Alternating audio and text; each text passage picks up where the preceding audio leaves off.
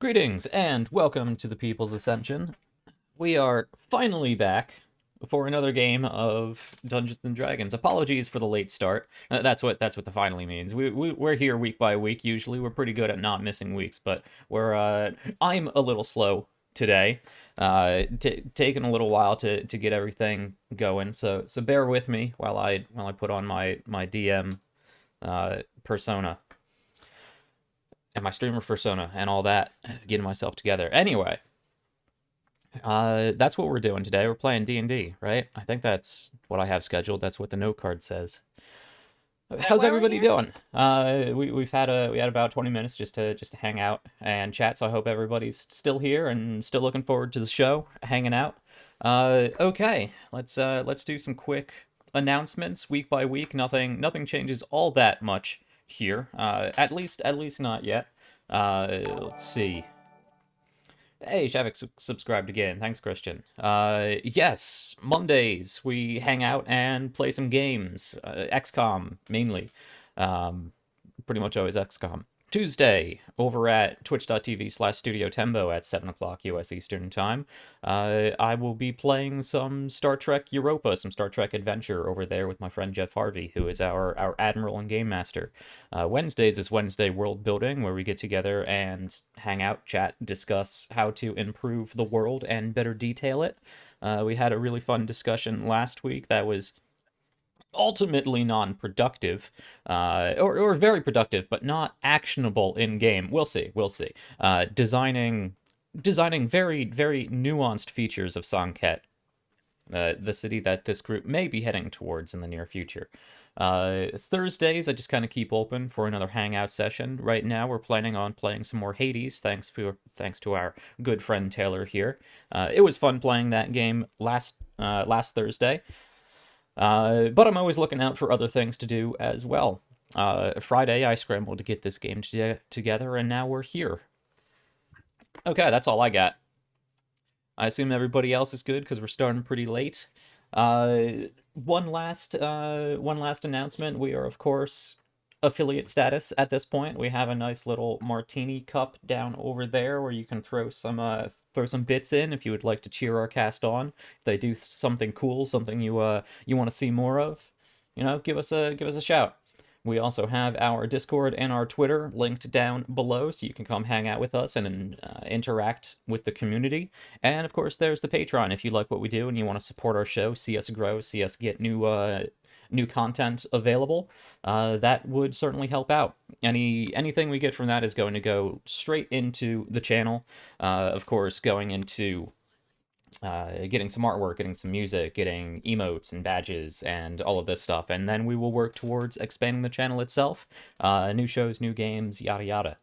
All work in progress, but we're moving on ahead, and I have high hopes for things in the future. Anyway, hello to everybody. Just wait until you see Jack's first zone. No. Hey, Rich Kupo. Jack? How you doing? Anyway, let's get going. We got a game to play, and we're already starting late. Also, you can see I finally fixed our overlay. So Christian is actually Shael'uah now, and no longer the spiritual remains of Omen. Anyway, let's introduce the rest of our cast. Starting as we always do, up at the 12 o'clock position with my good friend Taylor playing Aquila. Hello. Hi, I play Aquila, the Goliath blood hunter of the Lycan Order. All right. Steven. Hello. Yes, I play Ander, the half-elf warlock of Zadok, the far one. Next up, we have Arlene. Hello, I'm Arlene. I play Tali, the wood elf Tempest cleric. The Tempest twins. And I already kind of introduced Christian here, but hello, Christian. And what's up, everybody? I play Shael'uah and her animal companion, Krushka. And we'll see if he actually gets to play the game today. Yeah, I try. Probably not. Yeah, it's 50-50 at this point. And last but not least, of course, rounding out our cast, we have Stephanie. Hello. Hi, I'm Stephanie, and I play Sevgi. She's a human sorcerer, and she's the other half of the Tempest Twins. All right, sounds good. And of course, I'm Jack, your DM. I pull all the strings in the background and frequently annoy these people. So let's get into all that with a recap of what we did last week. So everybody who is actually awake and put together, remind me, what did we do last week? I have a note here that basically just says wing it. We had a meeting. I jest. Super long meeting. Yeah, I didn't believe it for a second. So what were we up to last week? We had a meeting, we talked with some people. Yeah, I mean, that was pretty much the whole meeting. I mean, This the whole week went by session was really the quick, but meeting. that feels like so long ago. It does. Yeah. Yeah, we had a meeting with a bunch of people. Malkazir showed up and was Malkazir. He's a swell guy. Just Malkazir Well, thing. Oh, it's sort of helpful. showed up. Not the words I'd use, but sure. He was there in I said spirit. he was Malkazir. He was there in He was astral there in form. spirit, literally. Boo. Undead jokes. I look forward to Jack playing the Wolverine. And Anyway, I'm distracting you guys. We had a meeting. We talked with people. A book Yeah. exploded. yeah. Yeah. And High Arbiter Askapal and Malkazir were being childish and just, nagging at each other or whatever. They really were. Kind of dickery. They were being consummate statesmen. No, they weren't. I assume none of you have ever been to any sort of state council meeting. Look, this is fantasy. I don't run fantasy, Because you know of shit this. like that. Okay, it's fiction. It's only fiction if you don't believe. It's fucking fiction. Askapal is super cranky that he didn't already know about any of this ahead of time. Yeah, To be Oh. fair, I was like, I can't really blame him for being cranky about Mel because you're keeping all the secrets. Yeah. I mean, Malkazir's being shady. it can't Not even Malkazir. entirely be on Malkazir. It's I must not say, entirely on him, I wasn't. Yeah. but most recently it is.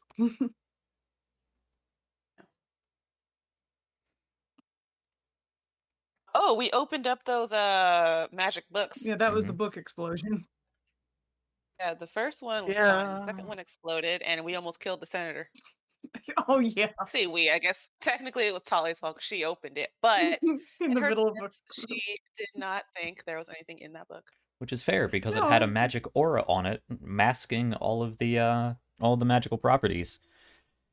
Yeah. Infuriating Ander to no end.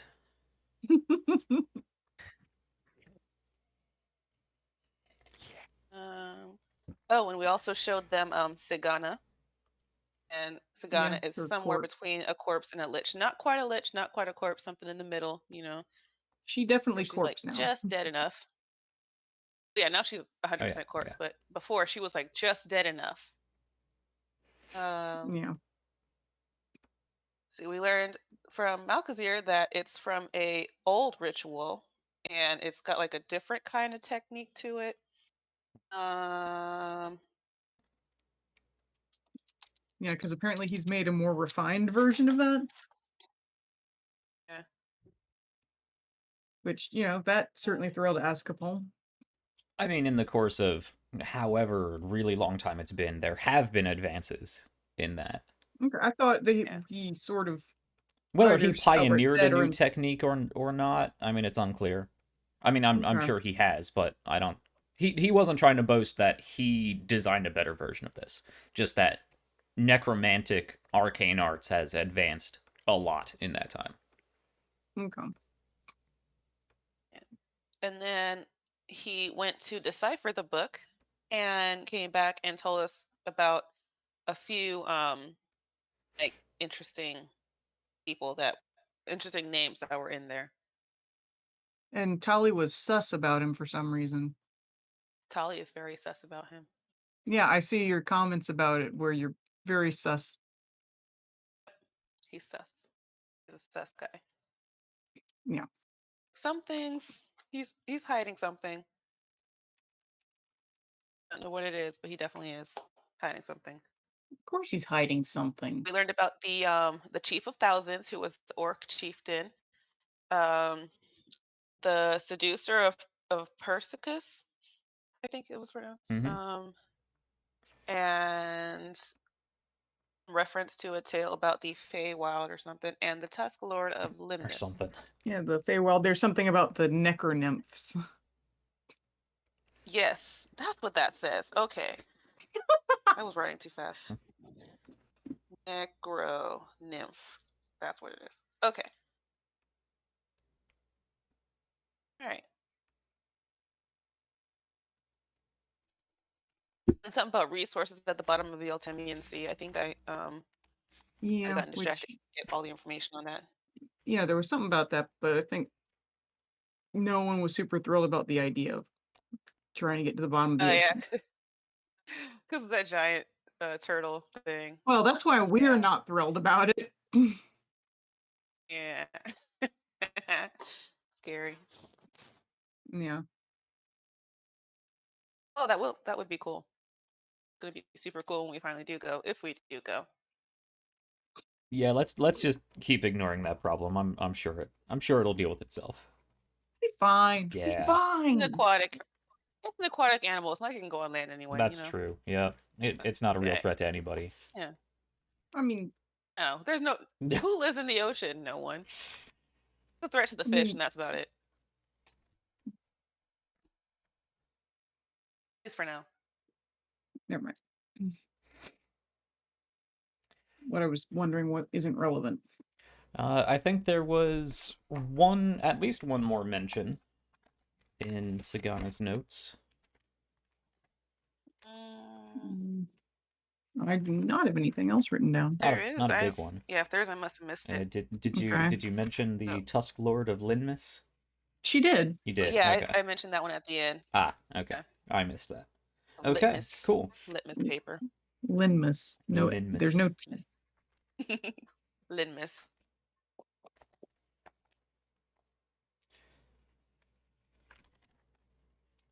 Yeah, and Yes. I believe that is where we left off. Mm-hmm.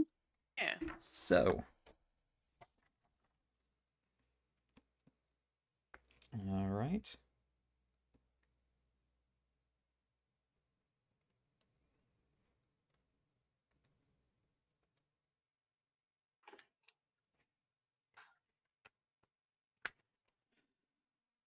Okay, so we will begin our game once more in Saramov's parlor.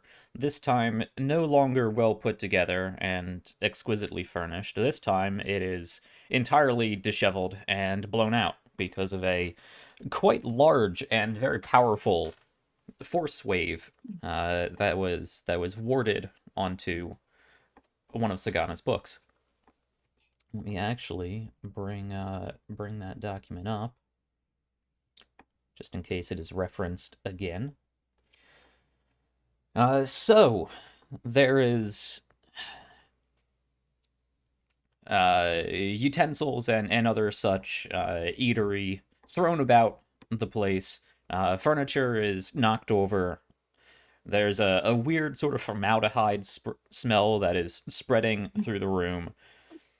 There's a small blood-stained squelch about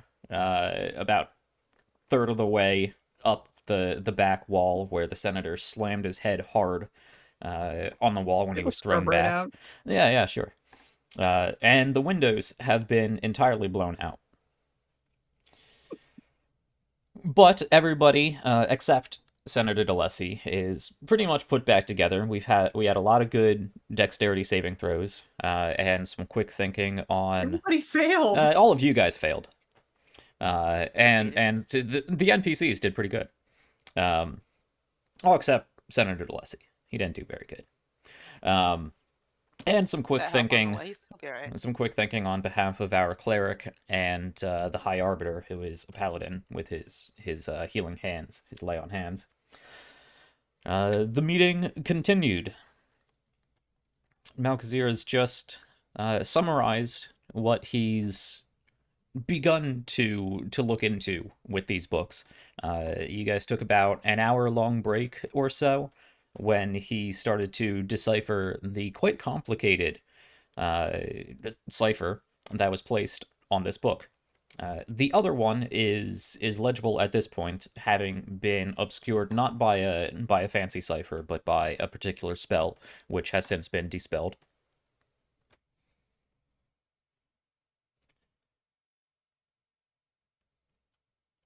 Yeah, and Malkazir has just wrapped up telling you guys about various notes in Sagana's notebook. Sagana herself, or the corpse of Sagana, I should say, is still laying on one of the couches, a bit, tossed after that explosion, but she's still there. And I believe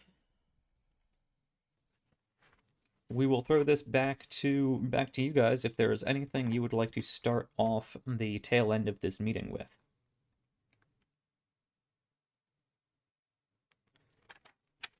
There was discussion out of character at the end of last game and in the after show. I don't know at what point you want to have that conversation in game. But to start you off and not put you guys on the hook for the cold open, Saramov will speak up as the group sort of quiets down to assimilate all of the information that was given. Saramov will speak up. Well, it took a while, and some difficulties, but I think this meeting has finally produced some usable results. I think we can move forward with plenty of this information, as long as we all work together. He looks about the room, lingering a bit longer on Askapal and Malkazir, both of which who largely ignore the glances. Well, we'll need to formulate exactly what our plan is going forward, but I think we have some useful information. I'll leave the local planning and the large-scale action to my friends and colleagues here. Looking over to the two remaining, Proconsul Drew Locker and First Shield Constans Laurentis.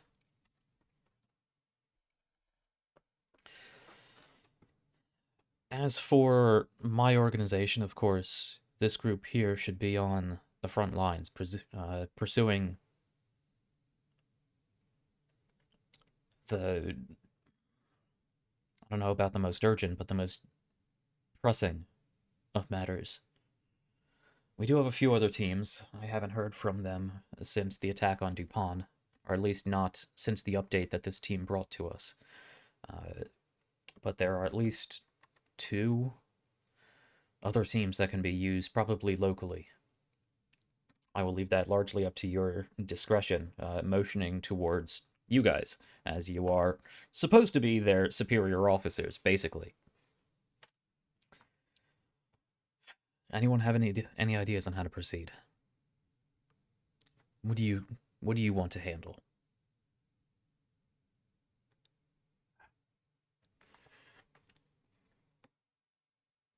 Well, Akila, you are somewhat familiar with Sanket in that region. I am, yes. Suppose that would give Good place to us, start. yes, something of an advantage there. True. It is probably the place with the most information, old as it may be.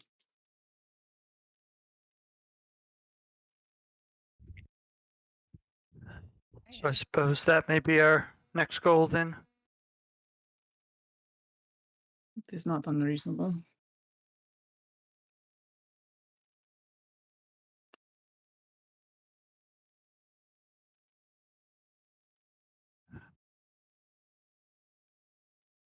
unless you have any other. Anyone else has any other thoughts?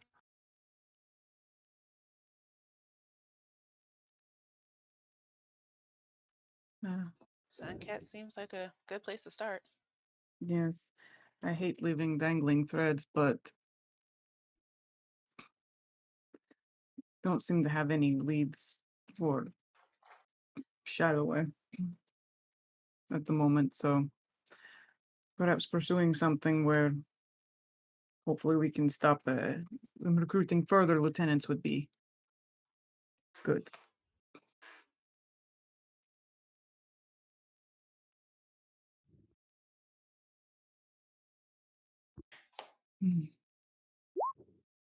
Talia has a question. Yes. Is that book still on the table in Malkazir?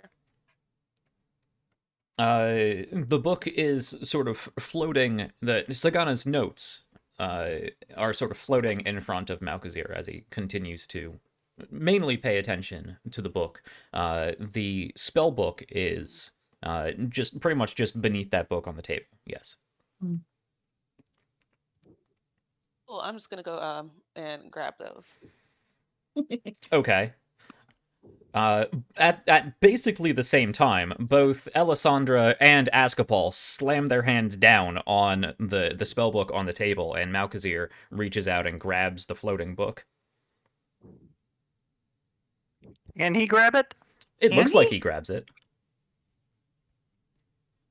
I think we should hold on to these just for safekeeping so that we can protect it. Do you now? I think these are property of the arcane senses. Oh. They are, obviously, books belonging to an arcane senses member, disgraced as she may be. Very important information for my work. Wouldn't you agree, High Arbiter? Reluctantly, yes. This is important information to the ongoing matter, information on the state. I don't believe it should be yours to look after. But it will need to be housed in the Yours is heating us. appropriate facility where we can continue to look into these. Is there any way we can have some time with the book before turning it in to you? And we need By this all means. information to If this is something you would not like to pursue in our current accommodations, as they may be, I would be glad to have you escort me back to the arcane census. I'm sure the High Arbiter here would insist on it. I would.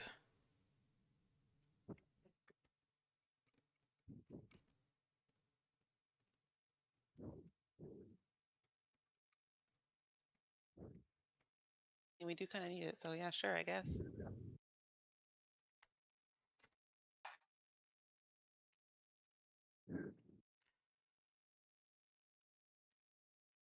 Well, I will certainly be looking forward to further examining these books with a lot of you. And when you are done, they will be properly... What is the word I'm looking for?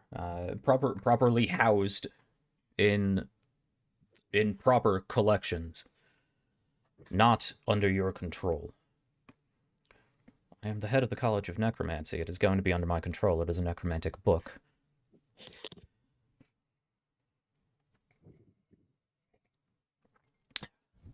There will be a full audit into your entire school.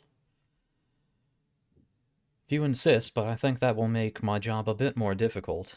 And he flips to a page in the notebook and sort of spins it around in the air. Obviously, you can't read this, but this is a list of very interesting names, some of which I recognize, and some of which our friends here would recognize. What names are those? Names associated with the Shael'uah tomb incident. Names of cultist members and other co-conspirators. Very useful information, wouldn't you say? It would be a shame if this sat in some library somewhere, waiting to be catalogued. We should round them up then and execute them. I think that is a very crass way of handling this situation. A number of them have probably already run the ground anyway. I'm sure many of them have run to ground. Some of them have been killed. He glances over at Sagana. She deserved it. But I think it would be more appropriate to keep an eye on these individuals, track their movements, and potentially feed them false information. Far more useful than them rotting in a jail cell, wouldn't you agree? At least in a jail cell we'll know where they are. They're not causing any problems. But I don't disagree that feeding them false information would be useful. It might help us further identify others involved.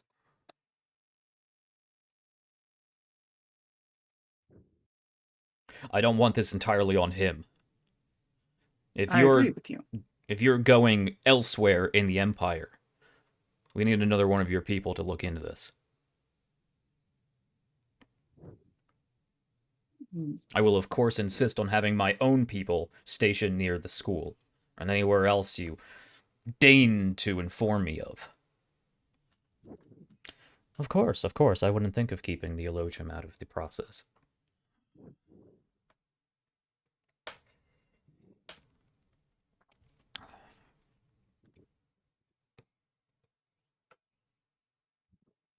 One of our people, huh? Saramov will speak up. As I said, we do have other teams. Yeah. Unless you have any other use for them, we could use... What is the name they are calling themselves? The Chance Encounters now?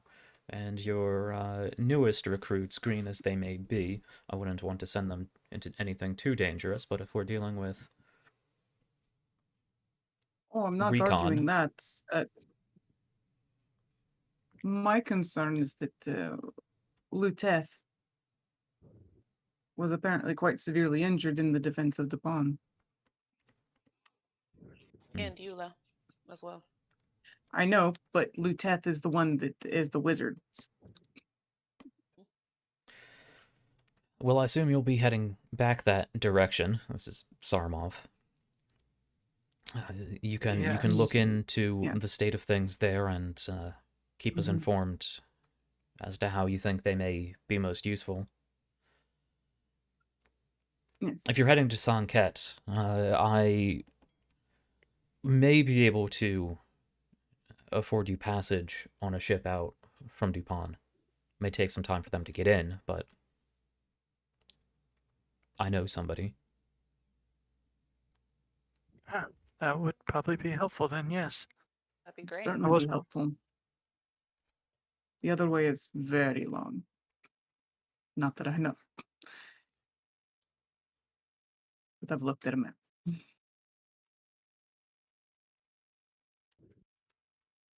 Yeah, there would actually be a fairly stylized but still accurate map of the Empire in Sarmos Parlor. Oh, okay. A little off kilter now that it was blasted by the Force Wave, but it's there. Yeah, it's been referenced in this meeting. Okay.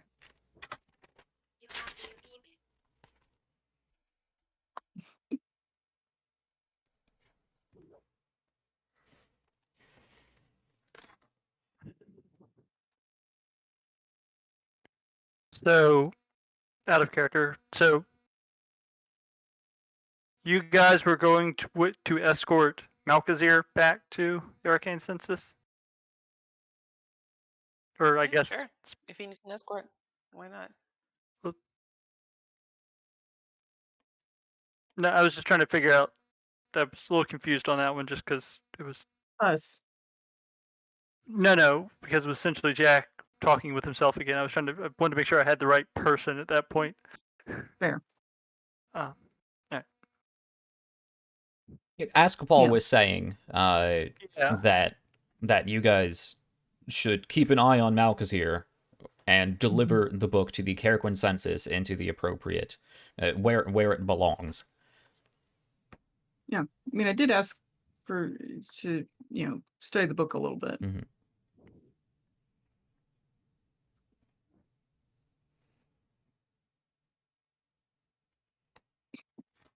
That was the book that was. Though that is the book that is written in the cipher, right? Yes. I mean, they're speaking of both But- books, but yes. Well, yes, Well, but I was like, the one is a I'll spell be- book Mhm. and one is in cipher. Right. Yeah. Well, I was saying, Aquila doesn't care much about the spell book.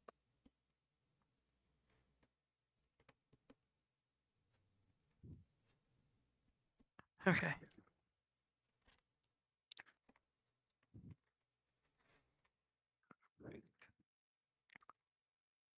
Well, I think we finally have direction on this.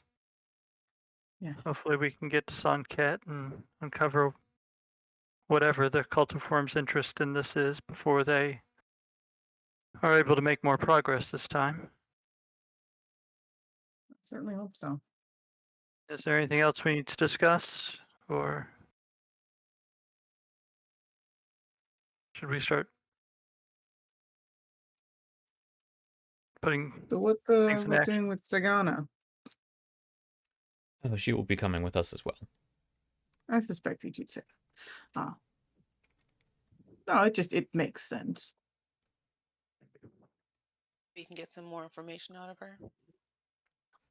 I mean, you could have at any time. I have a feeling that, there might be other questions that need to be asked as well. Secret questions. That is not a spell to undertake unprepared. It does take time to be able to attempt again. Mm-hmm.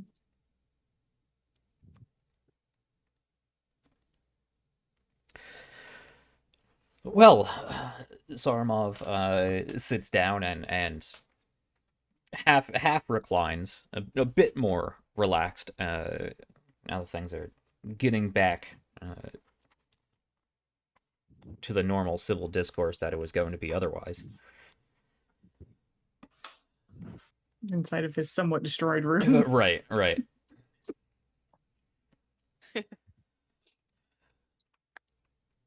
Okay, I think we all have a direction. Let's work towards that. I will alert the church to spread word of an undead threat. Start training more paladins. We're going to need increased presence from the Elogium going forward. Working together with everybody involved, and he turns to Malkazir. I think it would be important to send troops to the Fields of Peace, or at least keep an eye on the border. Yes. This is First Shield speaking. Yes, I will suggest to the legate that we do pull a legion out of Jenavia and station a forward camp by the Fields of Peace. Jenavia should be able to spare it. We do have one other legion and a reserve force there, so a forward fortification would at least keep an eye on the Fields of Peace and be able to mobilize in case we need to. Your troops would be welcome there, of course. We might even want to activate and reposition the Imperial Border Guard. I don't think we should be worrying about any threats from the nearby provinces, though banditry may increase in the unprotected regions. Might leave an opening for these troops to move if that is the case. But if they're still contained within the Fields of Peace, we want to keep them there.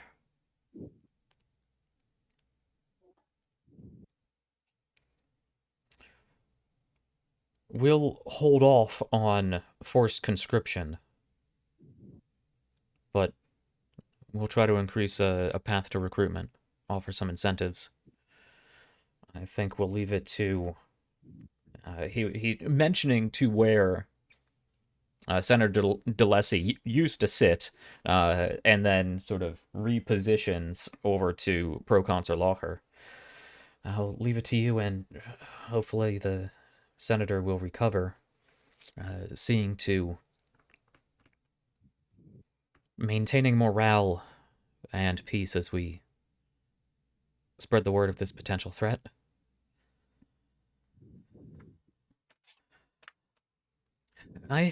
I'll send this information up to the consul. Work with the Senate. We'll need to get it to the office of the Empress as well. I'm sure the senator will be able to work on local issues.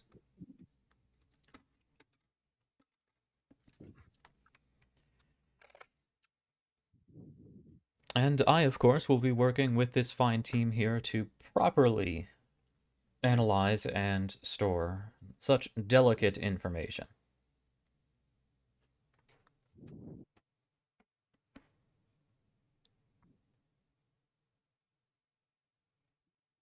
We'll have to work with some of your other teams as well, unless you have any better use for them.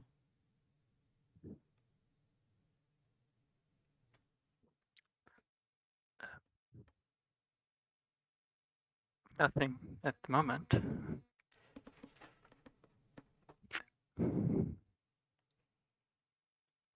All right, well, Sarmov will speak up.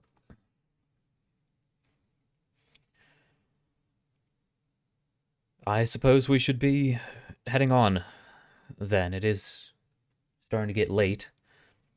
And it actually is, because this meeting has gone on for about 7 hours at this point.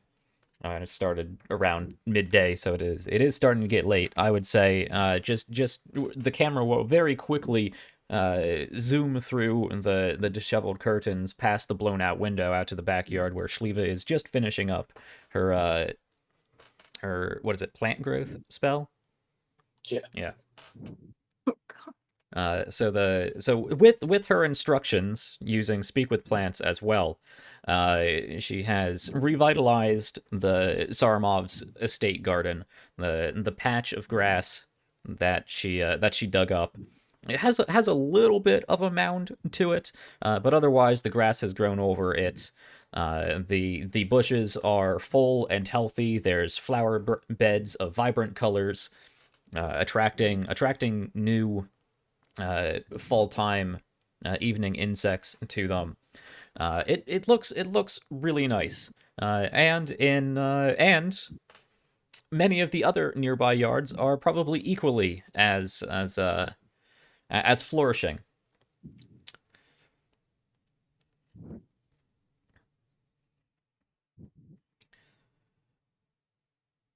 Back inside. Okay. Well, I suggest on your way back to Duepon, checking into Trigemma.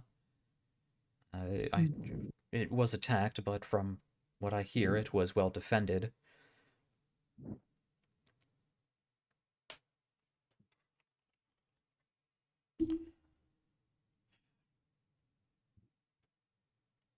Hang around for a little bit. I'll give you something to pass on to a captain friend of mine when she makes her way to Duepon.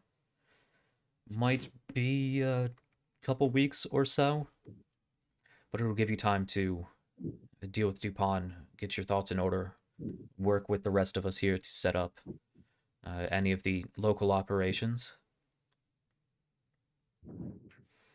All right.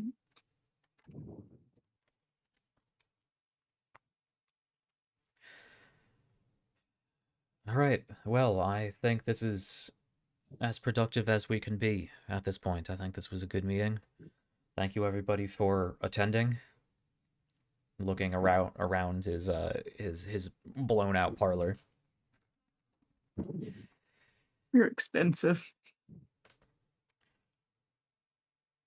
Well, of course, I welcome any further correspondence on this issue. I'll be keeping in touch with everybody. Everyone have a good evening. The proconsul stands up, goes over to Saramov and shakes his hand. Thank you for having me. Looks at the group. Nice to meet you all. Same to you. Nice to meet you too. Stands sort of brushes some of the extra debris off of her her robes. She got That is a protected. Yeah. Consummate diplomat, Yeah. boy. Yep. Looks like she's about to say something and just nods and turns around and leaves. Askapal still behind Malkazir. Alessandra just to the other side of Malkazir. Are both sort of just looking at each other, waiting for the other to be the first to make a move.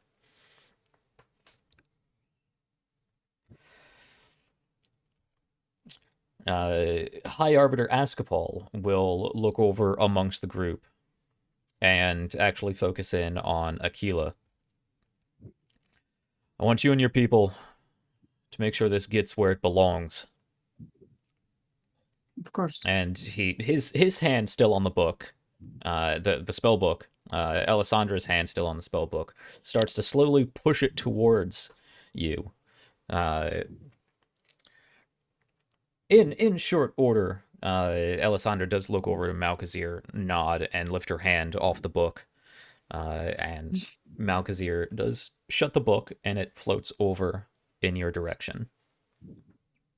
Guess I'll take the books.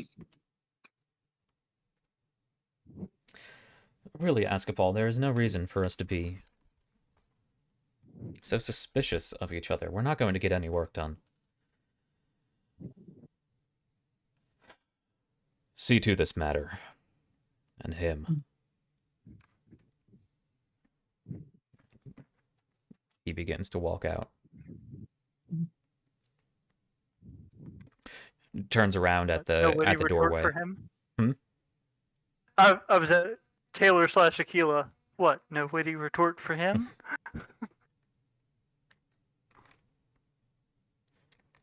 Reasons? No. He'll turn around at the entrance to the parlor. Just ask for me at the church if you need me. Moves off, ducking down below the door of the parlor as he exits.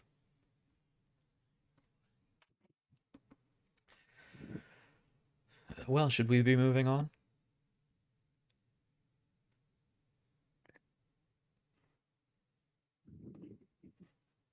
Suppose so. Yeah. Saramov will put up a hand. Just a moment. As I said, I have something for you to deliver for me. He gets up and walks out the parlor.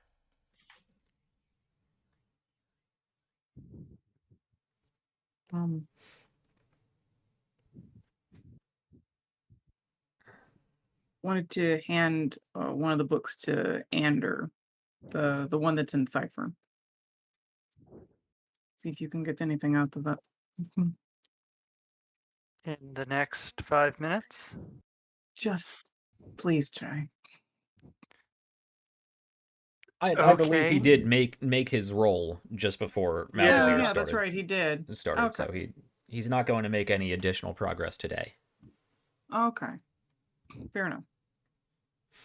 And I hadn't planned on going back with you guys to the census. That's fair. Well, that is going to make sharing information rather difficult. You really should not be so squeamish.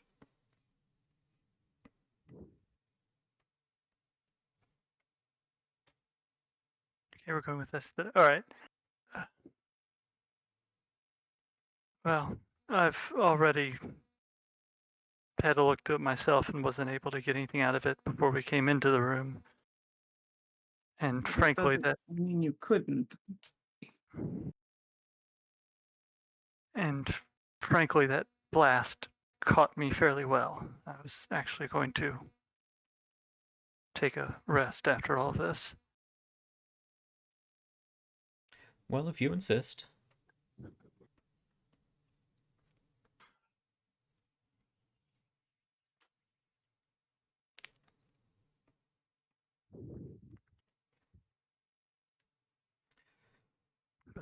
There are other members of my group much smarter than I am. I'm sure they would be able to get more out of it than I could.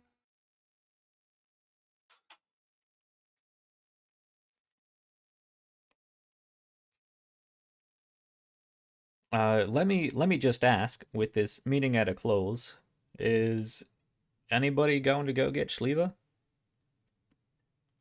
I was going to check on her after they left, actually, Okay. but Okay. That's what I suspected. I didn't think we were bringing her with us to the census office. Okay. Sure. Mm. Makes sense. Yeah, I thought we'd either come Us. back for her or something else. I don't know. Just leave her in the garden overnight again. I mean, she'd probably be fine with that.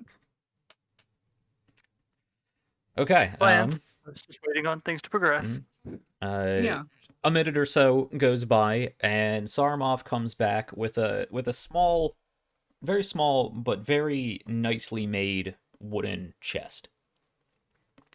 A really deep, a really dark, very fine grain, well lacquered, ornamented with little bits of gold and stylized lock on the front, and just sort of hands it out towards the group. This should be considered payment for, as I said, for passage across the sea. It may... I'll have to reach out to her and see how long she believes it will be before she is back at the Duepon docks, but she should be scheduled there in the next week or two. You will be... look out for an... He does not pause here because he knows his friend's name. Be on the lookout for the Bronzeback and Captain Eba Pearlcarver, dwarven woman. Yay. What did you say the name of the ship was? The Bronzeback. Cool. Now, the journey will take some time, I'm sure you're aware. But if you stick to the coast, it should be relatively safe. If you want to risk going through open waters, I'm sure she could be further persuaded, but her ship is, from what I understand, defendable against conventional piracy. Be up to you to protect her against anything unusual. We don't have a large presence out in the middle of the sea. It's not a large trade route out beyond Corsica and Shael'uah.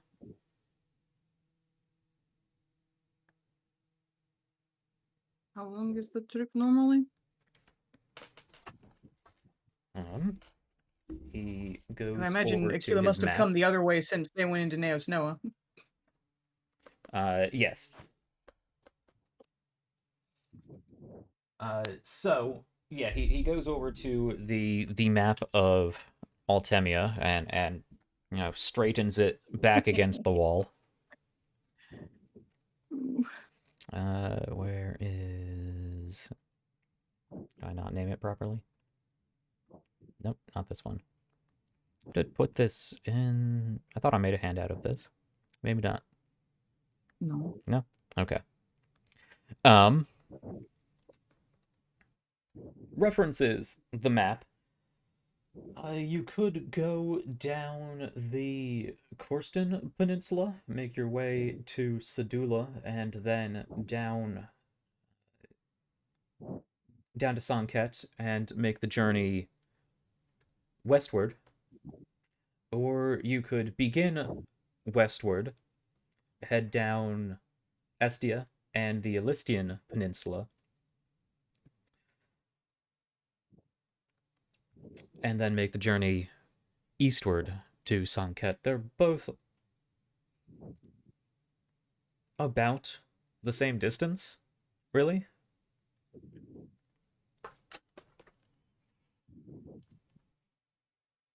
I believe the Bronzeback would be due to go down the Elystian Peninsula unless you have any reason to head down Korsta or stop by Sedula. No, The I journey don't believe should we do. the journey should take. I'm not a sailor myself, so this is a rough estimate. It's not a journey I make very often.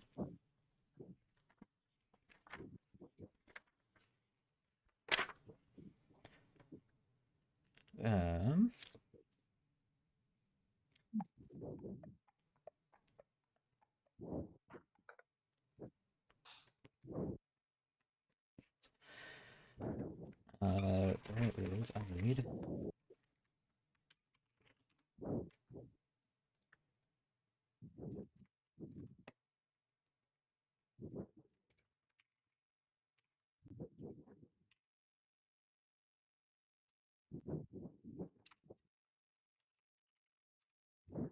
It'll take about 2 weeks.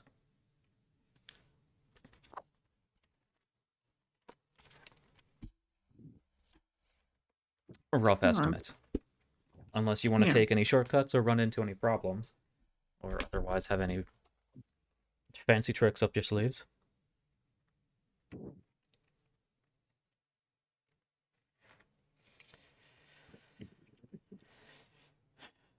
No, Wish we did. would be nice, but no. I think we've only got conventional tricks. I don't even know if we have those.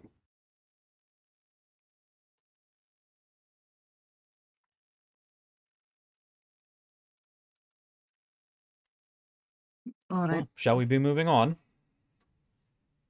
Yes.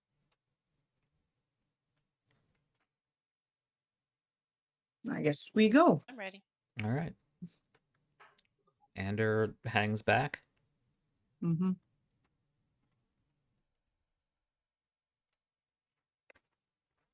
You're muted. There. While they're heading out, I'll move towards my room, and then whenever they're gone, go check on Shael'uah. Okay. Let's start with that. Elisandra and Malkazir head on out. Following following the rest of the group, I assume.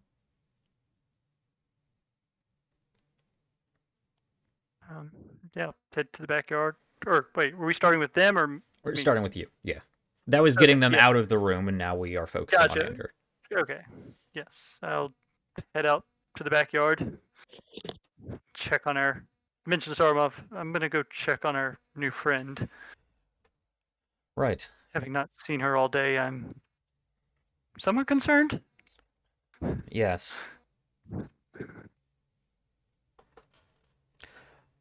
I'll be tidying up. Let me know if you need anything.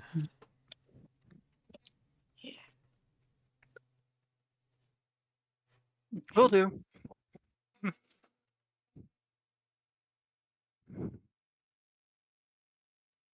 Yeah, make my way out.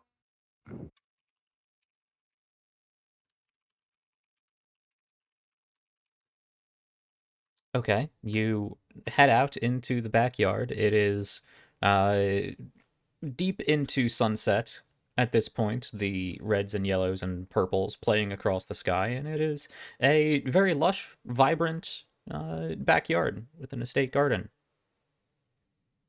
And Krushka and Shael'uah are apparently there doing something.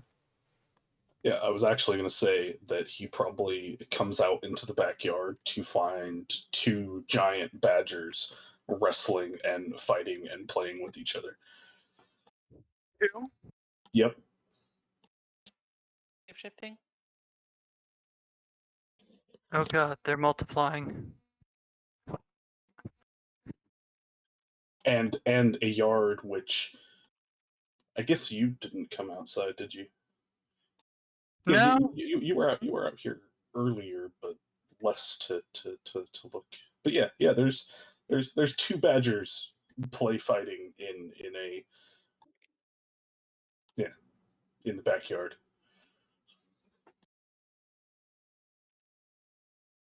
Didn't you only have one of those before? And there's no Shael'uah. Oh, Just two badgers fighting each other. She Levi is the second badger. ah. Well, to be fair, if he had led with no Shael'uah and another badger, I might have put that together faster. Yeah, sorry. I meant to interrupt before she even came into the conversation. Yeah, there's just two badgers. Shael'uah is nowhere to be found. Nowhere to be seen. Because he has seen Penelope shapeshift, so yeah. Do they look the same? Like, is her badger form just identical, or is there a difference? It's fairly hard to tell a difference. One of them is probably larger than the other, though. Yeah, I don't think Andy would remember enough from that. Yeah, Unless they were like different colors, would probably be the only thing that would stand out. Yeah.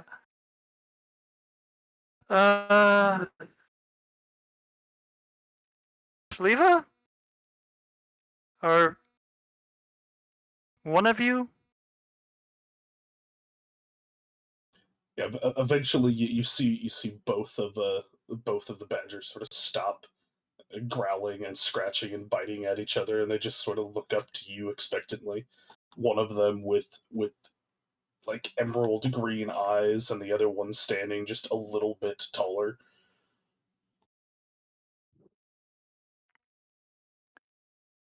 And he sees they begin to ignore you again and start like nipping and biting at each other's necks.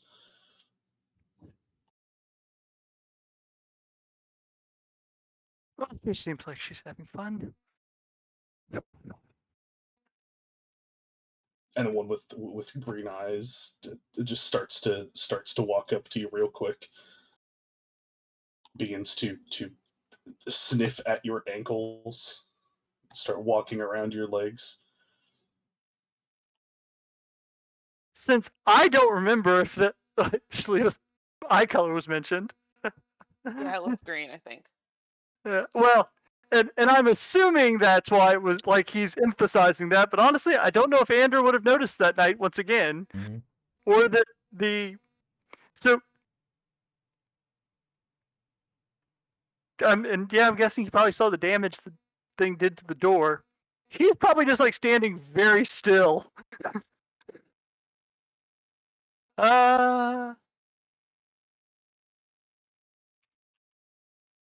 So I'm hoping.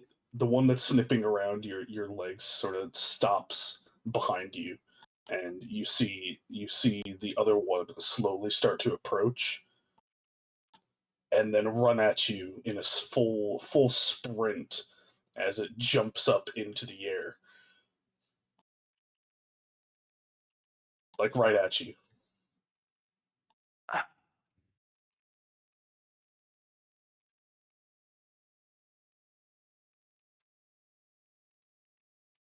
So it looks like it's coming right at me. Oh yeah, it is in the air, flying at you.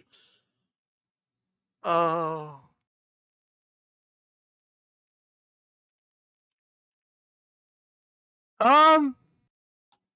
Andrew's gonna use this entropic ward to see if he can try and sidestep the damn thing.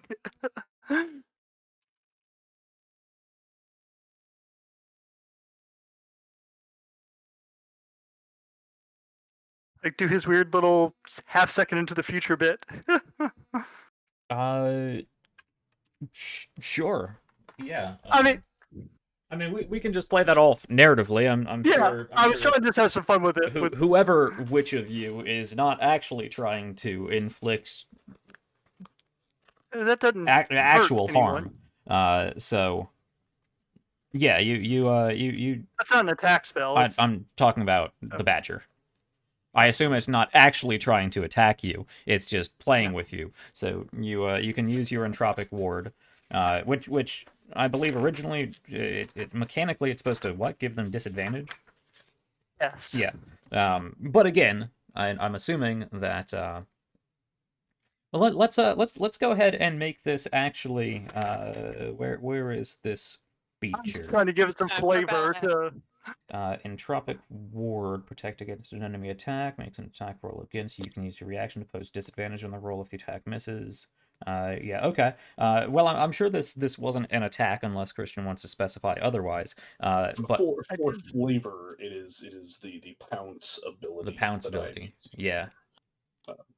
With Shael'uah behind Ander.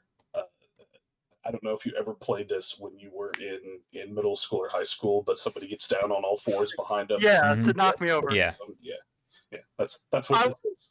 Right, and I was just trying to, since that ability kind of gives him that half second of the future to see if I could have. Otherwise, it would probably work on me. I'm trying to Yeah. figure out a way to. Yeah, you probably see a half second or whatever into the future and see this badger just jumping, colliding with your chest, you tripping over and falling over the badger behind you. So Enterprise just ducks at the last second. Sure. Yeah, we can just keep this narrative. I mean, that's really all I was trying to do. Was Yeah. just make it a little more amusing. Yeah, you use Entropic Ward. Your eyes sort of flash black for a split second. If anybody, it would take somebody really paying attention to you to even pick it up. And it flashed black for a second, and in your mind, the world sort of shudders, and you see this large badger come flying towards you, slam into you. You can feel the impact and you can feel yourself going down, but there's an out-of-body experience where you are still up, and then everything comes shuddering and slams back into reality just in time for you to... Yeah, hit the ground. Yeah, you... Okay. Aw, no fun. That's cheating. As a voice behind you, and Shael'uah is in her leaf cape and armor, on all fours, begins to stand up. Now let's actually bring that up, because I think this is the first time we've mentioned Shael'uah's wild shape ability, but with Penelope we established that it's a very visceral sort of transformation. It's physical. And previously, your equipment would fall off. Right. Unless it was purposely designed for whatever form you were going into. So, how does your equipment actually fare from this process? Well, I'm imagining that Shael'uah's transformation, because it wasn't something that was brand new, and that it is more magical than visceral, and her equipment becomes a part of her wild shape. I was gonna say, I thought Penelope's was always just sort of traumatic for her. Yeah, that's what I was saying. Because she was brand new at it, and it seemed to be triggered by emotion the first couple times, so she hadn't really figured out how to Okay. really control it. anything with Okay. her. I prefer the Whereas- visceral transformation, but it is rules as written that you can absorb all of your equipment, which I've It makes always thought sense was today, weird. older, But more accomplished. yeah, I mean, we'll go with that. Sure. I liked your previous flavorings of it, so I didn't know if you wanted to continue with that. But it would be mechanically more useful in the future if you can move in and out of that feature without worrying about your equipment. So I get it. Right. Yeah. The rules as written say you choose whether it falls Right. to the ground in your space, or if it just merges into your new form, or if it's worn by the new form. Right. And, well, I liked the idea of it with Penelope because she hadn't had any experience with that ability, because that was a brand new ability the first time she'd ever cast it before. Or rather, the first time that it ever happened to her before. I imagine Shael'uah has way more experience using this ability and using the weave to not lose all of her things when she transforms. Yeah, 4 times a day, or whatever it is. Yeah. The difference between an 8th level druid and a 2nd level druid. Yeah. Okay, yeah.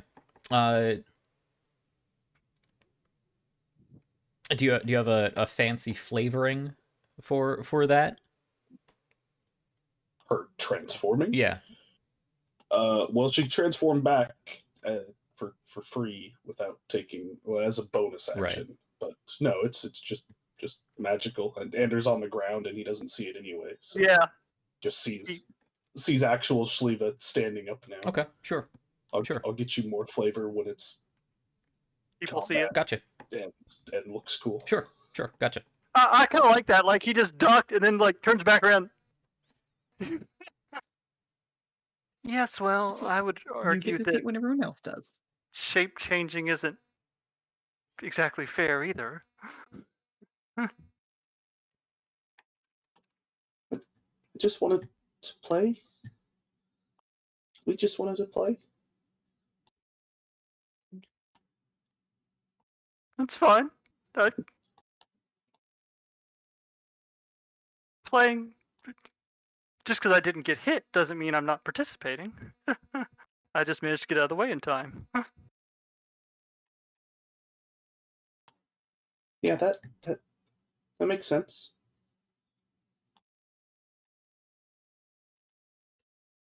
I mainly just wanted to make sure you were okay out here. We kind of just ditched you for the whole day, which I feel a little bad about, but Yeah, you had a meeting or something?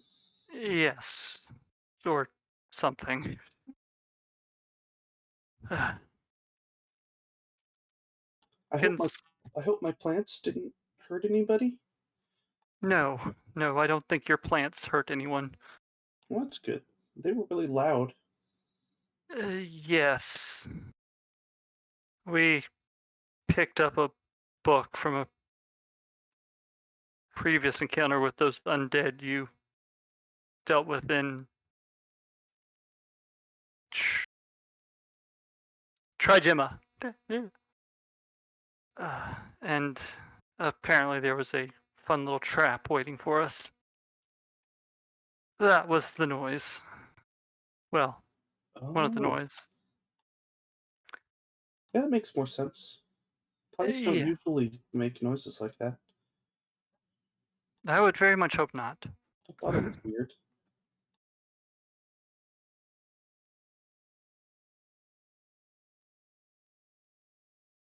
But yes, that was that. But as I said, I don't think you would have wanted to be in that room between the explosions and various unfriendly people. But Is everyone unfriendly? Most people I've met are unfriendly. no, I don't think you are. just a few of the people at the meeting were a little difficult to deal with, I should say. But Oh. it seems you've been able to keep yourself entertained today. Like, looking around, would it be obvious that the growth back here is not natural, or does it just look like a really, really nice lush garden? Make a nature check. Okay. That skill that everybody forgets about. All right. I don't remember if you've been back here before, but you could have looked out a window. It does look really nice. It looks even nicer than the front lawn that you passed by before. The grass is a bit greener, it's a bit thicker. The bushes as well are a bit thicker, but still fairly well manicured. There's a fragrant scent of flowers in the air. Either Saramov puts way more emphasis on backyard landscaping, or your very probably potential druid has done something nature like. Yeah.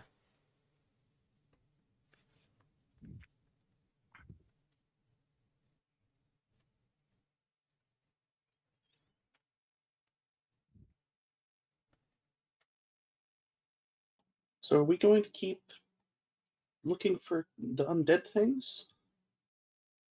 Yes, actually, we were planning to head out soon. Going to make our way through Trigema back to Duepon, and the plan is to catch ship from there to Sanket, if you're familiar with it at all. Nope.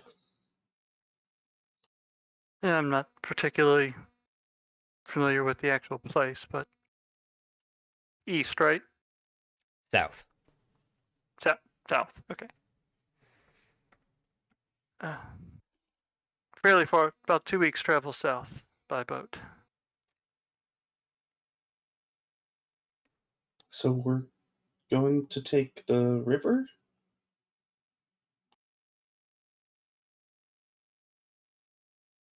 I forget River- actually. There's, No. there's a big lake, sea, ocean.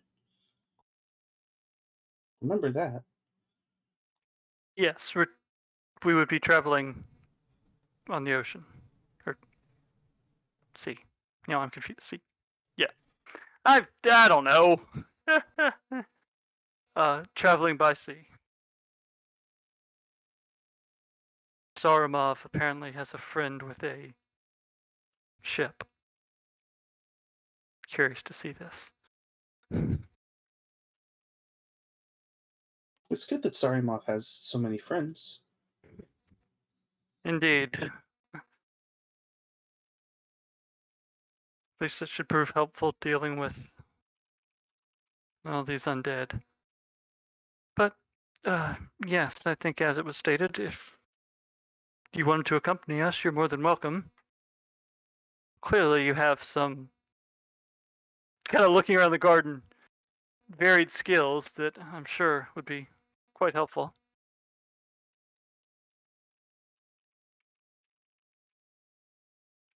Yeah, I think so.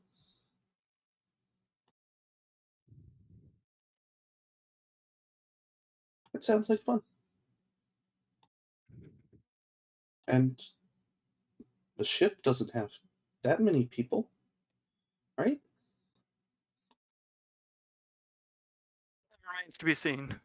Don't know what it's going to be like. Me and Krushka haven't ever been on a ship.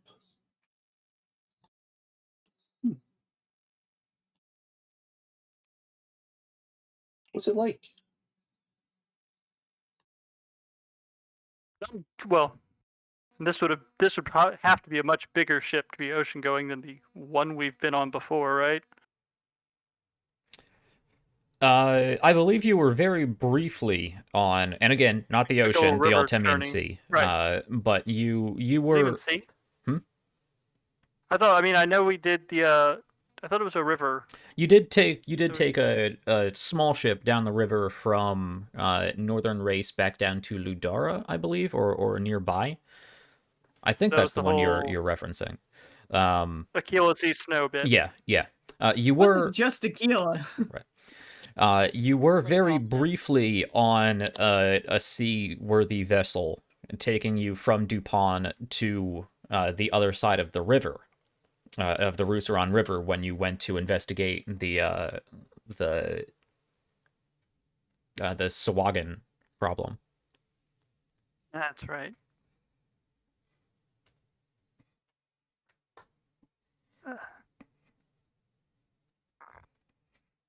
Well, I've only been on a ocean-going ship once before, and it's a very quick trip, but Oh, that's good. or sea-going. But I'm sure it will be interesting, if nothing else. Our journeys tend to be. Yeah. So are we leaving? We're leaving today. It's a good time to leave. No, probably. Well, I guess we didn't really say when exactly we were leaving, but I would assume probably tomorrow, or Oh yeah, yeah. Leaving tomorrow night would probably make a lot more sense. you generally travel by night. Then I take it. Usually, when I can manage it, there's less people. Well, we tend to travel by day ourselves, but we frequently find ourselves in places that aren't incredibly inhabited either, so it tends to work. It's weird how many just random people you find on the roads, though. Middle of the day in the middle of nowhere. It's annoying, kind of. But you asking questions and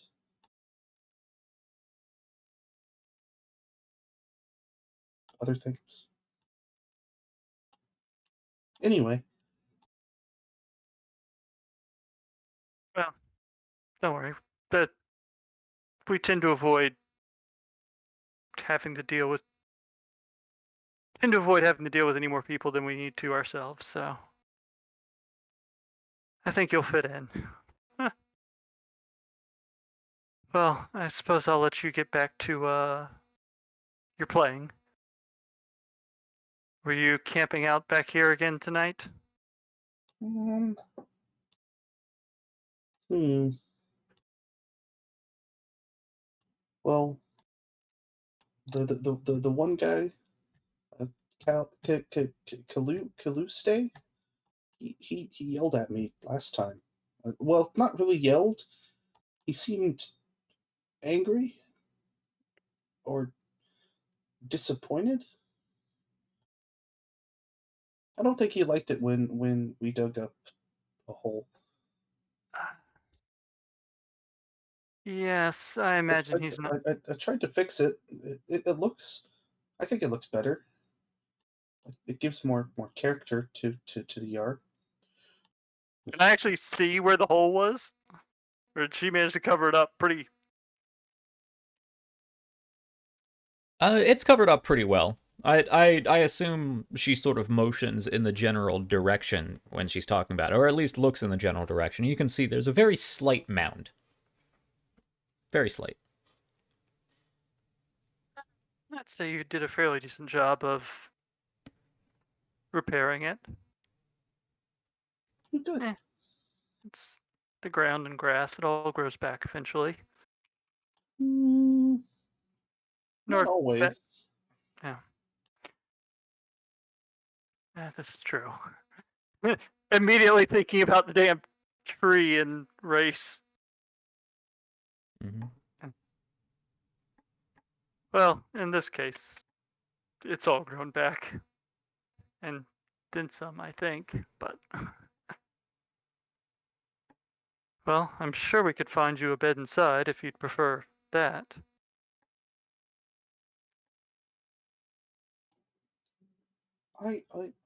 Yeah. I mean, inside is weird, right?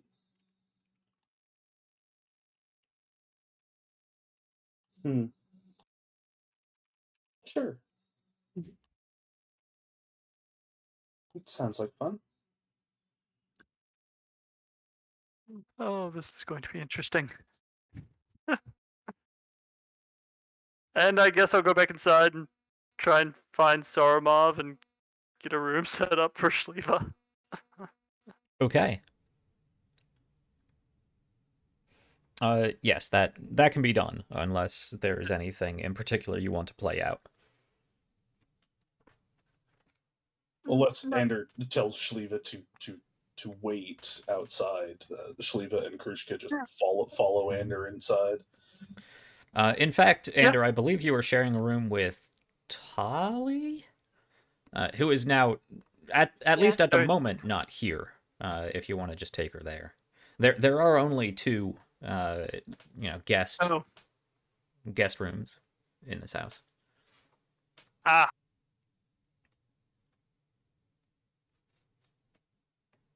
Yeah, whatever.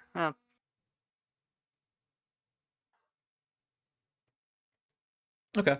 Take her up to for the room. For the moment, at least, you can take her back to the room that you have set up, and we'll see what the rest of the group is doing and when they get back.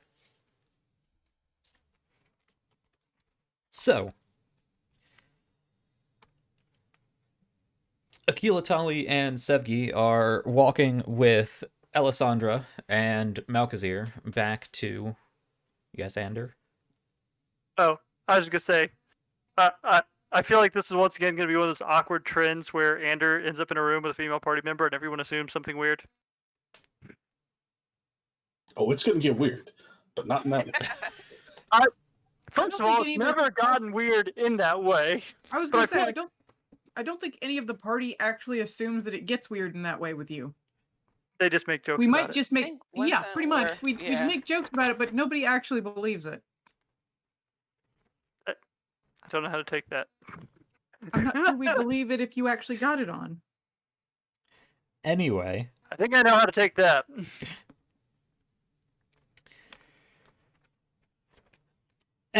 the rest of the group and the two other members of the College of Necromancy, who are assuredly both there and both self-actualized people, are making their way back to the arcane census.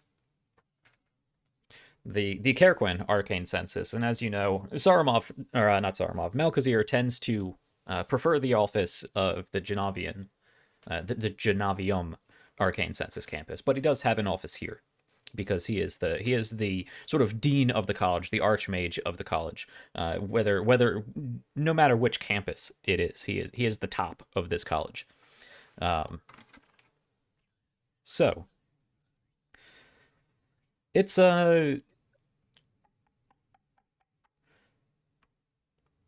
It's not a terribly long walk, and it is into the evening. It's a very nice evening. The air is cool and sweet smelling of flowers and ripe fruits. You can hear the chirp of birds and insects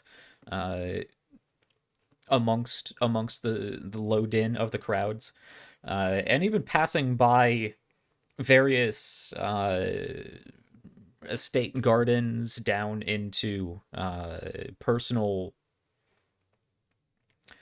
gardens, window gardens, trees planted along the side of the road, other decorative plant-like features. Everything looks really nice today. It looks very, very lush and green. The flowers seem a bit more vibrant and perky. Everything seems just revitalized.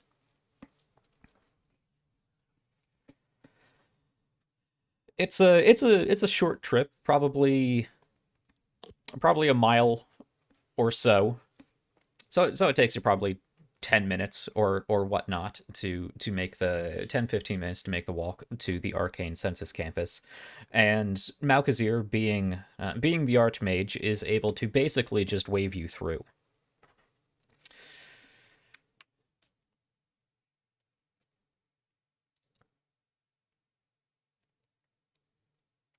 Everybody except Sevgi, who is stopped, and you have to flash your paperwork. But that's about as far into it as they go. They don't make you stop. They don't make you declare all of your items or leave things behind. It's just they see a sorceress with a very clearly evident magical tattoo below the left eye, and that requires a stop just to make sure everything is in order. The other two can just be assumed under Malkazir's either employ or tutelage, and are brought along into the arcane census. I believe you have been to this campus before. You proceed forward at the large, very administrative building that is the intake center, out into the well manicured lawns here. You move deeper into the arcane census forum, past a large statue of Shael'uah, just outside of the central library of the arcane census.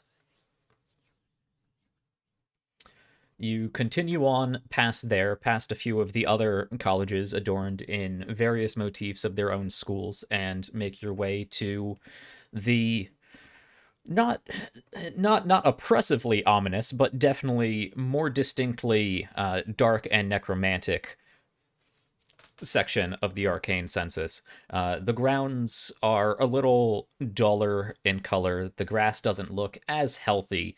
There are plants not of vibrant oranges and reds and pinks, but of deep purples and blood reds, flowers such as nightshades and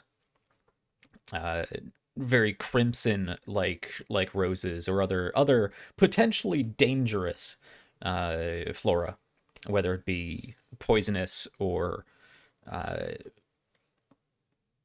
sharp, sentient ish. You proceed on inside and make your way up to Malkazir's office. I don't believe you've been in this one, but it looks surprisingly similar to his office in Jenavia. Might even be the same office. You're not sure. You head on inside. Past one set of doors, there's a very brief foyer between the sort of entranceway and his actual office, where there are there's a small sort of like waiting room type library with what looks like fairly basic texts for students of the necromantic arts, different books on anatomy of various creatures and humanoids. There's a sort of Vitruvian man like drawing for a number of different creatures set up. But you bypass that in short order, and you go past the second very finely made double doors, and you see Malkazir sitting in his chair. And you turn around because he was following you, and he's no longer there. But Ellie moves past you and goes and takes her place, standing just behind and to the side of him.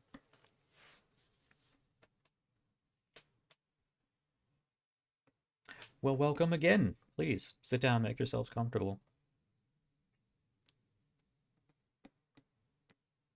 All right. Guess you Yeah, do that. sit down. I was surprised that Ander was not tagging along. I figured he would be the most interested in this material. He almost certainly is. Well, it's a shame we won't have as astute observations with us tonight. What is it you would like to I know? agree. Well, honestly, we'd like to know what's is contained within the whole book. Oh, I would too. It will take some time to... It's a large book, and a very complicated cipher. I only had about an hour. Yes. I skimmed it. Yes. You did quite a lot in that hour. Few important pages, that's all. But, yes, quite an astute observation yourself. There is more to be shared. I'm surprised you held on to such an assumption throughout the meeting. I appreciate that we have the chance to discuss this in private. It's a shame some of the less forward-thinking members of that room would have potentially taken issue. Yes. I mean, it was clearly close at a couple moments already. He holds his hand out.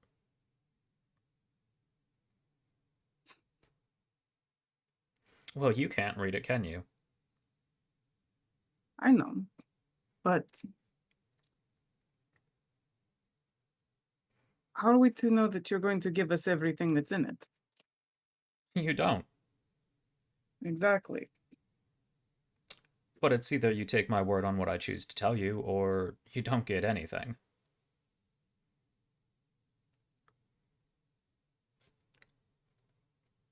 Unless you would like to try to crack the cipher, I'm sure that would be most amusing.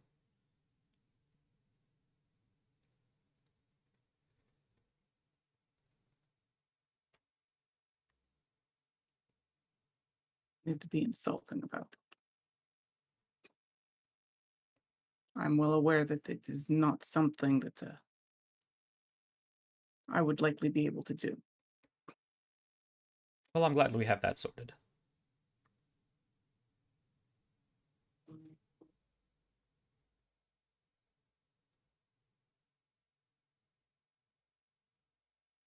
was-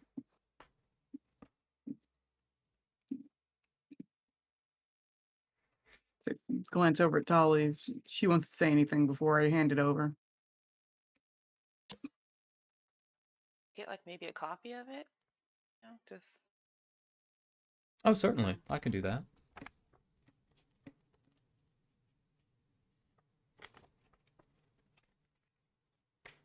Don't suppose you'd be willing to give us any timetable on that.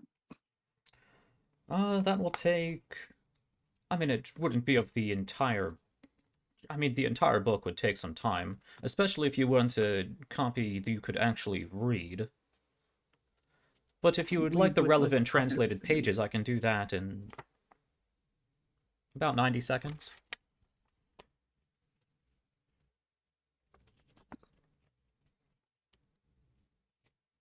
Is there any way that we can get the relevant pages now and the full copy later? Well, the full copy will, of course, be very clearly on record. It is the center of an entire audit. I'm sure you could easily get Yeah. access to it. It wouldn't be controlled? It would be supervised. Ah. Unless, I don't of know. course, you agree with me that it would be far more useful to have this information actually actionable than locked up and analyzed for months.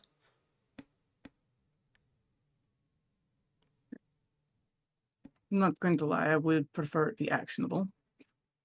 Well, just as you are unable to read this text here, nobody else has really had a chance to look into it either.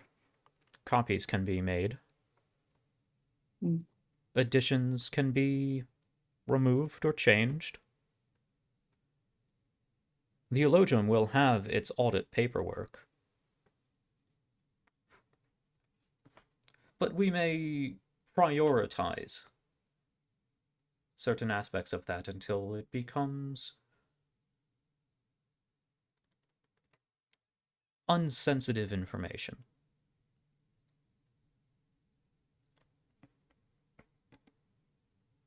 Let's see. Well,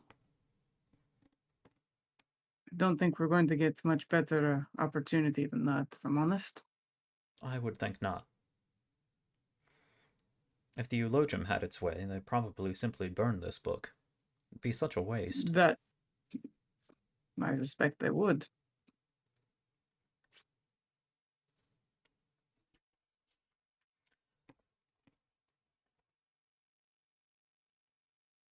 For instance,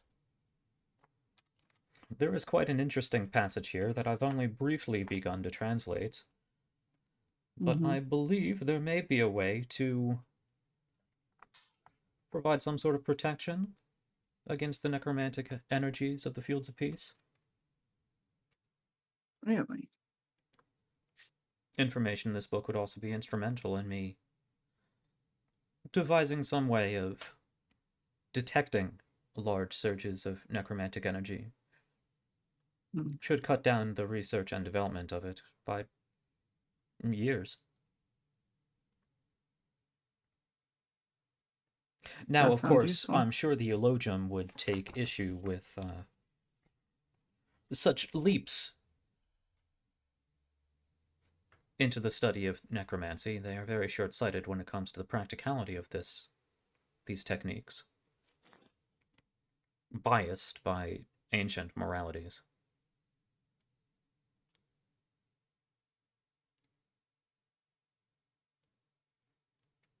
Well,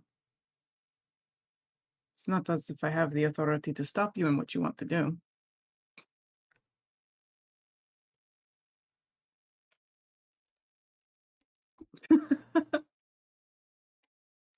No, not anymore, you don't.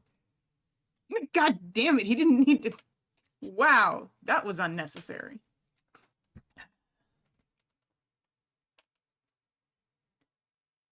Well, no, I might just want to burn the damn book.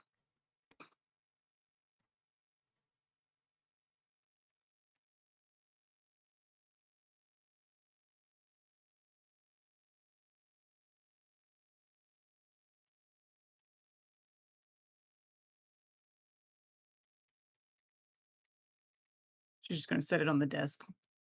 Okay.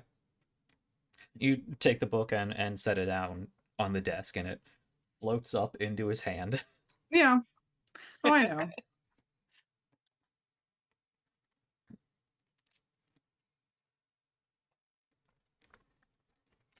So, he opens it up and starts flipping through a few of the pages. Referencing some things, flipping through to other pages in the book. Yep.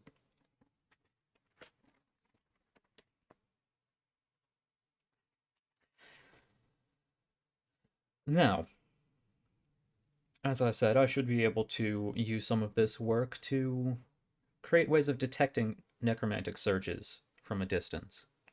This will take some time, but it should allow us to potentially see what the Cult of Worms is up to. As I said in the meeting, though, once we detect it, it won't be prevention anymore. But better to know about it and deal with it than not. More interestingly, there are short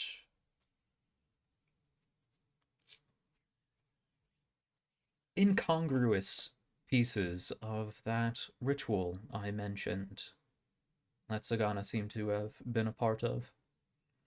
If properly reversed, it could provide some sort of protection from necromantic energies, negative energy.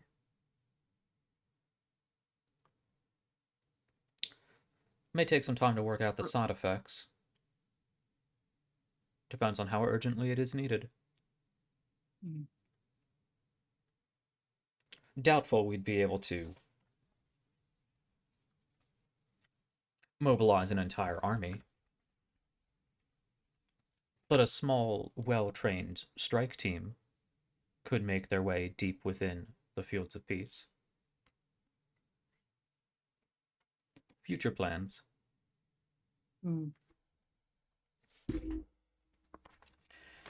It is more interesting,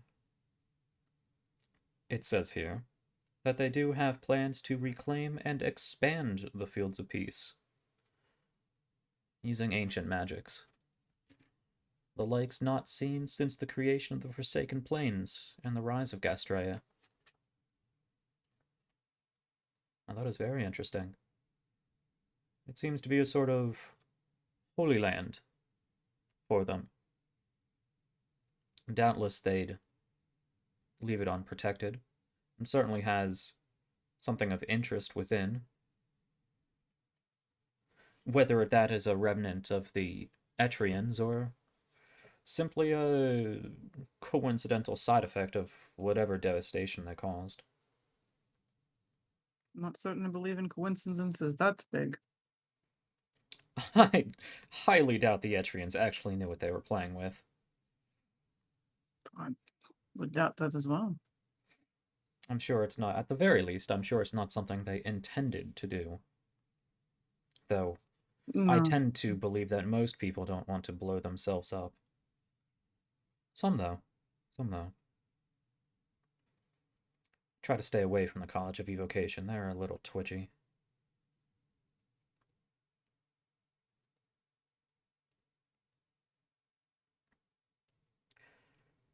Still, the planes are slowly expanding. Be interesting to keep an eye on them, especially once I manage to find a way of tracking these necromantic energies.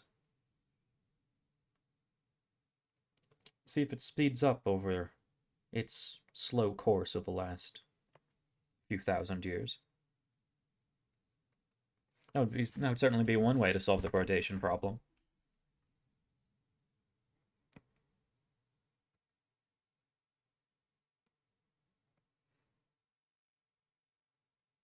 Still, if I were to guess,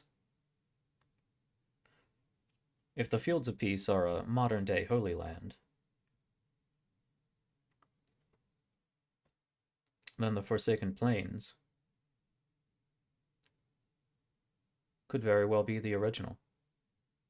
No. It's been a theory of mine that that was either the origin or the staging grounds for the initial era of bones. Unfortunately, it's been very difficult to have a proper archaeological field study in Bardacia. They are savage, uncultured people. But it does tend to get thicker the further east you travel.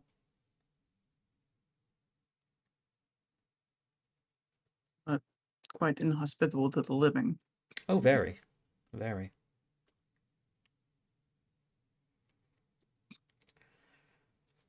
They do seem to be quite excited about the rise of Shael'uah. It seems to be a marketing point for them, a recruitment point, validation of their prince's power.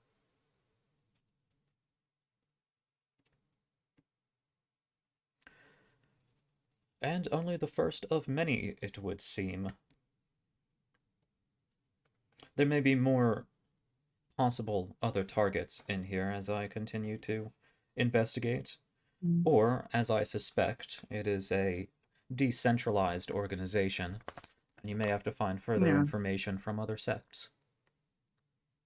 It gives the impression of being somewhat decentralized, yes. Oh yes, very much.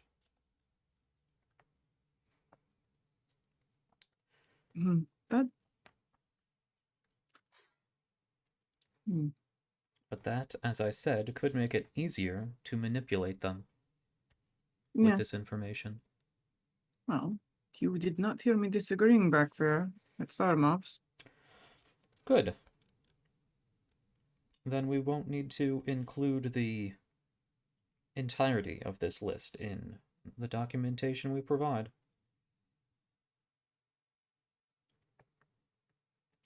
Now, there are two very interesting things here that I did not fully translate until just now.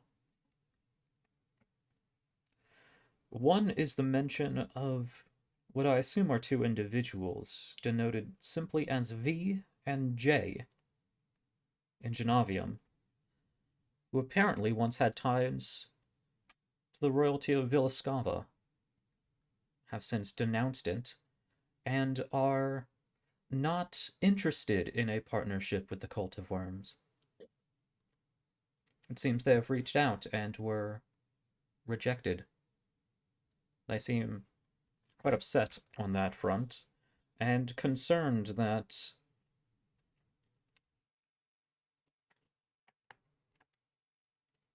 well, a sanctum here, or a part of their operation, may be compromised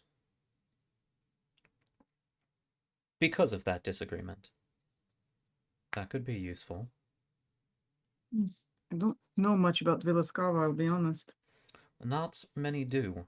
It's a very isolated area and has been for hundreds of years. Why are they here? Probably because Villascava is a backwards hellhole compared to the Empire. An oppressive place.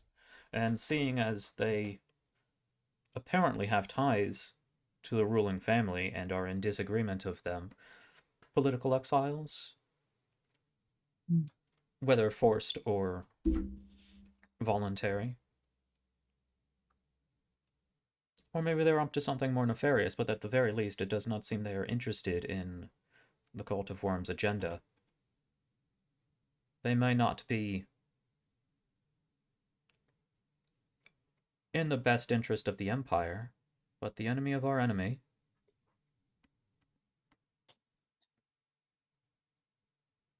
Is at least my temporary ally. And here is why I neglected to mention anything in that meeting. Villascava, in the right circles, is known to be a den of vampirism.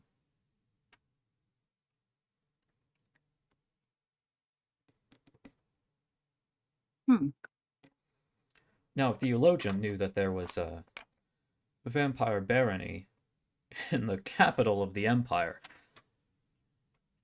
there would be a veritable witch hunt. Or I should say, a vampire hunt. Vampire hunt, yeah. And again, Yeah. we don't need dozens of people burned at the stake, whether they are vampires or not, especially if they can be useful to us.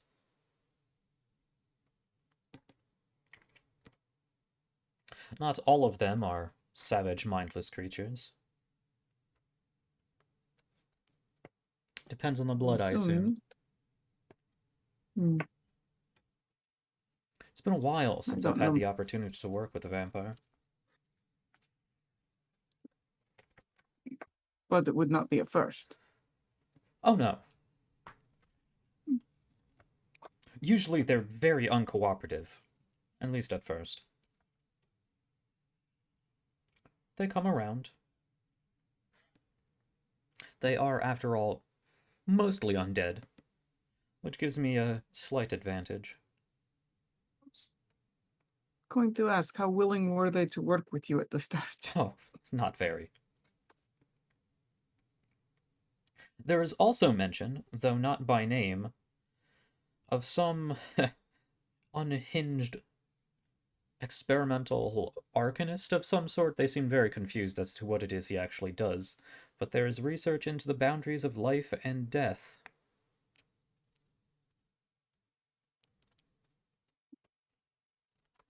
Some hedge mage, no doubt, located somewhere in Onderos. So far, they've been using predetermined drop locations for correspondence.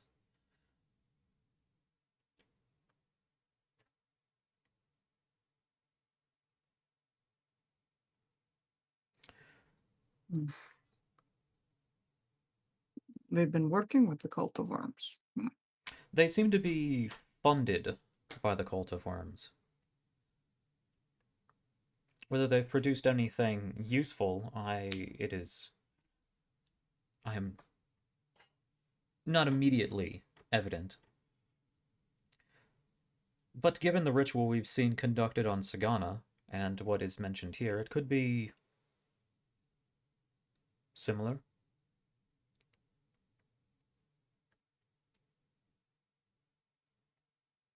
It's the first instance on this list, at least as far as I'm aware, that they regard somebody who is not dead or undead, at least as mentioned, as a potential ally and asset.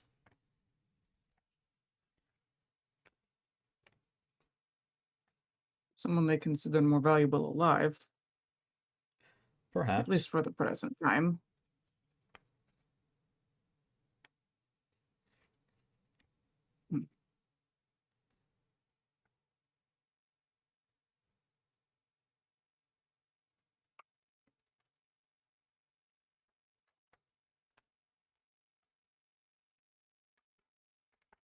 And, of course, as I suggested, there is evidence that they do plan on, at least the local order here of the Cult of Worms does plan on continuing its search for more ground troops, let's say. Yeah. It seems they are prioritizing old Etrians, but with the proper incentives, any old dead will do. They're largely mindless at this point.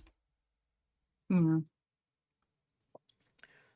Still, Maybe they just think it's poetic to have the Etrians come and take down the Empire. perhaps. Especially with Sagana in charge. Or not Sagana, Shael'uah in charge. Shael'uah.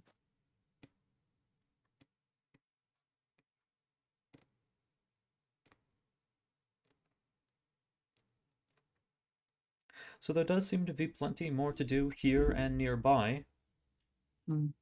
But you're headed to Sanket. Yes. Seems so.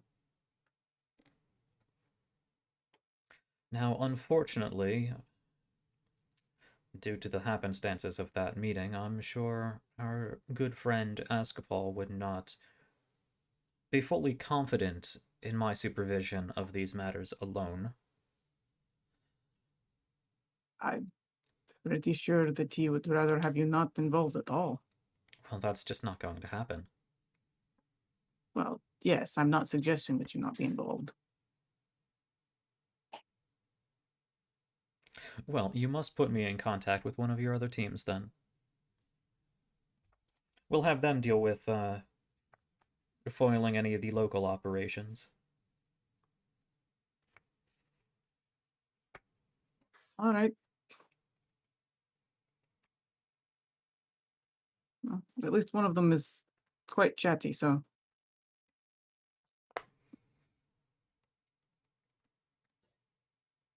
That should be fun.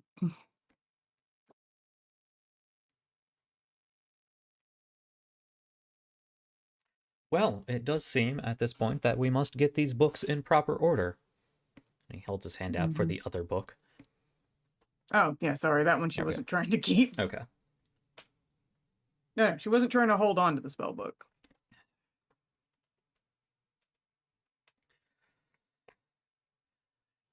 Well, let's see here.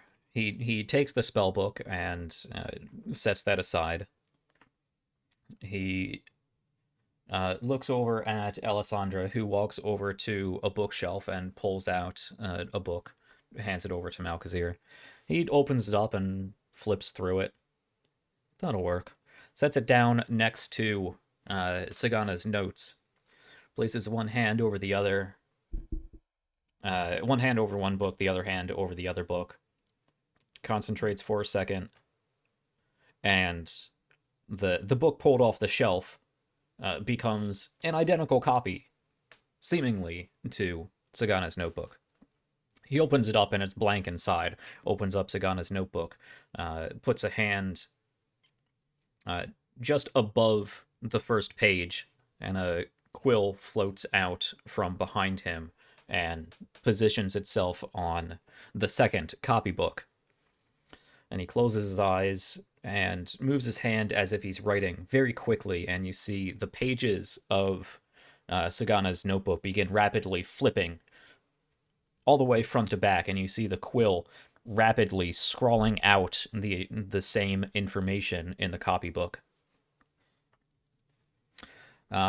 Make anybody who would like to can make a perception check, visual. Passive doesn't do it. Okay.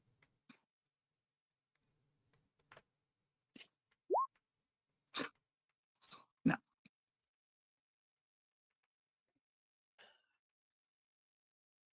Okay, it looks like my roll 20 is going to be acting up again today, which is annoying. Hmm.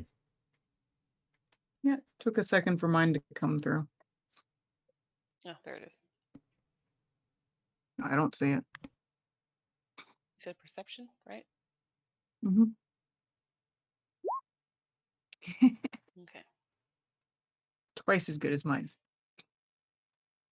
this is nice. Mm-hmm.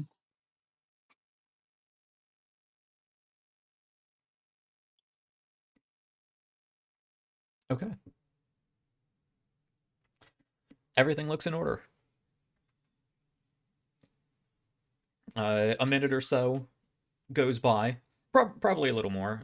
Copying the entire book probably takes 5-6 minutes or so. Actually, let me refresh myself on this spell. Might take a little longer than that.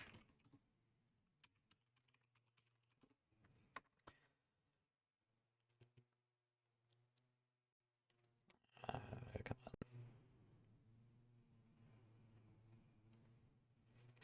on. Okay. Yeah, that'll. No, actually, this will take a little time. To copy the entire book will probably take about half an hour, 45 minutes or so of this. So he's actually going to begin that, stop, move those books over to the side, and take out a stack of paper. It'll be quicker to deal with your information first. And he begins the same process and scrawls out, copies over only the material that has been divulged so far, translated for you.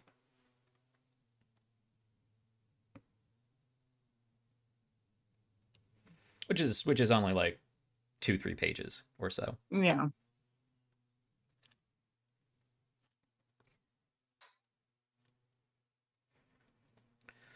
Well, it seems that I have some work to do. I'm sure the High Arbiter would appreciate for you to stick around and help me fill out the paperwork to get this properly annexed, as it would be. Mm-hmm. Unless, of course, you have far more pressing matters to attend to. Well, we You have more pressing matters, yes, we Tali? do. Yeah, I think we probably do. Yeah.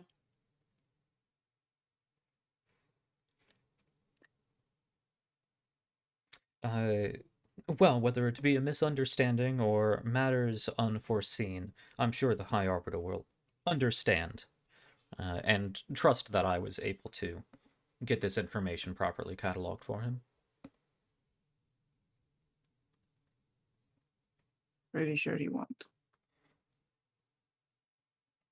Or you could leave me your signature, and I can do it myself.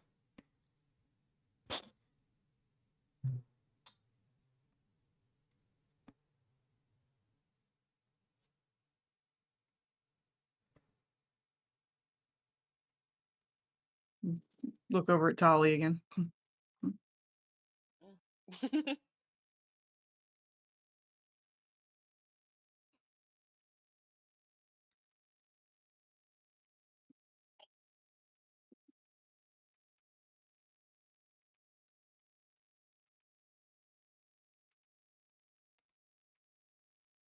Is this one of those things that Akila should not be attaching her name to?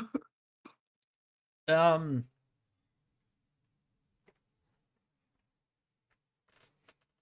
I mean, if you're talking about the whole your name shouldn't come up in official paperwork thing, then yes. Okay, that's what I thought. Yeah. I won't be coy about it. This would Thank count as we don't want to see you mentioned anywhere official sort of situation. I can't sign it. Oh, well, All right, that's a shame. fine. I'll do it then. Thank you.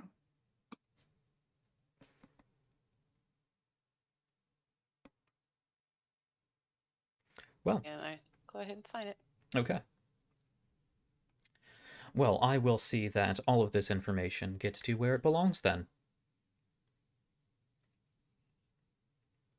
All right.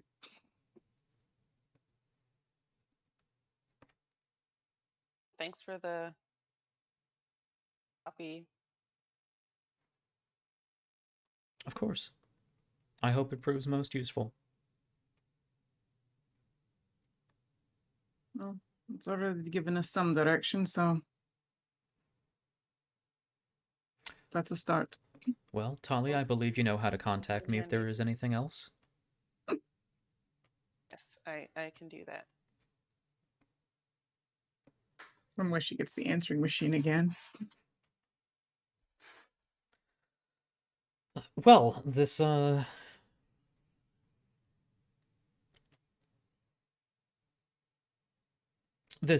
duplication simply for security of record keeping will take me quite some time to finish.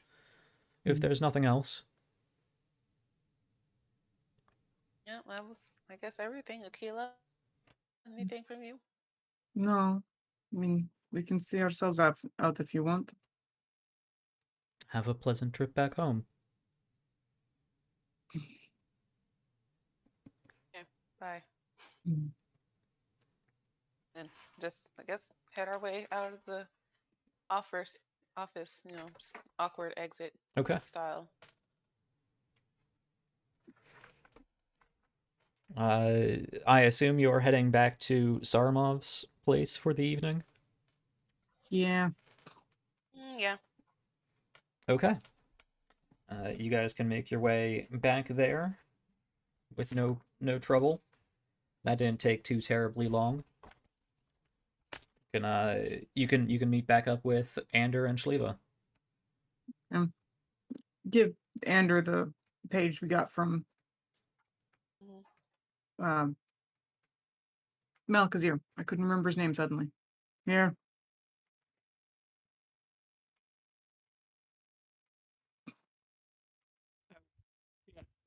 It Was this the stuff that was already translated, or is it still in cipher? It's translated. Okay. Again, because there was stuff that he didn't tell the assembled room, so. Yeah. Yeah. Any of the information brought up in the meeting, or any of the information I just gave to the rest of the group, is on this page for you. Yeah.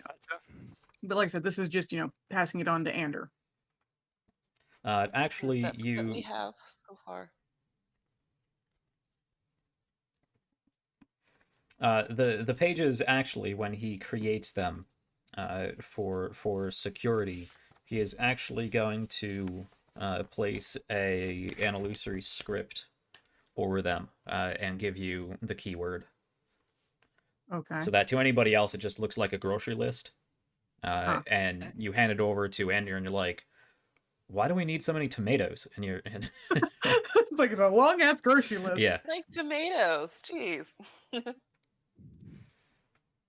I like them. They're nice and anyway, use the keyword. the keyword Is the keyword. is actually the ancient Etrian is ancient Etrian for the word scarlet.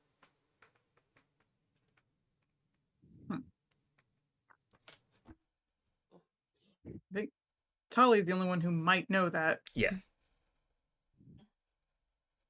It probably would have, Lakila would have meant. It's like, oh, by the way, yeah, fun what is fact, that means scarlet in ancient Etrian. Huh. I'm sure there's no meaning to that at all.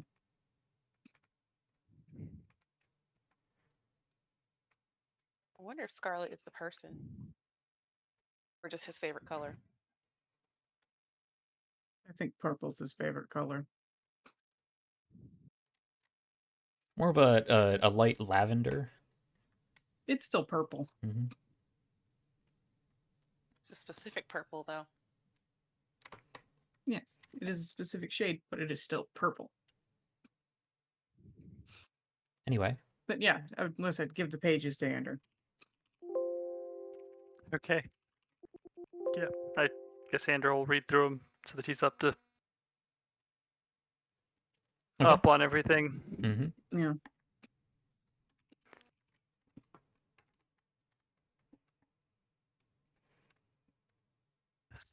So, are we sticking with our original plan? I think so.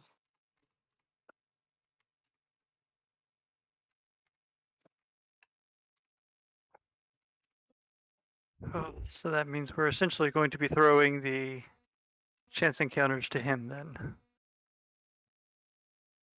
Well, Because I be assume fair- something needs to be done about. to be fair, they do seem more socially competent than we are. You can tell him to, just keep an eye out for suspicious activity. Everything about him is suspicious activity. Keep an eye out for, I guess, everything that he does.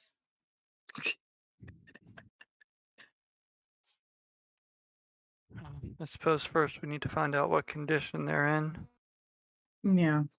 I was gonna say I did want to check the tablet because I think I checked it the previous day, but I hadn't checked it today. There is no new information. Fair enough.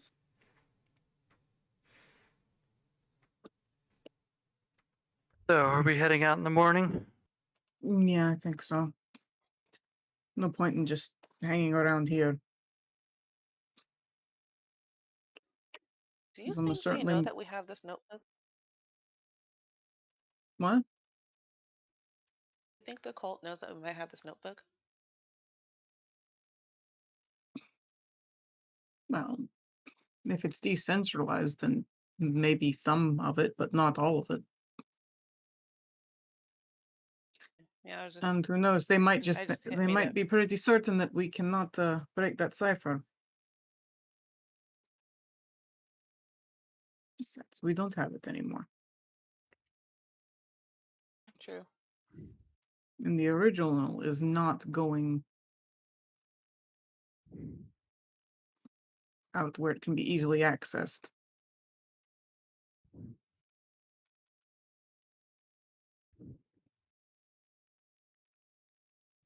Okay, well, just a thought. I should also point out that there You is do at know that. least one badger in this room with you. Yes. We Because we are kind of aware skipped of over it. that. Okay.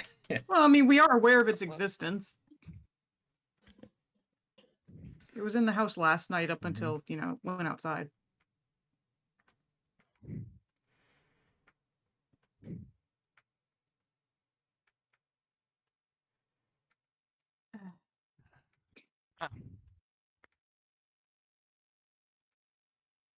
So I guess then the plan: try Duepon via Trijema, and then try and figure out or find the ship that Saramov mentioned. Yes. Oh, good then. Yeah, I mean, I suppose if there's nothing else do we want to talk about, turn in for the night and get ready to get moving in the morning. Yep. Well, I assume we'd have to fill in Shleeve on what's going on because she missed the entire meeting. But besides that, yeah, that's probably everything. I mean, Anders sort of discussed things with her. Sort of, kind of, little. Not really, but Told her what the plan was.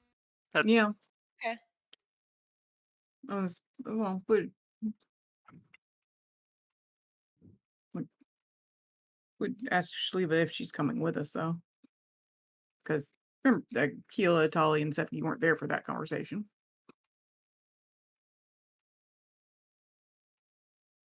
Feel free to have it. I mean, unless they're asking Ander if he talked to her or something, in which case.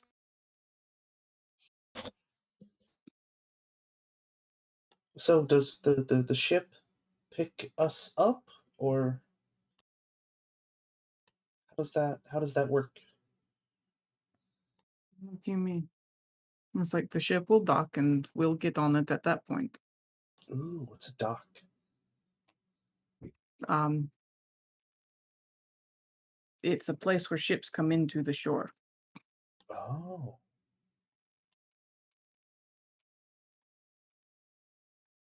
It's usually for larger ships. there's different sized ships. Oh, yes. Well, that's handy. Yes, different sizes for different needs, for different, lengths of travel.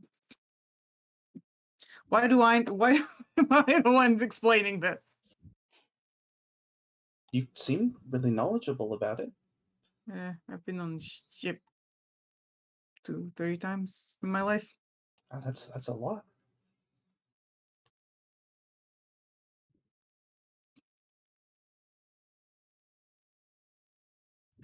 For some people, I suppose. Not so much for sailors. They spend lots of time on ships. You guys were talking about someone a lot. Who were you talking about? You said he a bunch, I think. I wasn't really paying attention.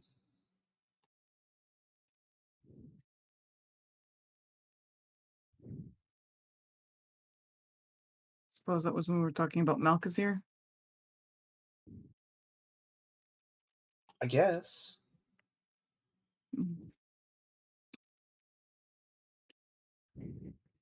He's someone important. Like Sorry Mob?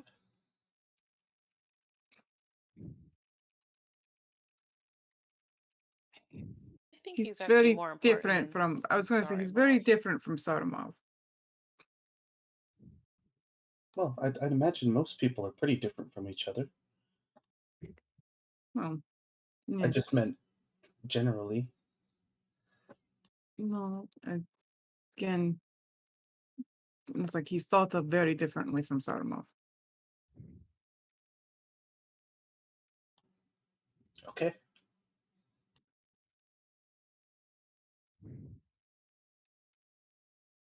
It's like we have another Redna. So are we going to tomorrow morning, right, Andrew? Yes, that does seem to be the plan. We'll head out in the morning. We're just gonna walk there? Yes. Our cart's back in the Oh yeah, back in Jenavia. Jenavia. Left the Oh cart my and our God, horse is all what the were way the back in horses? Skunk and what was the horse's name? Cinder, I think. Cinder. I owe them a lot of money. They'll probably just sell them again. It's like we'll lose another 2 horses. Because Jack likes taking things away from us. Well, we've moved on from not giving back in-room keys to leaving horses and carts all over the place. No, we only have 1 cart. That is true. Yeah. One card so And far. a cart. Mhm. So far, I mean, other than the one that got destroyed that time. I'm waiting for but it it to wasn't become a really our pattern. cart. Look, at least we're getting better about the keys. I mean, because that was just embarrassing. But yeah. Okay. I think we're done. Okay. Yeah. If there's no more to discuss tonight, you can grab a light meal from Saramov's kitchen and bunk down for the night. Yeah. Sleepy time. Yeah, Shleva's going to make a point to ask Caluste if he or they, I don't know if there are multiple servants, I guess I assume that there are. There are multiple servants, but Caluste is sort of the head man. Yeah. He's butler man. Mhm. Yeah, Shleva's going to make a point to ask Caluste if they need help preparing the meal. Make a persuasion check. Oh yeah, I'm good at those. Oh no. Oh no, it's another negative God. charisma person. That is very much appreciated, my dear, but we do have plenty of cooks in the kitchen, and you know what they say about too many cooks in the... Thank you for the offer. We'll have it taken care Ooh. of. Dinner will be along What did they say? I know, so Akil would probably... Two heads are better than one? I've heard that one before. It's like, yeah, what do they say about too many cooks? They get in the way of each other, I think. Oh, yeah. That's why I like cooking outside. There's not really walls. Anyway. I guess some other time. Some other time, then. I'm sure. She puts away a chef's knife and a saute pan. Where did you get those? Well, I didn't steal these ones. You know, don't answer the question the rest of the way. Oh. No, I just don't need to know more.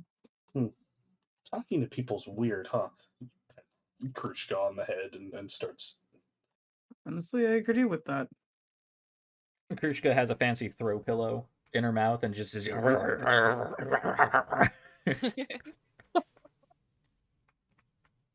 Don't suppose chew toys are a thing. Not at Saramov's house. They are now. They are now, yep. Okay. Yeah, a light... What happened to the senator? Is he still unconscious on the... No, he was during the break that you guys took while Malkazir was translating. They had him taken to the Grisandrian hospital. Oh, okay. Just checking. Which is a branch of hospitals. It's not just the name of the one in Jenavia. Each of the capitals has a Grisandrian hospital. Cool. First time meeting Senator, and we almost kill him. Yes. Yep. They're gonna love us. So is it Tolly, Ander, Krushka, and Shlev all in the same room? It's a very cozy Tolly room. will probably just meditate like in a sitting room somewhere else. Sure. She just had to sit there anyway. She doesn't really have to sleep. You can go back to the Yeah. destroyed parlor. Nah, that room is There's a perfect. library. You can No. hang out in the library. Yeah. Oh, cool. Tali I'm would sure like a they've been library. cleaning Yeah. it up. Mm-hmm. You Okay. don't want to go meditate out in the garden? It's a very nice garden now. Ooh, you're right. It is a very nice garden now. Maybe I'll go into the garden then. Sure. So wherever each of you may be, you bunk down for the evening. Sleep is had by all. The events of the past week or so are sinking in. You're adjusting to them. There's no terrible nightmares or weird visions for anybody. Night. Just thinking about what is ahead, how to deal with things. Aquila, you get a few dreams of being back in Sanket very briefly. Dreams of you wake up in the middle of the night and for a split second you feel like you're on a ship again. You can feel the rocking of the waves and then you realize it's just in your head. But in the morning of the 7th, which is a solace, you can Oh, I thought it was the 8th. the meeting was on the 6th around midday. So it is currently morning of the 7th. Okay. Which I know we discussed in length Go 2 back. times last episode. Yep. Yeah. But the day is yours. I assume, unless there is anything else you want to do here in Cairquin, that you'll just be making the few day trek back down to Cairquin. Or back down to Duepon. Yeah, gonna write on the tablet, let Regina know what's up. Okay. What is up? Okay. That we're heading back down to Cairquin. We have a lead that's taking us to Sanket. Okay. And, I guess that's it for the moment. We'll discuss in more detail when we get there.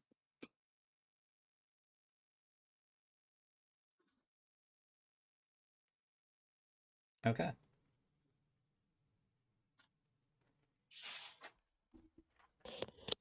Anything else? Ask how Luteth and Eula are doing.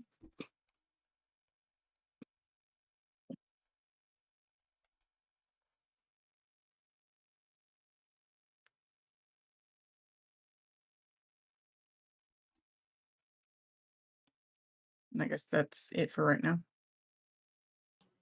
Yeah, Shael'uah would start her day by going out to the garden and meditating for the first hour or so, calling upon each of the primordials as she prepares her spells. Now, when you say calling upon, In a meditative way. gotcha. Okay.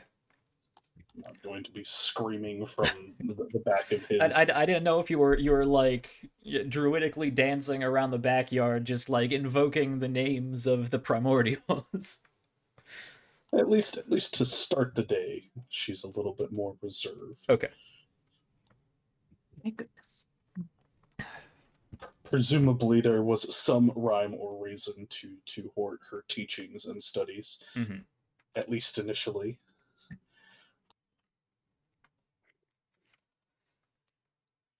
One would hope. So if Tali's still out there, that could be an interesting interaction. Sure. Well, what is it? What's the weather like outside, like overnight? Is it chilly?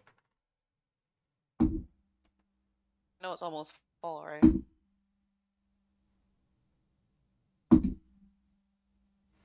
It is relatively nice out. It's a little cool in the morning, just because again it is the start of fall. No more of the sort of balmy, high humidity summers. It's starting to dry out just a little bit, and starting to get a little cool. And by cool, I mean probably mid 60s, low 60s or Mm. so. It's a little windy at the moment, but it's about it. Well, if that's the case, then Talia probably would have gone back inside when she was meditating and just hung out in the library overnight. Okay.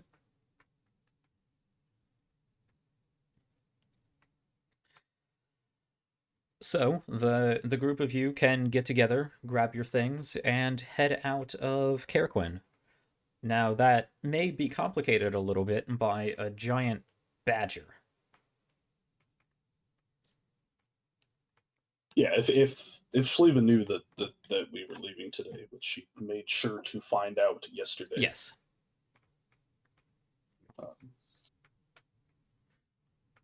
So are we leaving now? Yes, I suppose so. Okay, I just want to make sure before we go Okay. that we're leaving. Yes. Right now, right? It's Yes. very important that Yeah. if we say we're leaving, that we're actually leaving. I don't Yes, want to we're leaving. We're get in we're trouble. leaving. Okay, we're not stopping anywhere on the way. No, we're leaving the city. Okay. And Shliva looks down and begins to talk to Krushka. So you're gonna be okay. You're just gonna be a little smaller. You remember when we did this last time? Everything will be all right. And I am going to cast polymorph on Shliva. All right. What does Shliva or Krushka? Or yeah, What does Krushka. Krushka turn into? Yeah. So I am essentially turning Krushka into a rat. Oh, Basically. I did a rat. I like rats. I have little rats. That's the sound I make to my little rats. Yeah. So as Shliva grabs the white wood leaf around her neck and begins to once again um, call upon the primordials, asking Judas to allow this transformation of life, and Krushka shrinks into a small rat, I did a rat. which Shliva then puts up into her hood as she raises the hood over her head. Yep. Krushka like nuzzles back behind your hair and gets caught a little bit in it and like pushes her head through and kind of, you know, finally settles down just behind your neck, and you can hear a very slight sort of chittering that. Aw. Oops. No, Jack's not familiar with rats at all. Okay. Let's get going then. Is that a new Tali has a question? Or is that an old Oh Tali no, has a that's the question? old one. I asked about Okay. where the senator was. Yeah, she's had a couple questions. Gotcha. I asked both of them, so we're good. Okay. So we will head on out of Carequin. You can say goodbye to Saramov. He wishes you a safe journey back to Duepon and along the sea to Sankat. Oh, and by the way, give Iba my best regards. I will be interested to know how she appreciates my gift. Safe travels. Look over at Andrew. They're giving it to her. guys are so suspicious of What's everything. inside? I wonder why. Okay, so it's easier getting out of the city than in.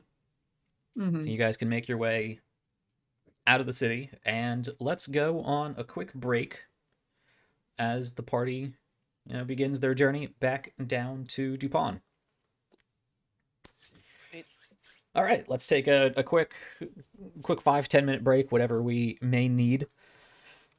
And we'll get back to this. Finally back on the road, heading towards things to come. A lot of new information has already been had. I don't think it changes any of the immediate plans, but it does help to put things in context and maybe prioritize what other people are doing while the party pursues the seducer of Persicus. So we'll be back in a couple minutes. She had a name. Hmm? She had a name. Do you remember that name? I've got it written down, so give me a second. Yes, it's no, shoot, where did I write it? I wrote it Dimaliba. Dimaliba. Dimaliba. Yeah. Dimaliba. Dimaliba. Yes, Dimaliba, the seducer of Persicus. Okay. So we will pick up in a couple minutes with the journey back to Duepon and see how far they get. All right. Hopefully to the pond. Hopefully at least to Duepon. I mean, hopefully. Stick around. We're going to take a short rest. Everybody get up, stretch your legs, grab a drink, do whatever you need to do, but be back in time for the next half of the People's Ascension.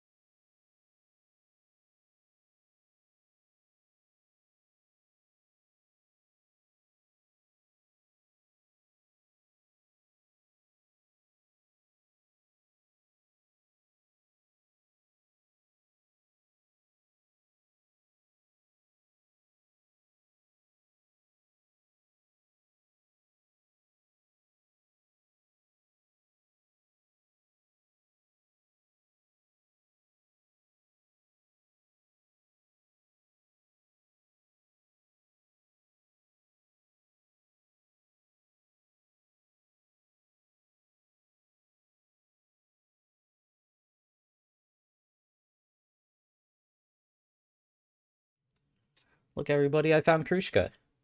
Actually, this isn't Krushka. This is Ezra. Oh, Yeah, she's a good girl, Yeah. isn't she? Yeah. Not nearly orange enough to be crucial. No, not orange enough to be Krushka. Okay. Hello, Hello, you not everybody. dirty rat. We'll be back in still just a couple talk to minutes. her like that. I s-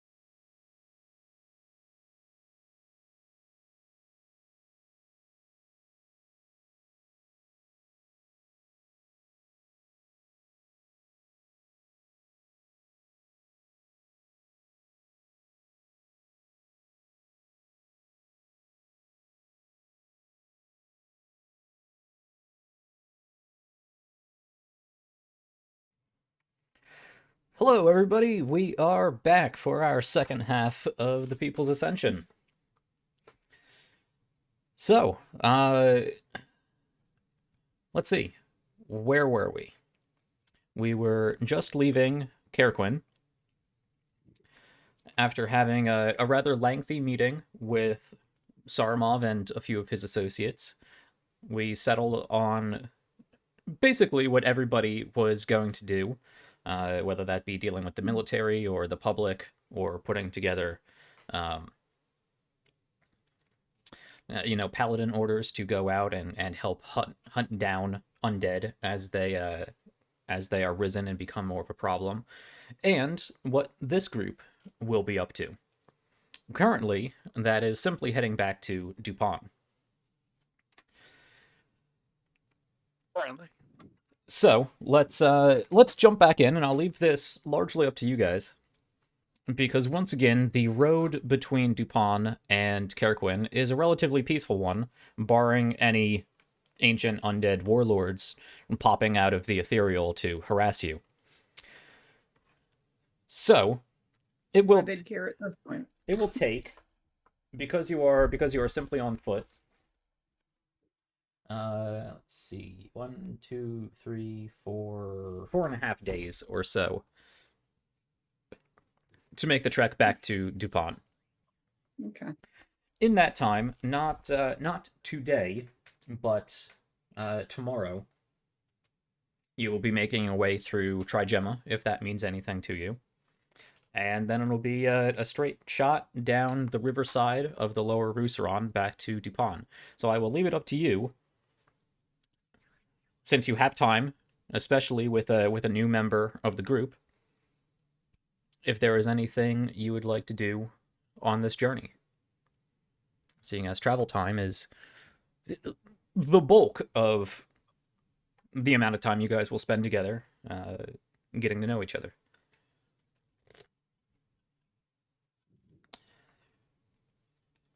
Well, I would make a point exactly an hour after we have left the mansion after Shael'uah has cast this polymorph spell. Either Krushka would just become not a rat anymore, or probably more likely, in the moments leading up to it, Shael'uah would take Krushka off of her shoulders and put her down on the road.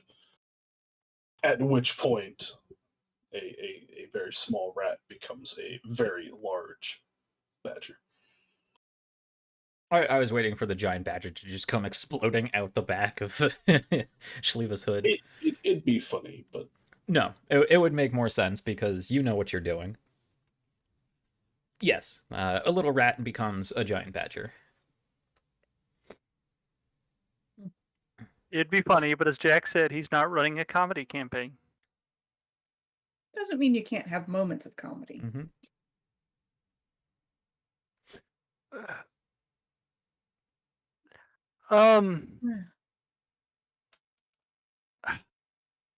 Like, I do really want to get her reaction to some of Anders' Zadaki-ness. But there's probably not an actual reason for us to need the dome anywhere on this trip. Like, I mean, if it's assuming getting a bit cool at night.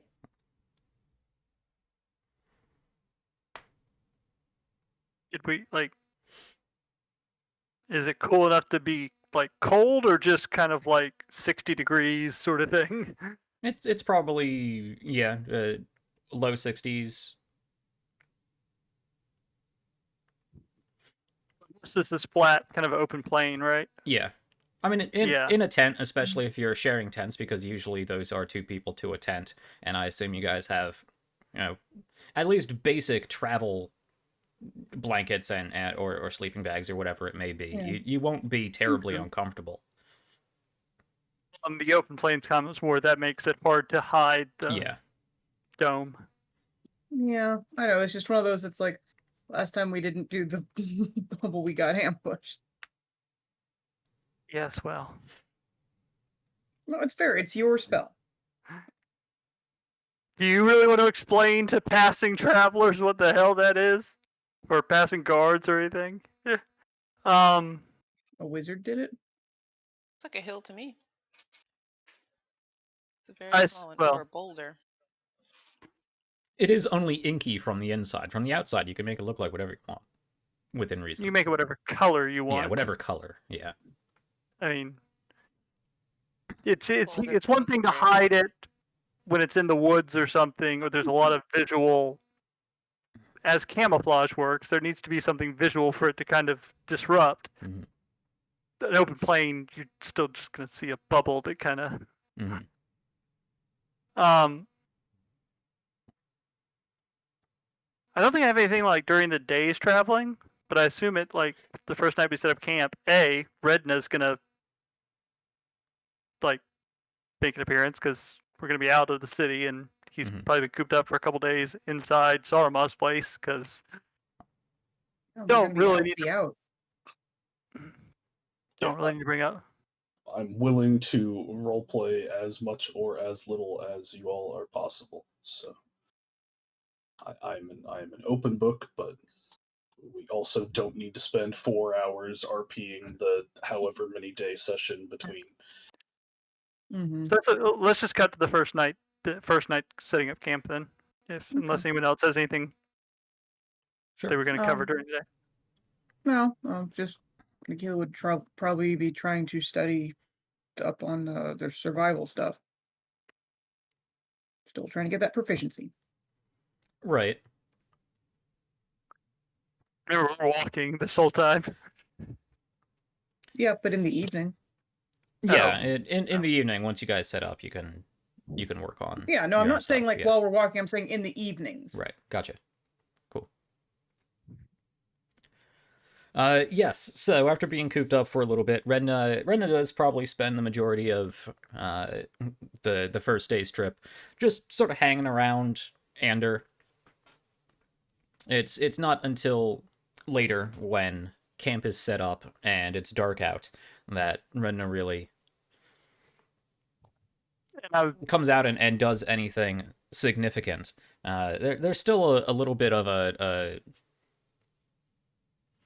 Redna seems a little clingier than usual, but not terribly so. I was going to say before like telling him, yeah, you got free reign. Shael'uah, just to warn you, I have a companion of my own who's been cooped up for a few days, so he's a little, it's a little different than probably most creatures you've seen. So just don't, freak out or anything. Okay, it seems hard. And mentally to Redna, tell him he's, he can kind of have a little more. He can have his like. I don't want to say have his freedom tonight. That sounds like a weird thing, but it's safe for him to be more like pop out and do his own thing. Yeah. So Redna crawls out of the kidney bean tucked away under Anders' robes.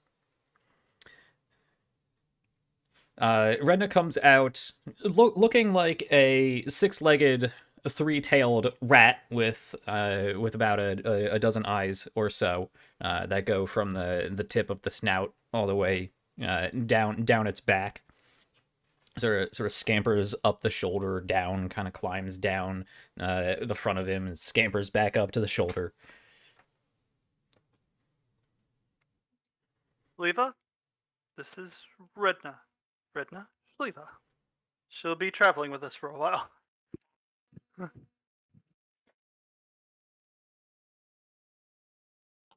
It's a funny looking rat. Yes, not really a rat, just what it decided to take in this moment. Why am I funny looking?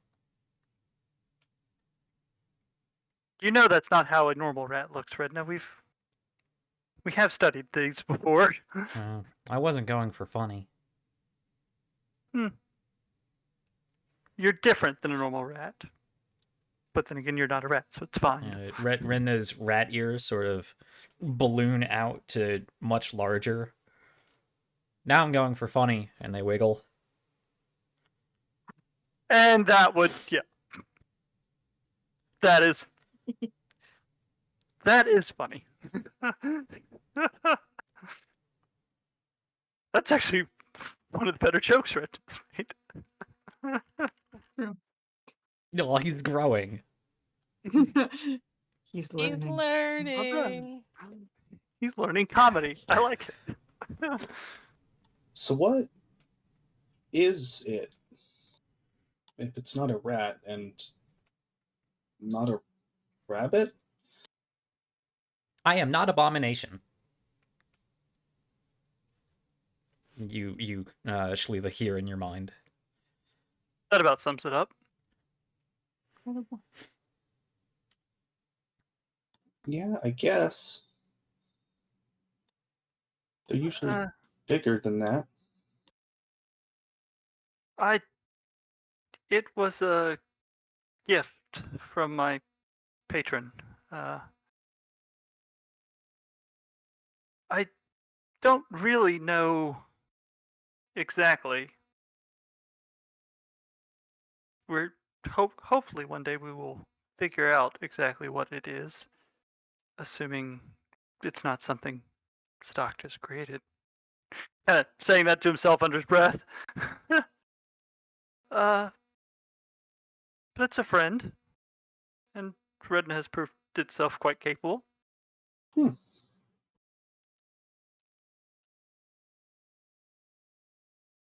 Well, everybody can have whatever friends they want. I think that's a good way to look at things. I would tend to agree. As I said, just some people can get unnerved by, well, the amount of eyes or something like that. So I just wanted to Like warn you. spiders. Yeah. Blink, blink, Yeah. blink, blink, blink, blink, blink. I don't think spiders have eyelids. That's weird. Yes, remind me not to show Redna spiders. Redna's been a spider before. Yeah. Or a Somehow it's spider-like creature. Yeah, somehow he makes it cute. Well, where did you, well, I suppose I should start with, so where are you from originally? I don't think we haven't really had time to talk much other than that first night. Originally?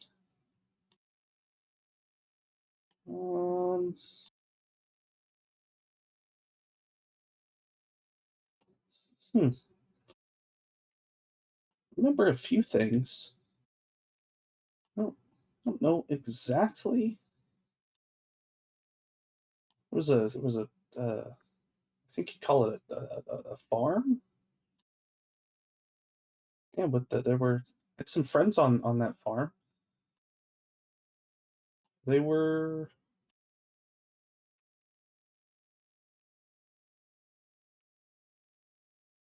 I move around a lot. Fair. Well, I guess a better question is, where did you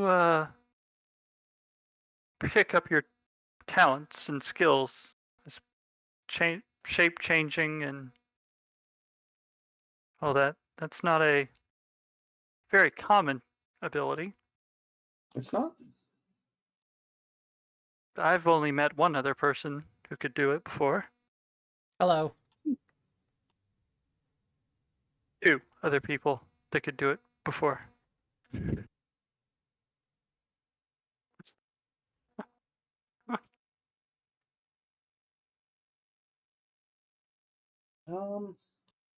What did they call it? Etria? No. Maybe. Yeah. It's a forest. Yes. Just to make sure I'm not confusing names. That's the Elven where Ander is from. Andrew's from Estia, isn't he? Oh, Estia. Yep. Okay, I was confusing names. Cool. Or Shiva's confusing names. Well, either I'm way, like confusing Andrew. that didn't sound quite right, but I've also messed that up myself in the past, and so I wanted to figure out who was. Who was wrong? You mean Estia? Or Sure. There's a forest up there. I mean, there's forests a lot of places, but I think that's where I was.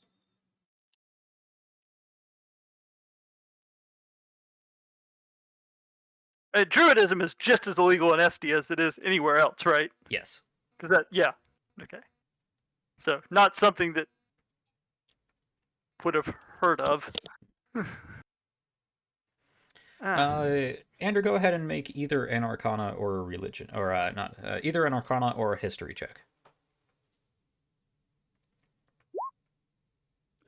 Yeah, Druidism's illegal everywhere, and it always has been, and it always will be. Cool. Damn you dice. It's never the information I really want to know. It's always the useful Ain't stuff, that the not the way? interesting stuff.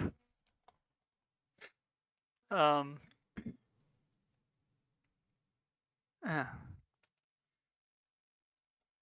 So I know this is not going to give me the answer. Was there like formal training, or is this something you just picked up on your own? What do you mean formal training? Yeah. I mean, I learned some of it on my own. Most of it. You have a Some of it. teacher? Teacher. Guess. Sorta.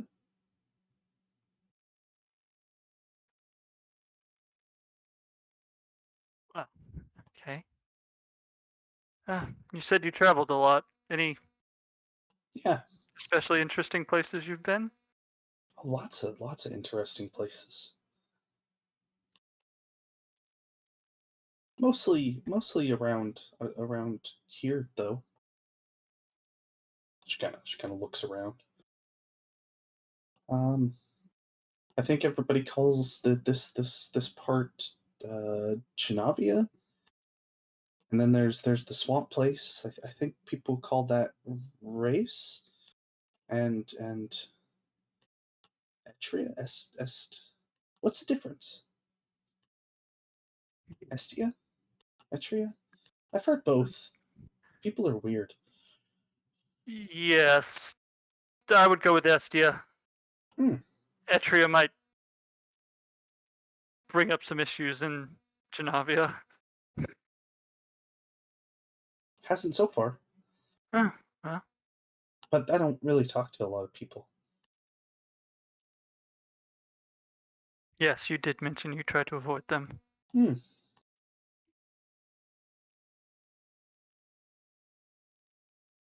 Where are all of you from? Well, I'm originally from Estia myself. Oh.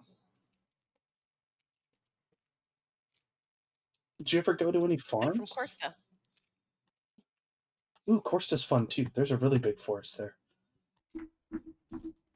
I'm from Yeah, Sunket. I've heard. Oh, that's useful. Yes. It's been a long time since I've been there, though. Well, no, actually, it's not been a long time since she's been in Sunket. Long enough.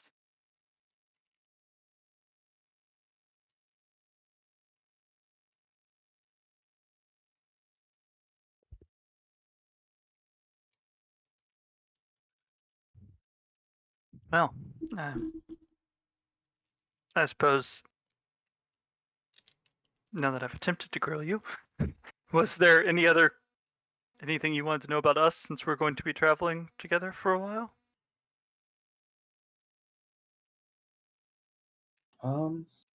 Well, I know all of your names, and I know where most of you are from. Where are you from, Seppi?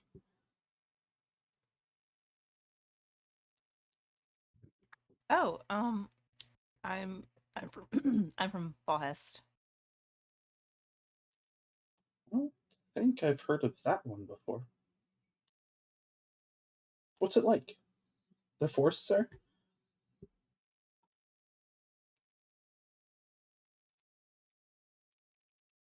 Well, it's not close.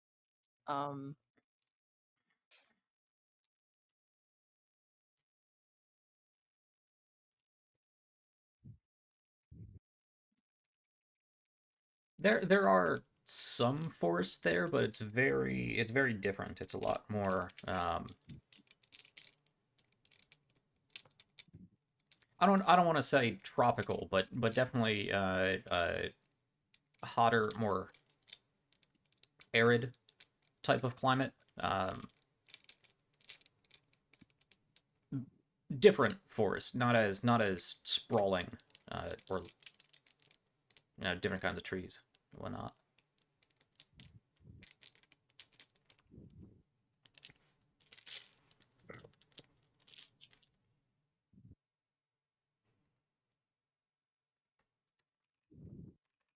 I don't really know what else to ask people.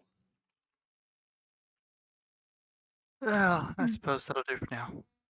I Usually when I frequently don't find know either. people, usually if I find people, I just try to make them think that they're my friends and that I'm busy. And then I leave. Well, that's real. All right. Yeah, I guess that's probably it for the night. Do you want me to make any food for you, everybody? I'm pretty good at it, or at least Krishna thinks so. I think so too, but I don't think that counts.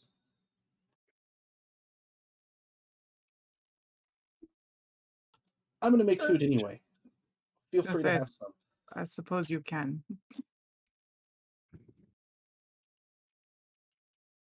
Okay, let's see how this turns out. Yep. She did have that cooking equipment, so I assume she knows She how to did use have. it. You assume she's amazing. Oh, whatever it is, it'll probably have more flavor than Tali's food.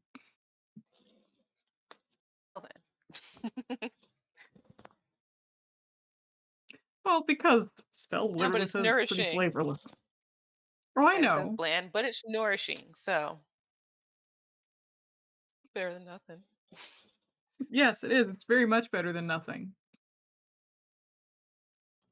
So Jack, I will ask, because of this one day on the road, how close are we to a river or a stream or lake or waterfront at all? Quite close, I believe. I thought so. So Shael'uah is actually going to. Yeah, you're fairly close to the Lake Carquin, just before you get to the. In fact, you're probably not far from the bridge over the Catalan River. Mm.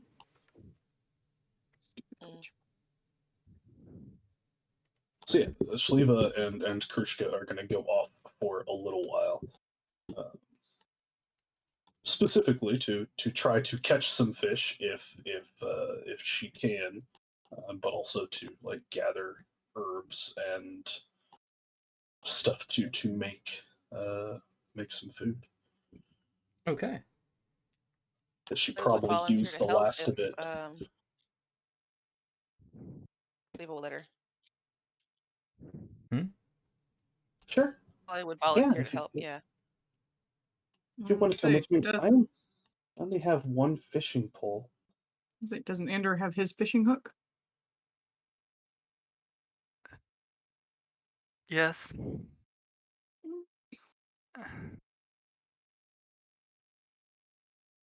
Yes, I can go help fish then.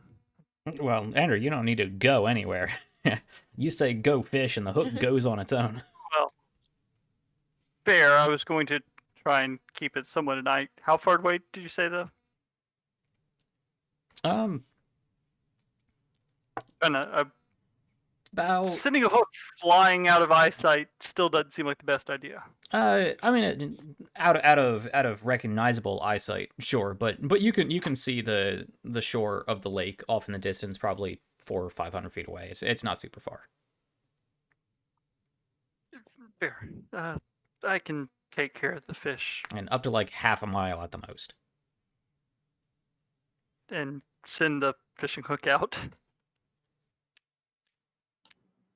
Oh, that's handy. Yes, it has proved useful. They still Wonderful. have a chance. They still have a chance to not take the bait, right? You got to be fair. Sure. Okay. I guess we can fish another time, Tolly. Sounds good to me. But we could still go find some herbs and stuff. Oh, yeah. I've never gone herb hunting before. Sounds like fun. All those sneaky, fast-moving herbs. Some of them are.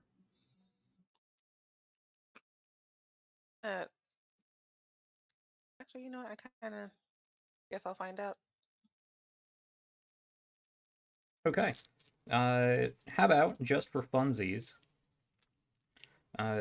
either both of you or one with advantage can roll a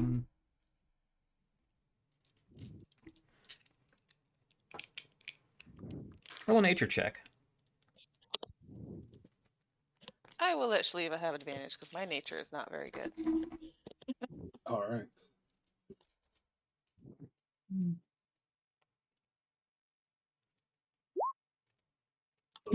There we go. Nice. Yep. Worked out. Okay. You get a whole like a whole big sack of a nice variety of different herbs, all local, of course, but you got some nice mushrooms that you have confidently identified are not poisonous. You have some onion grass to use, some wild leeks and whatnot. You come across some wild basil, some other leaves that you know make for good aromatic flavors. A few berries, some berries if you want to make like a sauce or some sort of, just include them in a marinade or a rub of some kind. But you got a nice amount of extra ingredients, herbs and other spices and other such things. Probably spend about an hour or so doing that. And then you can go back and make your food. Yeah. You're pretty good at this kind of stuff, Tolly. Oh, me? Oh, thank you.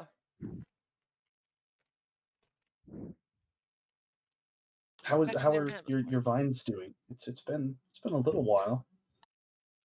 In like 2 days. How are the vines doing? I assume they're probably drying out a little bit. Yeah, I don't really know the last time you were in a great place to be replenishing your vines, so they're probably, well dead. Well, In I fact, They you just got refreshed the other day. I just Shael'uah drank refresh oh them? right, you did replenish them. I mean, with druidic magic involved, they're probably starting to lose a bit of color. Yeah, they're dying. As Well, that's par for the plants will do. course when they don't have Yeah. anything to grow into, or at least not anything to grow into nicely. Anyway. Yeah. Probably replace them later. Next time I see a nice garden.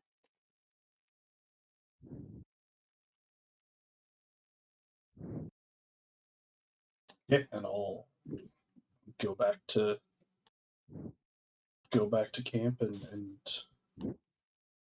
begin preparing a meal for everyone. Okay.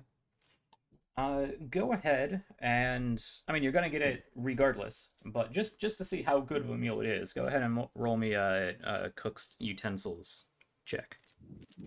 Word. We'll call that wisdom. Okay. Mm,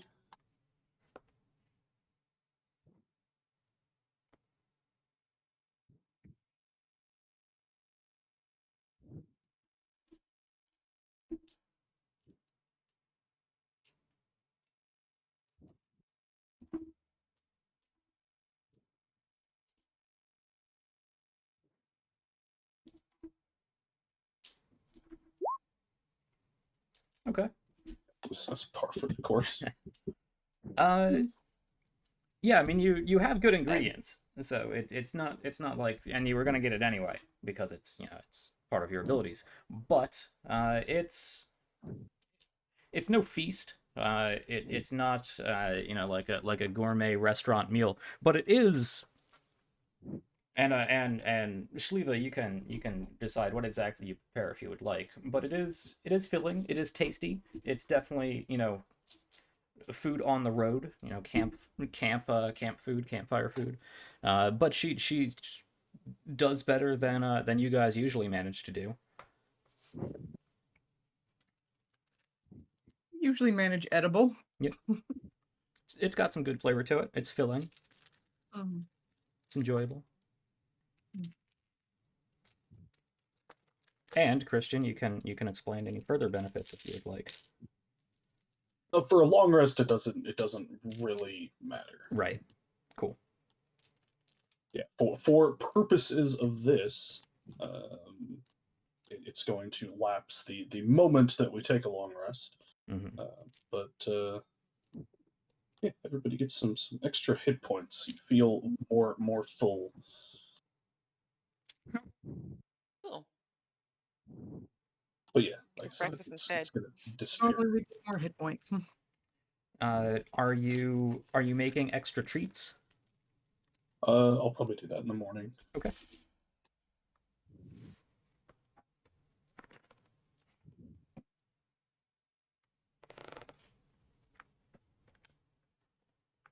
With I like that, you treats. can have a nice meal Yep. and turn in if there is nothing else.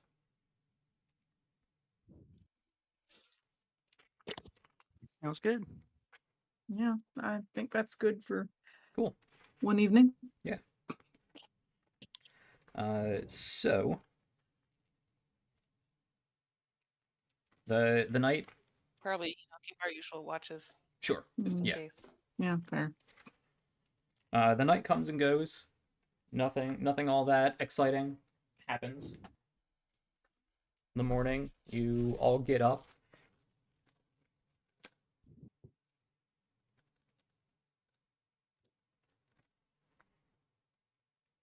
Shael'uah once again can break out the cooking equipment and start making some additional treats for the road.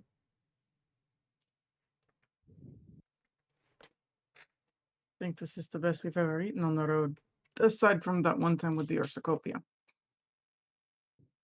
That Ursicopia was good. That was a lot of work, though. Mm-hmm.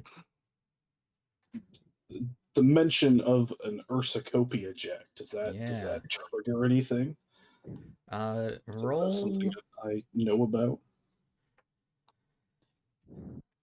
Let me. What skills are you proficient in? What do I want to call this roll?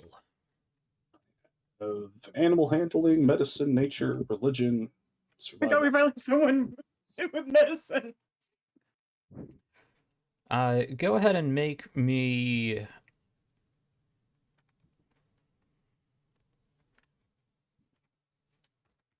Jack's a snake. It's my thinking dance. No, it was just funny. It's the same bonus, so go ahead and roll me either nature or religion. Okay.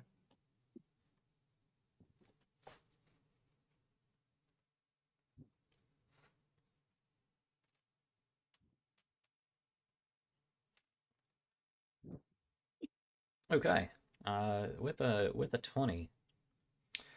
Now, obviously, this might not be a distinction that Shael'uah makes, but Ursicopias are not native, not natural to, the normal prime material realm of Eos. But what is and is not natural, maybe slightly obscured. Um,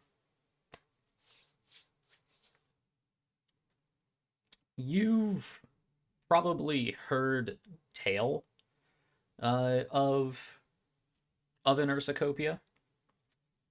They are very large beasts, quite dangerous, but a veritable cornucopia of useful resources. Uh, you probably have not had, a full like Ursicopia feast, but you might have come across somebody who would share a fruit or a piece of like jerky that was made from an Ursicopia. Yeah.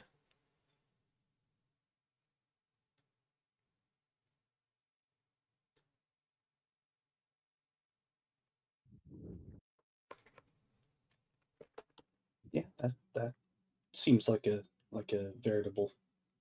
Just yeah, that's pretty impressive. Hmm? Can somebody share it with you, or No, You hunted it down.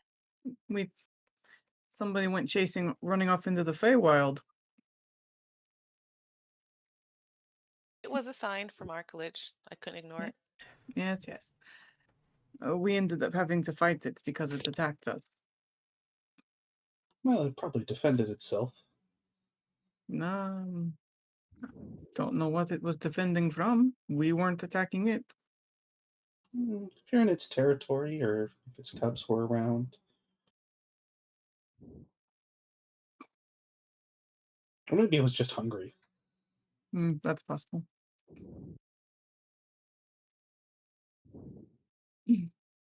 Yeah, no, we killed it and butchered it and ate quite well. That's where Tully got her armor from. Oh, I And wondered And about that. her too, actually. Yeah, you all have some very interesting attire. I guess I do too, but I wondered where that came from. Yeah, we got it in the Feywilds.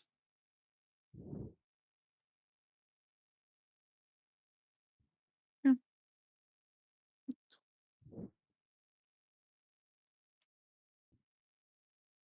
So do you go there a lot? No. No, that was just one time Oh, on Arcalitalia. what?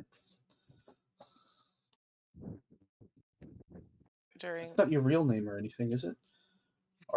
Ilitalia? oh, It's just during the Talia. month. Yeah, it's just Talia, but during the month of Arcalage on the 1st, it's a holiday, Arcalitalia. It's a feast day. That's a lot. Um,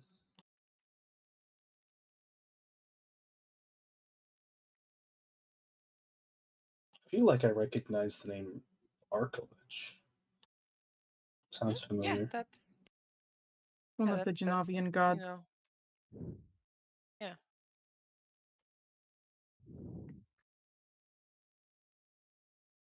Aren't most holidays celebrated with a feast? Um, No? No. Not necessarily, but this day is specifically about feasting with friends, companions. Or I think family it's about in sharing the feast. Oh, well, it's and leaving kind of everything like exactly the way it was. Oh yes, that's right. Not leaving a trace behind. you should really do that anyway. But I guess there's a day for that stuff.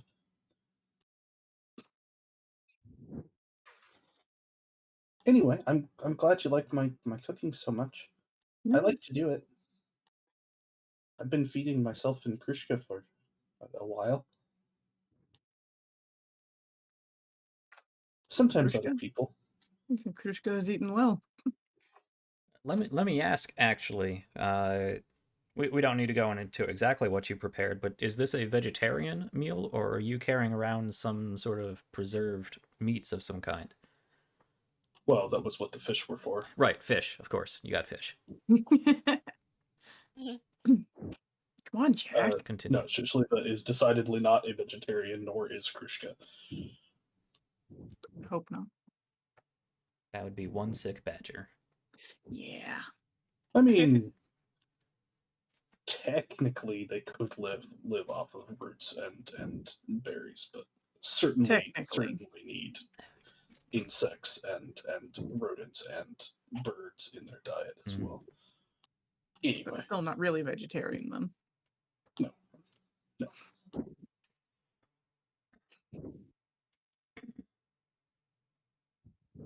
Anyway.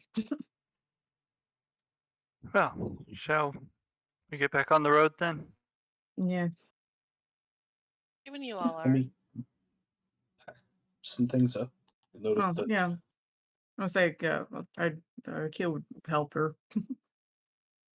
you'll notice that Shael'uah has quite a not like a ton of stuff, but definitely is carrying a lot of stuff around on her back. Mm-hmm. Well, that's fine, because so too is Aquila carrying around a large, probably burlap sack full of Aquila or Omen's armor, and Oh, somebody has yeah. an urn, 2 urns. I forgot about that.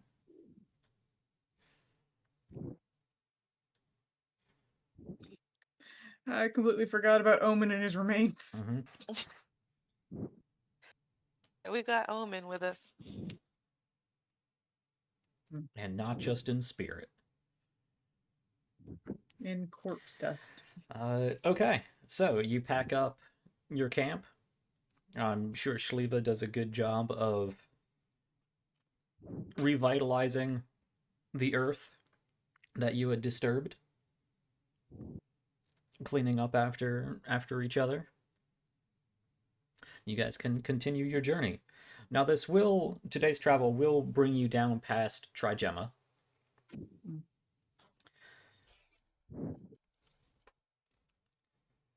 You would go over the Catalan Bridge and spend another few hours making your way along the span of Lake Carriquin down to the mouth of the Upper Rousseron, and then you would take the ferry across that river. It being quite a wide river, one that is not easily spanned by a bridge.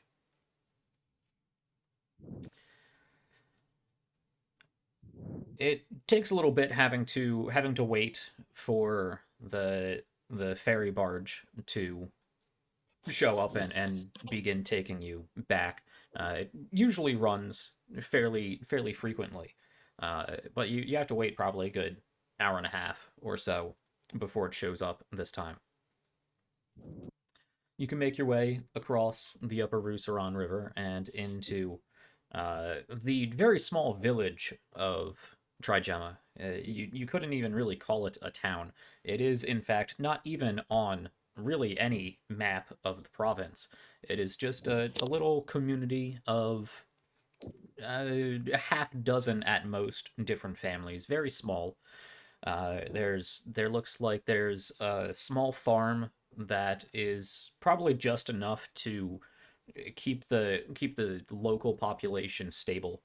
If that, there is a number of smaller homesteads, but the main draw of this village is the ferry, and there is a rather large inn compared to any of the other buildings around. You would remember from your previous journeys through this area that Trigemma is most known as a trading post, a stop along the lower Whitewood circuit, and most importantly, for any goods heading up into Carriquin or over into the western side of the Empire. It is so named Trigemma, at least as much as you know, because it comes at the three a 3-point intersection of the Whitewood Circuit and the road to Cairquin. So there's frequently a number of caravans and other travelers that make their way through this area, and they stop at the inn, sell some of the goods at this sort of perpetually installed sort of open air market where you can kind of just show up, pay a few silver pieces to the innkeeper to rent a stall for the day or the week or however long you want to be there, and sell your goods while you are otherwise stopped on your caravan journey. Passing through this time, knowing that it was attacked, you really don't see much difference. The attack, at least as it was defined by Shael'uah, was some sort of spectral, ghostly women. Not really corporeal undead. So there's not a lot of structural damage. However, you notice that the people are there's fewer people out and about than you previously have seen. They're a little more sullen and downtrodden, a little twitchy when they see a new group of heavily armed and armored and otherwise carrying all kinds of stuff individuals that come through town. But there doesn't seem to be any apparent danger, and everything seems to be moving along well enough.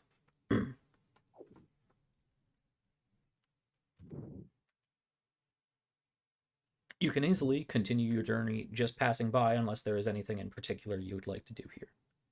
It doesn't look like there are any people set up for trade at the moment, which is also kind of weird. I'm good with just continuing on.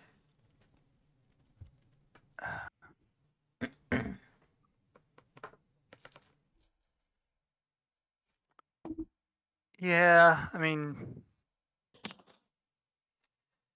Shael'uah, are you attempting to Where be at all exactly was the- inconspicuous? Not really. I'm Okay. with a bunch of other people now. That's true. It seems difficult to try to secret myself away. Right.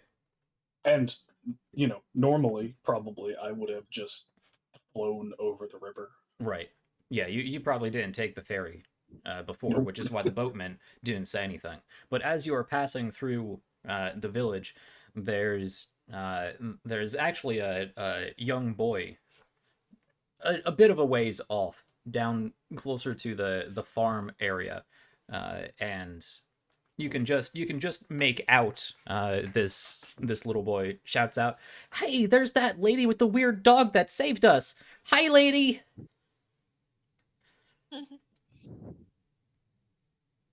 I'll look around at everyone else confused. I He's think talking about you. Oh.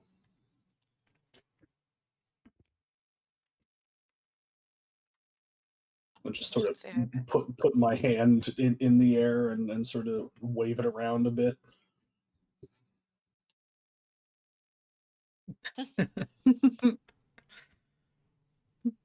Nice to meet you.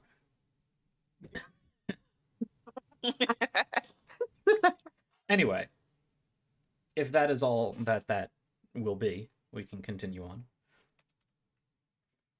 I mean, if the town doesn't look super damaged and people are at least somewhat going about their day, which I guess if there's a kid out, they probably are. I don't really have any way to help beyond that. Mhm. And yeah, I guess just keep moving. All right. I'm curious as to. Well, actually, no. I guess it makes sense. Never mind.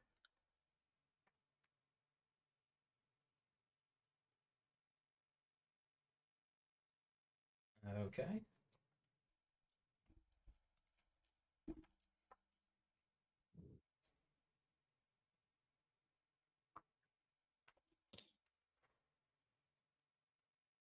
The place looked a lot different during the daytime than it did at night. Most places do. That too. What do you mean different though? I don't know. I'm just with the sun out, everything looks a little different. It's weird. And there's not shrieking ethereal ghost women flying about. That too.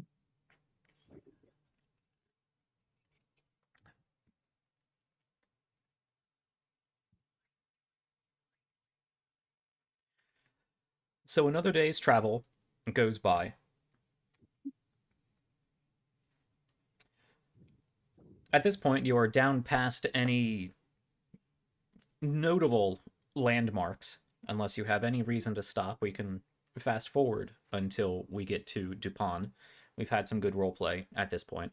Let me ask pointedly if there's any further conversation. Now on the road, you might be saving it for when you get to Duepon. Any further information exchange between Andor and the group about what happened in Malkazir's office, what happened to the books, the gross act of fraudulence you are a part of.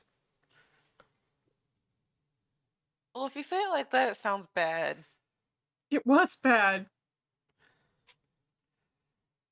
The But then the y'all, That we told Ander. the everything. extra legal protection of secure information. I guess that sounds better. Sensitive information, yeah. The completely justified. Yep. I can We have our justify it. reasons. did y'all actually tell Ander about that? I Um, assume we would. we didn't explicitly, but So we why not? probably would have, yeah. This is why I'm asking, because I like when things are explicitly said. Yeah, Blanket y'all assumed. gave me some pages. Yeah, and you gave him a grocery no, list but and you're right. told him to say Scarlet at it. Which Okay, fair. for anybody interested, the ancient Etrian word for Scarlet am. is actually Kyrim. Kyrim. Kyrim. Kyrim. Anyway, Yeah, probably would have told him. Kyrim.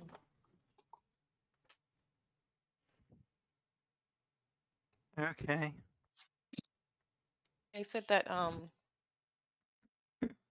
book would most likely get locked up for months, and we kind of need that information. So And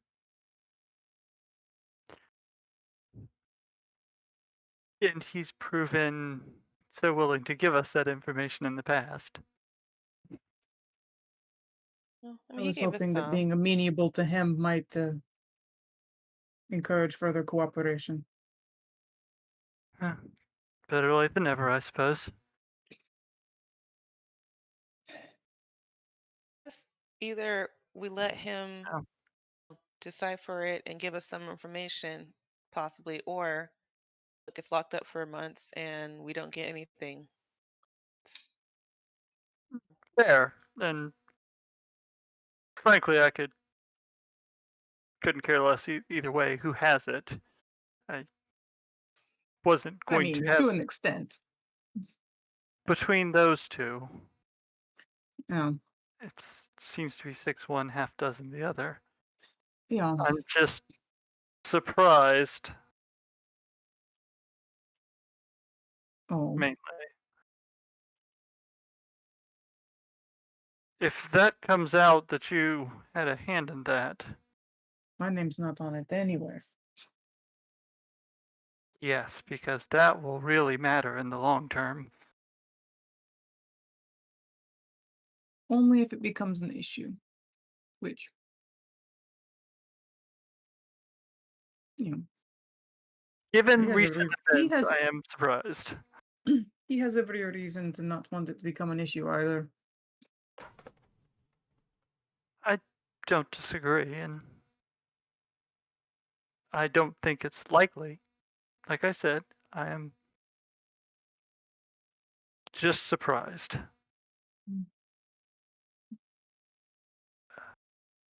Wasn't a decision I made because I trust him. Because I don't. Oh, You definitely don't. It was, I suppose, my attempt at pragmatism.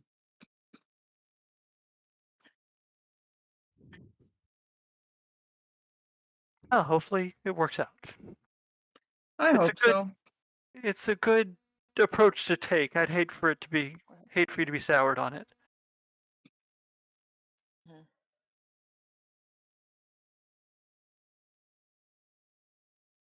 Mhm. As I said, either the census or the how did you Lojum? say that word? Yes. Would murder me either way, so I don't particularly care which of them has it. Malkazir is probably more amenable to my existence than most in the census, if I had to guess. I suspect so long as you're useful to him, yes. Man seems to work in shades of gray for sure, so. Very fitting for a necromancer, I suppose. Light lavender.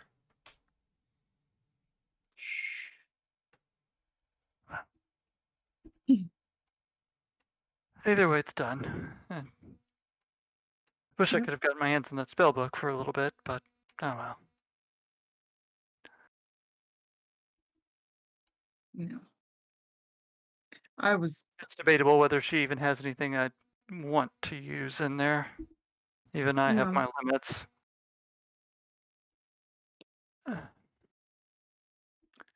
it's fair.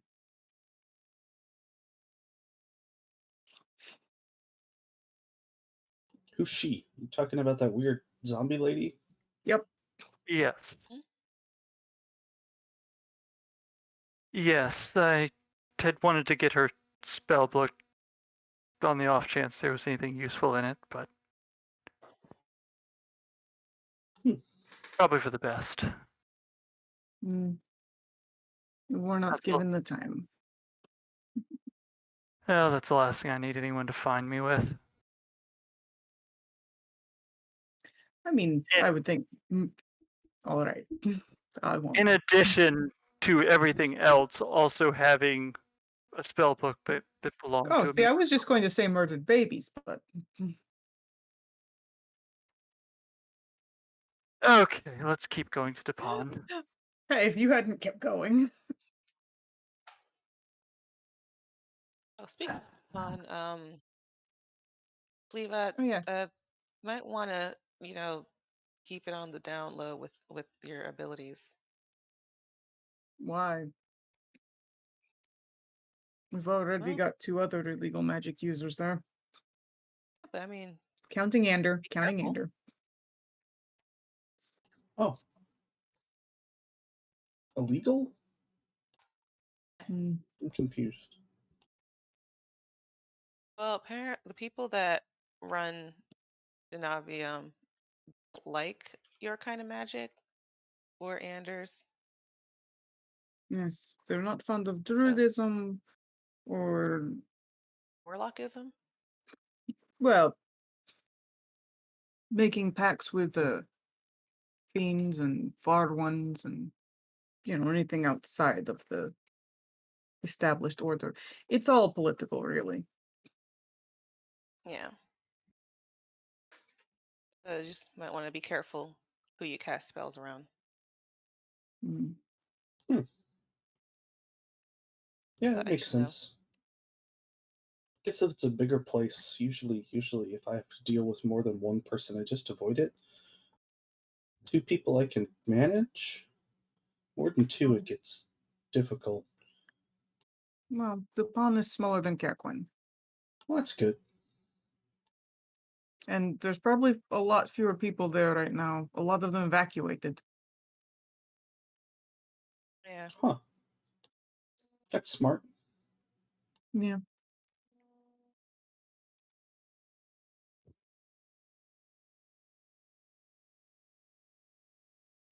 Yeah, I'll try not to do anything. That's why Sarimov was being so weird. Yes. Yeah. That's exactly why he was being weird.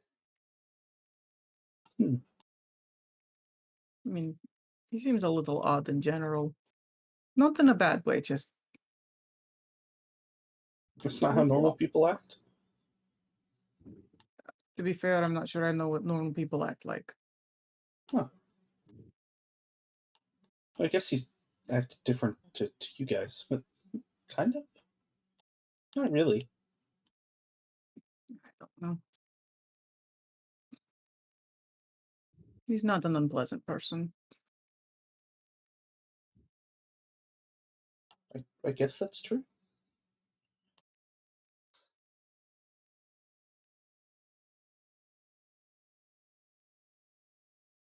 You did say that you'd seen other people like me before. Is that the other illegal person you're talking about? I didn't say that. What? I didn't say that I'd seen others like you before. I think that was him.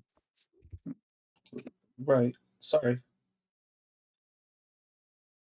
Ooh, It was one of you saying one thing and the other one saying another thing. It seemed easier to combine the two into one thing when I ask a question. Hmm. Is that how you talk to people? Sometimes. Oh, Most of us are not very good at talking to people, so I'm not sure we're the best ones to ask.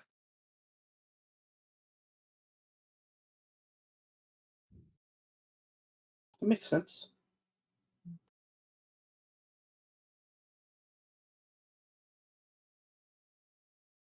So it's not the other person like me. If you don't know No, anybody else like me. it's another person like Ender. Oh, okay. Does he have a weird pet too? I don't No. know. not yet, anyway. But yes, the moral of the story was don't don't cast any spells or change shape in public. Maybe don't mention Drudas either. Okay. I'll Not try. not out publicly. In private is a different matter.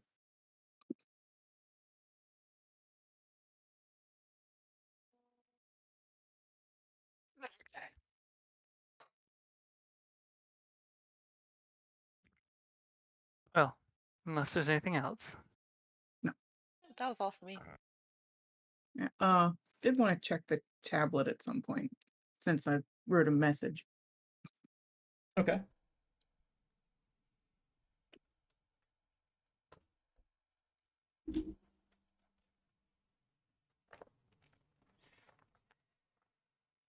Yes, the tablets will read. Good to know. Hope you have a safe journey back. We're still waiting on Bost, but on horseback he should be arriving shortly.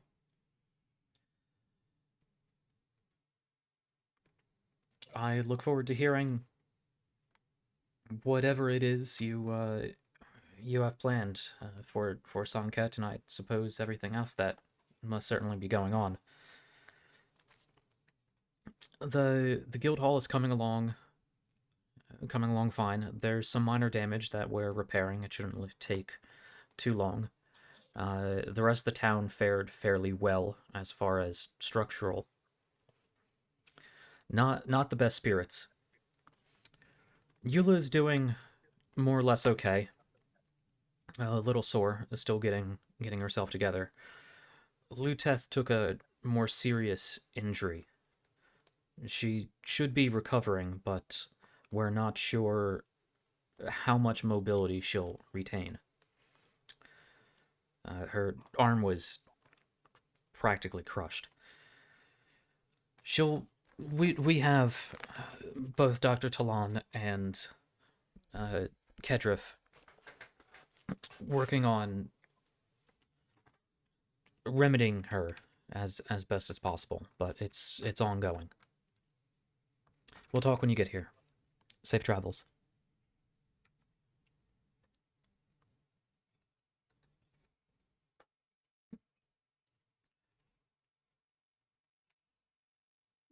Gonna hand that one to Ander.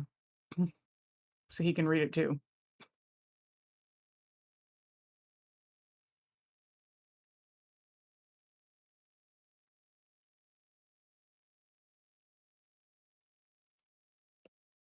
Yeah, just hand it back to you after reading through it. Mm-hmm.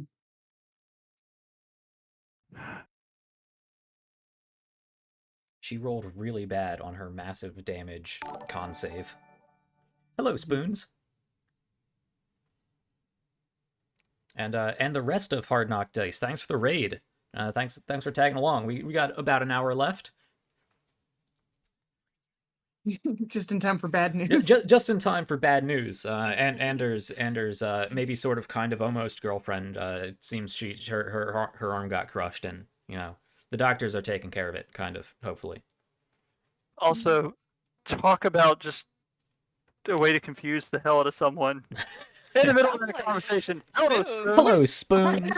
Yep. It took me a second too. Like, It's like, who wait, are you? that's gonna be in the chat. That was Redna, one of Shliva's spoons fell out from her pack, and Redna crawled down, was like, "Hello, spoon," and wrapped it up in one of Redna's tails and scurried it back to Shliva. I like that better.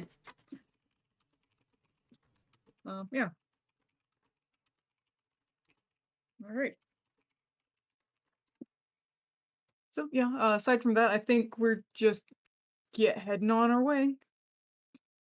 So did you Quick, I read do that wanna- aloud to everyone? Or course not. just read it in silence and then hand it to Ander to look at?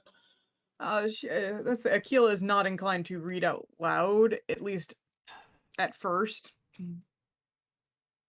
So no, she just read it and then handed that to Ander. Understood.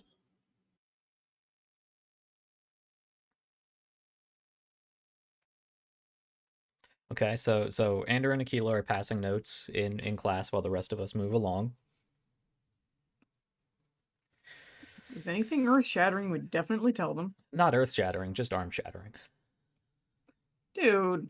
No, too soon. I mean, it's technically been several weeks, but yeah. It's not like it's a cliffhanger. Anyway, moving along to Carequin. Not Carequin, Duepon. From Carequin. I was gonna say, no, we're not going to care. Somehow you guys got turned around. You wind up back in the city. Like, what just... No. No, moving along to Woke up one day, went Duepon. the wrong way. Another couple days travel goes by, and you do eventually, around midday, come to your familiar hometown, or what has become your hometown of Duepon. It doesn't look any different from however it has always looked, at least upon approach. You don't see any massive structural damage.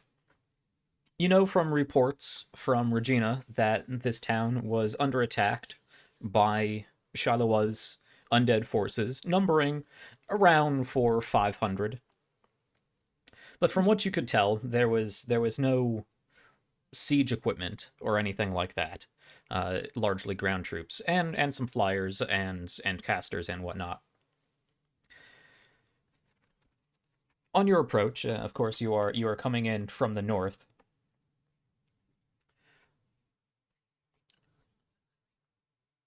But on your approach, you can see just along the bend towards the east of town, there is just a little bit of light gray smoke rising from a few different places. And you can veer off the path a little bit just to check that out, and you see there is one very large scorched earth patch just out a couple hundred feet from the town walls, and what looks like the remnants of several other smaller scorch marks. The side of the side of the wall on that side of town looks a lot more beat up and scraped. Still entirely intact, but it has taken some damage. You can see the ground is still trampled with boot prints and other indentations. Aquila, you can still pick up the faint smell of blood on the ground in the air. The smell of smoke and the faint smell at this point of burnt flesh and ash. Just the lingering residue of it, probably a couple days back. I should mention this is around midday on the 11th is when you would have got in.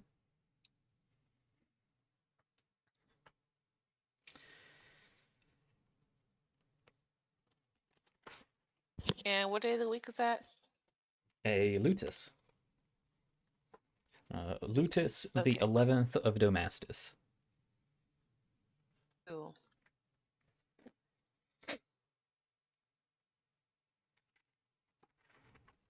But other than a few scorch marks in the ground and signs of a clear battle, there isn't much else to see. It looks like it has largely been cleaned up, and as I said, there wasn't a lot of structural damage. So you can head on into the town gates, into town. And it does feel, for a while, abandoned. It takes a while as you are walking into town before you see anybody. Remembering that you passed a large caravan, or a large caravan passed you, I should say, on the way to Caerquin about a week ago at this point.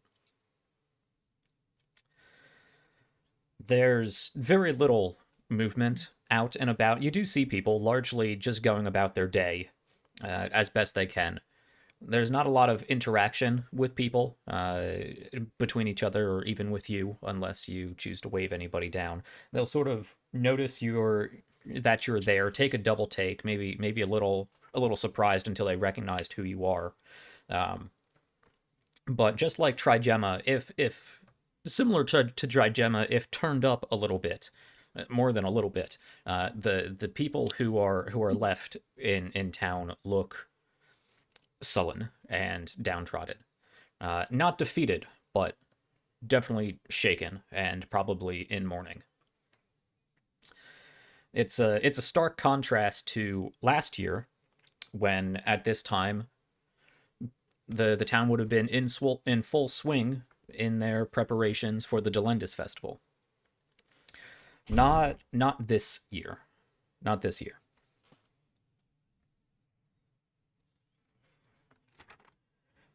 This year, the half-empty town, there's not much going on. There's still people cleaning the streets, especially in the southeastern side of the town, where some of the attack had spilled into just past the gates. They never made it all the way into town, but just past the gates, cleaning up some of the bloodstains, presumably from moving their own dead or injured into town or trying to keep them safe. It's sullen. No festivities this year, it would seem. You make your way through town and over to the guild hall, which has fared slightly worse than the rest of the town, at least structurally. You did hear from Regina that a force of both incorporeal undead and some flyers came in and dropped some ground troops near the guild hall. In the resulting chaos of battle, it seems, just from your initial inspection as you approach the guild hall, that there seems to have been a small fire back by Habrick's forge that spread to a section of the building.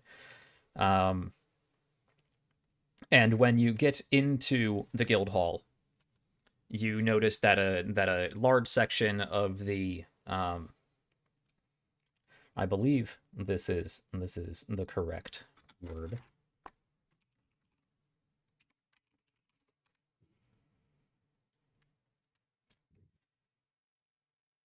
It's not really a rotunda because it's not round.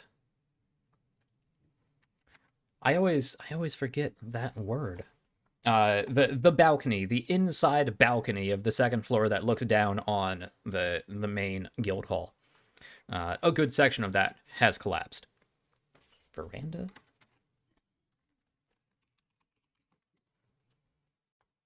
No, veranda's just a porch.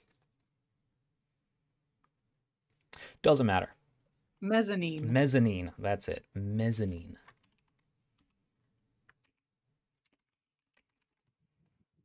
There we go. A large section of the mezzanine has collapsed onto the first floor.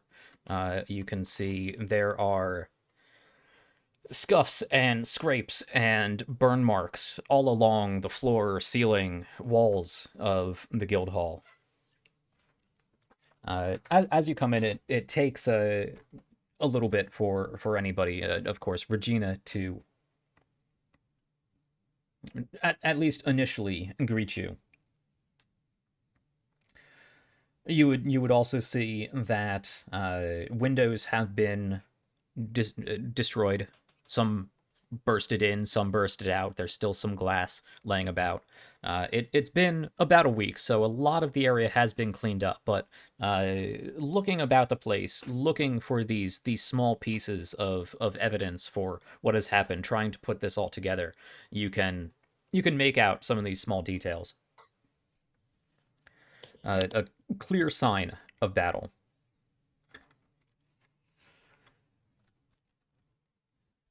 But in short order, as you make your way into the guild hall, Shael'uah makes a point to set her spear down outside the house, telling Krushka to behave. I assume Krushka also staying outside the guild hall? No? Oh, behave on the inside of the guild hall. I see what you're saying.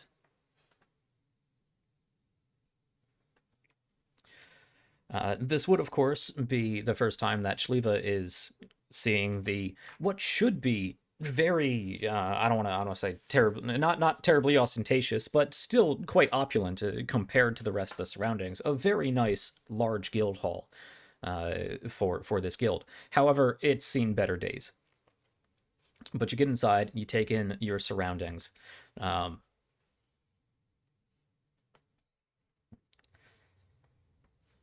Yeah.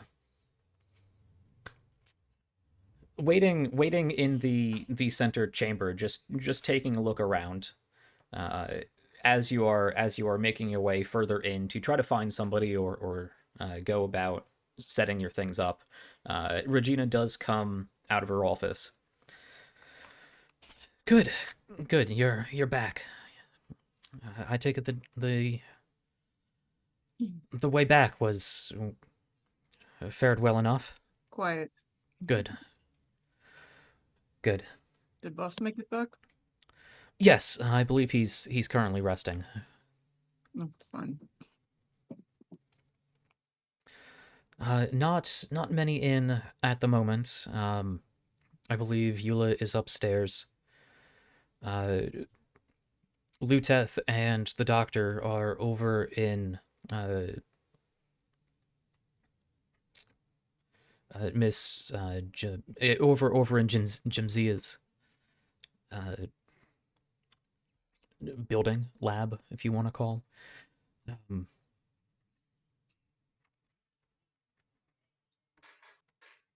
You should be able to see her. She should be, up and conscious. She's doing more or less okay at this point, but she motions over to where a good corner of the, first floor ceiling, second foot floor has collapsed down over to a fairly large support beam. She took that on the shoulder.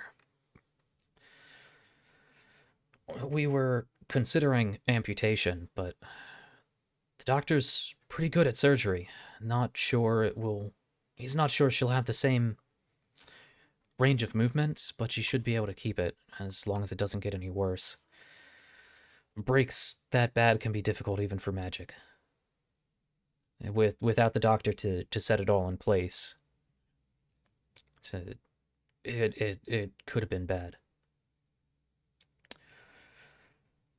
Eula took a few gashes, one of the major ones on her leg, so she's got a limp at this point, but she's a tough girl.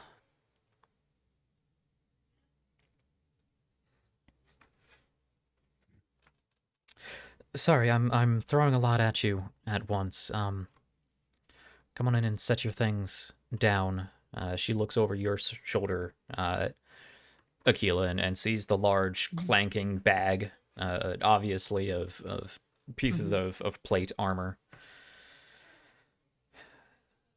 I see she moves over to Shael'uah and notices the large badger next to her, sort of pauses and slowly moves forward and reaches out a hand to Shael'uah. Hello, I'm Regina Farrow. I'm kind of in charge here. Oh, hi. My name's Shael'uah, and this is Krushka. I'm sorry about everything that happened here. It seems like it was hard on everyone.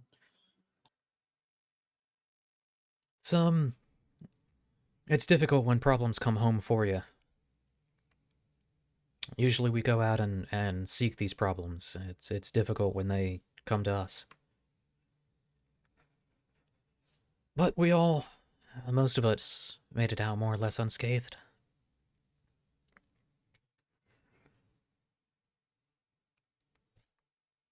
I apologize. We're not really, in the proper order to be all that hospitable.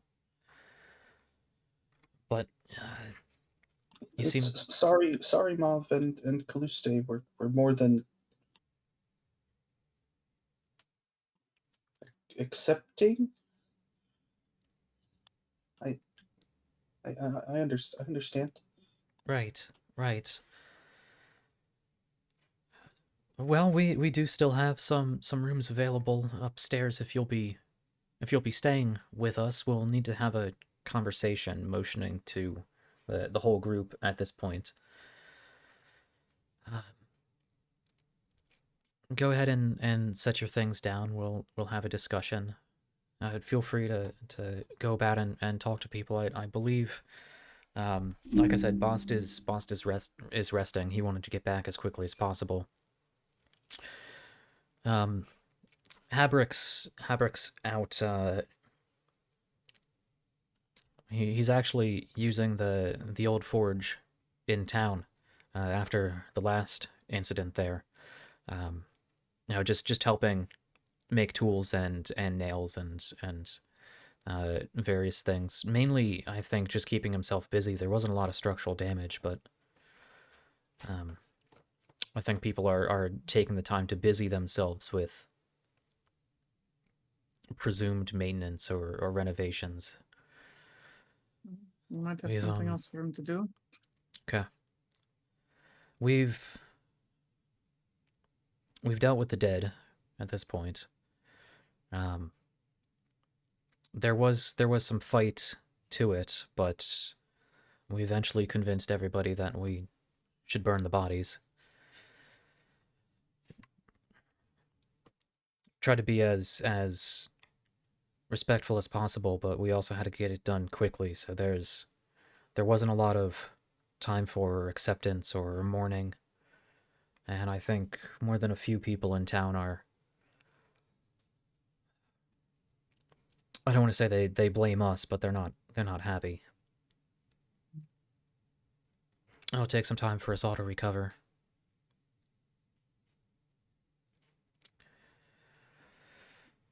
It's a shame and ironic on more than a few levels that this is the state we find ourselves in for Delendis.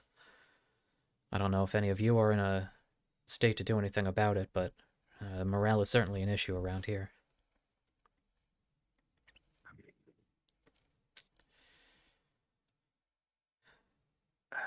I think you have plenty of your own things to take care of, though. That's not really your job. Well, we might can see what we can do. once we get settled back in for a moment. Right. Settle yourselves in. We'll have a conversation with Shael'uah here and Krushka whenever you're free.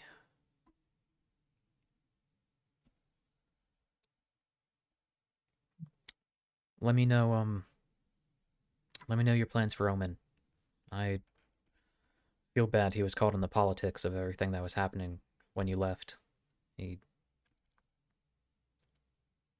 And as much as there are any honors for for the guild or for people in our vocation,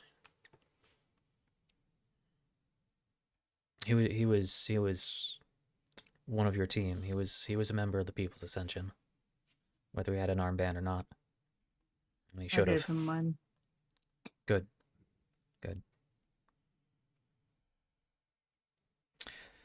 All right. Go ahead and get yourself settled. Let me know if you need anything or when you're free to speak. All right. Cool.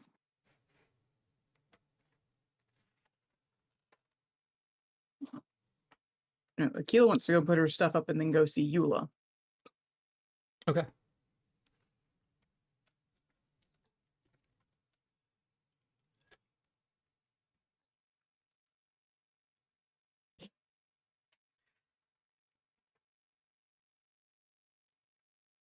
All right, so you can set your things in your room and go and find Eula.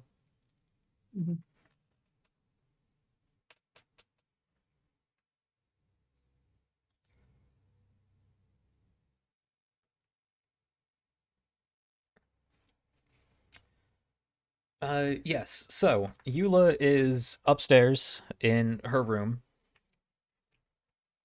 And for reference, because I don't think we've seen a lot of Eula since we started streaming, Eula is a sort of deep purple tiefling woman, young woman, probably mid 20s, if no, she's even younger than that. She was, I believe. I remember you saying 17 before. Yeah, she was I believe the oldest of the group. So yeah, she was 17. Yeah, she was 17 going on 18 at this point. I'm getting confused with my XCOM playthrough. Yes. Yes, where she is obviously a little bit older. Yes, She's but dead. she is also dead in our XCOM playthrough. Yes, Eula is. Hope that's not an omen. That's never going to be the same. Eula, Oh no! yes, Wait. Oh god. Yep. That was on you. Eula is a deep purple young tiefling woman. She has these dark black horns that sort of start along the side of her head and curve backwards. Not quite as full as like full ram horns or anything, but they curl backwards a little bit. You picked her up in the small village of Badarukht after yet another incorporeal undead incident.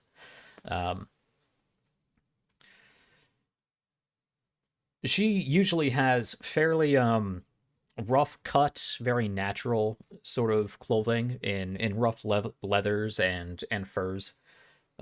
She does have a. You can see at this point she does have a not a glaive, what is the one I'm looking. I mean, they're all kind of, yeah, it's basically a glaive. Yeah, we'll just call it a glaive. There's a lot of different kinds of glaives. She has a glaive, a polearm with a long curved blade at the top, against the back wall. You can see she is currently. She also has her hair cut very very short, very tomboyish. It's sort of swept off to one side at the moment, a little longer down on one side than the other, where it's almost sort of a lot like yours is, Taylor, buzzed down I was along the wondering, side. but Coincidentally, gonna say it. entirely, buzzed down along the side and then short along the back.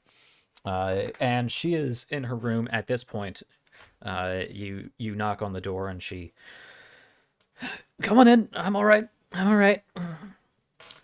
You can see she's on her bed, just sort of flexing her leg, moving it up and back. She stands up and puts a normal amount of weight on it. It buckles just a little bit, and she repositions, just sort of brushing it off. You're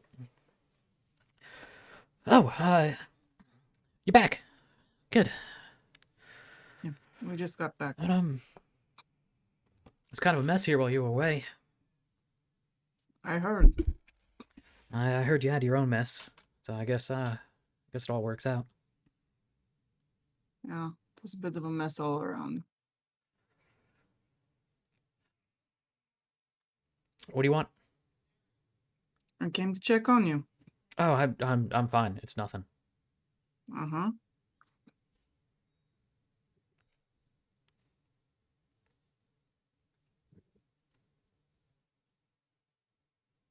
Then, why don't you stand up? She's standing. Okay. Yeah. Then, okay. There was just a slight shift as she shifted her weight off of her presumably bad leg, but she is standing. Yeah. Okay. She's leaning on her other hip, on her her right hip. And let me say it. Then why aren't you putting your weight fully on that leg? This is my good side.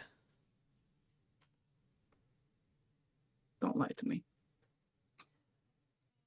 It's a tough fight, all right? It was. I'm not saying that you shouldn't have been involved. In fact, I was going to say that I'm proud of you for standing up so well. Well, there we go. Thanks. But that doesn't mean you hide your injuries.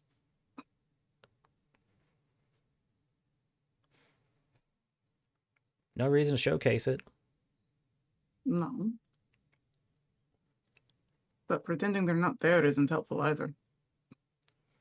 Because you can easily overwork yourself and cause more injury. That's fine. Mm-hmm. Sound like the doctor. I'm very much not a doctor. Well, there you But go. I've been injured more times than you have. We'll work on that. Don't take the kind of injuries I do.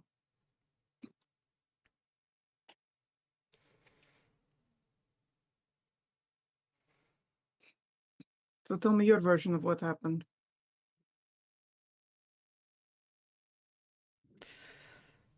I don't really know. It happened real quick. Not sure what happened down at the gate. A lot of noise. Don't think it went all that well, but I mean, we're not all dead, so it must have went pretty good.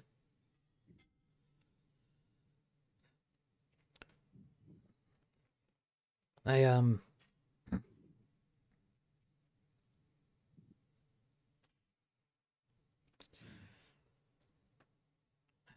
came real quick.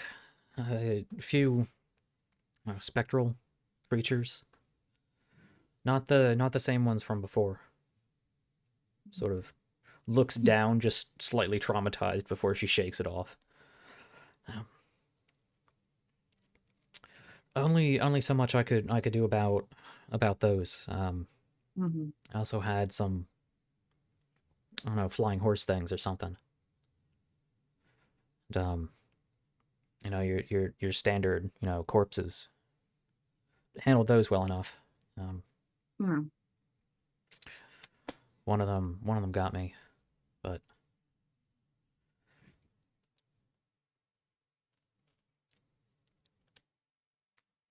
make a It's perception difficult. check. This one's just going to be Yeah, straight. visual. Yeah. Okay.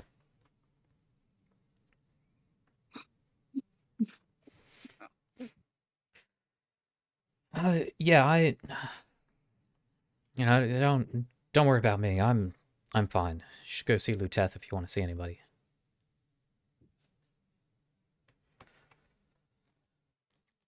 It's all right to have a hard time after a fight like that. Yeah, I'm sure it is. Whoever's having a hard time. You should be there for him. I nearly died in my fight, you know? Well, you didn't. That's good. I suppose. Had nightmare afterwards.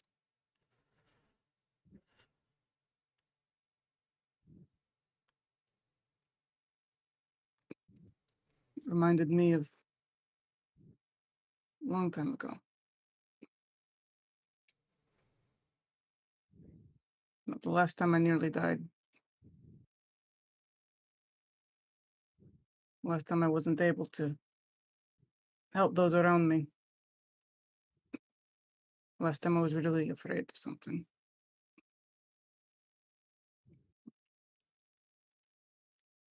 Well, let's not go making a habit of that, right? Deal with it. With the things you feel. I'm dealing with it. Sort of No, wiggles you're or not. like flexes her leg a little bit. I don't mean physically. I'm fine. Like I said, other people had a lot worse than I did. So, that doesn't mean that you should ignore it. I'm ignoring anything. You sound just like me. Stop that. Huh. No, that's not a compliment. Don't be like me in this.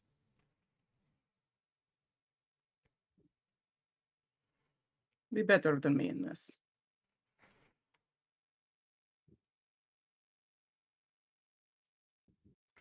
Well, I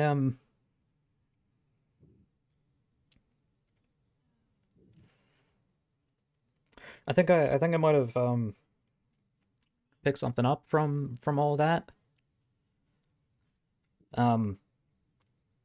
Like I said, it happened real fast, and you know how I get when I get worked up. I do.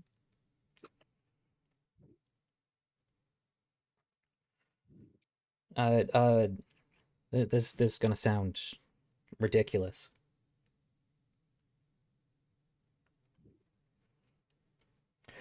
Some of my old friends from home, uh, you know, showed up and helped out. No, that doesn't sound ridiculous. Oh, it sounds pretty ridiculous. No, Maybe you're just also pretty ridiculous. you have no idea I'm incredibly ridiculous. Right. But I've seen someone before who seemed to have similar sort of ability. What?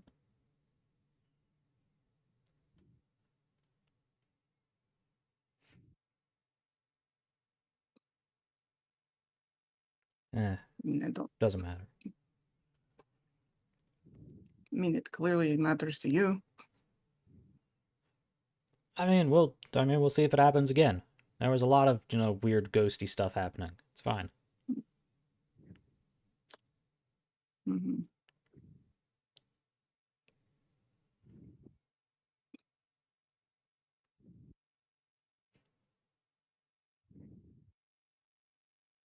Deal with the things you feel. All right. Fine. It's like now?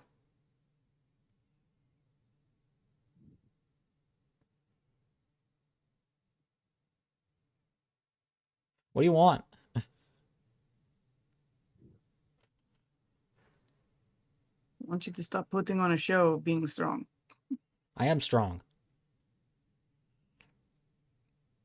Then what's with all the posturing? I'm not posturing. I always stand like this. No, you don't. Yeah, I do.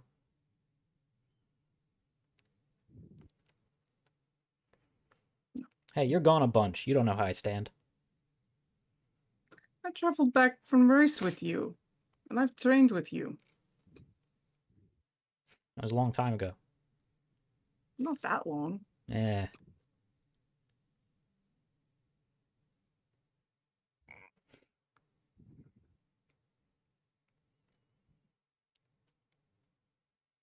What? You want me to do cartwheels? No, Well, good, because I can't. I know. Not right now, you can't. But look, fine. You don't have to be honest with me, but at least be honest with yourself. All right, all right.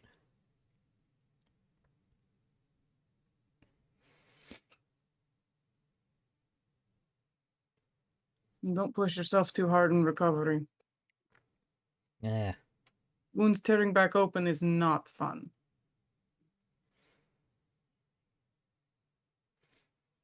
I'm fine. It's been a few days. You can hardly see it anymore. Then let me see it.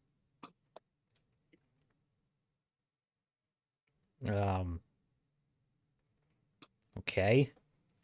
Starts unbuckling her pants. No, okay, fine, fine.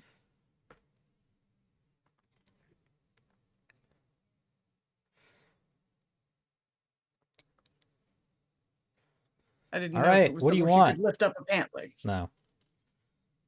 I'll go deal with my shit. What do you want?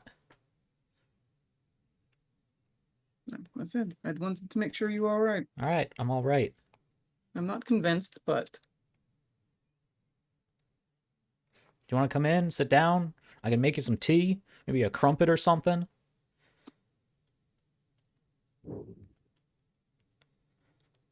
the fuck's a crumpet? I don't know. It's what people say.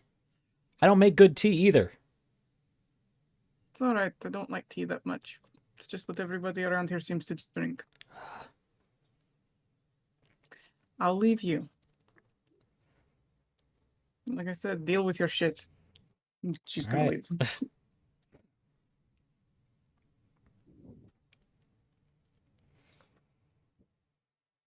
What else are we up to?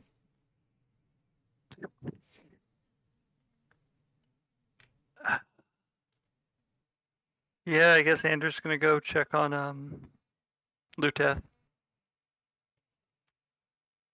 Okay. Vastly different persona.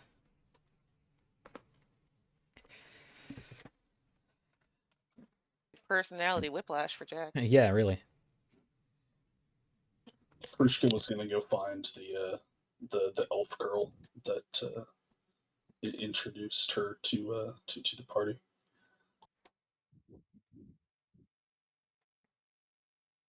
Okay. Yeah, that's right. You did say elf girl. Yeah. Yeah.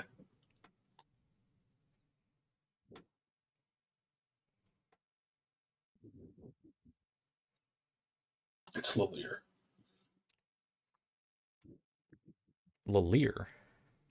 Right? He's an elf, right? Yes, but he's not a girl. Yeah, but he has a sister. Yeah, I know. Okay. Shael'uah is going to go find the elf girl, Lilir, Oh, I see. that introduced her to the People's Ascension. Right. I see. Okay. Sure. Tee-hee. Sure. You can do Anders' thing because it's more important. All right. I mean, if we want to do that one, not sure I'm in the right mindset for the seriousness of the conversation needed, but it's up to you. I can go either way. Want to see Luteth? Yeah. All right. Is anybody else going to see Luteth? Because we can make this a whole thing, unless Ander would like to go alone. I mean, Andrew was gonna just go after he dropped off his stuff, so Yeah, it's so up to you. I mean, we can. Akila's still with Eula, so it's up to Yeah, anybody I was else. in. She might show up later, but not Mhm. right away. You Talia will go see Luteth.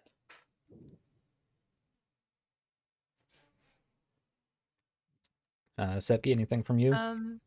I guess I'll go see Luteth as well. Okay.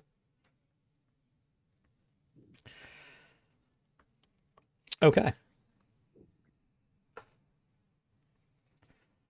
So you were told that they sort of repurposed Jimzia's her sort of apothecary building into a makeshift hospital room, basically. And you can head over there, walk on inside. You can see Jenavia back working at a table with a number of different ingredients. It looks like she's at a mortar and pestle, grinding various herbs and whatnot. It has a very obviously earthy smell, bit of a almost barely metallic like twang in the air. And you can see she has a couple bottles stationed nearby. She's working on various things. Jenavia is, of course, the middle-aged or late middle-aged or so human woman.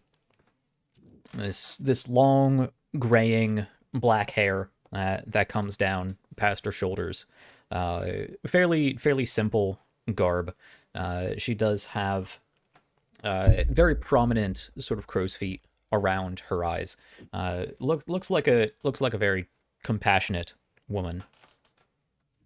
Very matronly sort of figure. Oh, hello, welcome back home. I assume you've heard about Luteth, who you were here to see. Yes. Good. I was just finishing up something here for the doctor. Give me just a moment. She takes a vial out and starts mixing it in. Sort of swishes it around with the mortar, right? The mortar is the crushy thing, and the pestle is the bowl. I have it the other way around. I think that's right. Starts swirling it around. Pours it out onto a sheet. And takes this sort of grainy, powdered-like substance and loosely throws it over top of it, and takes out basically two little spatulas and starts, mixing it together, and it forms into this sort of rolled paste, like a really soft taffy or something. She takes it and wraps it up in a small little, like paper satchel. If you're going back there, could you give this to the doctor? I believe it's about time, or soon will be time for her bandages to be changed. I'll leave you three alone unless you need something. She's just in the back. I took a room in the guild hall. We'd reconverted my usual chambers. Yes, we'll be happy to take that back. Thank you. And yeah, I guess make our way to the back. All right.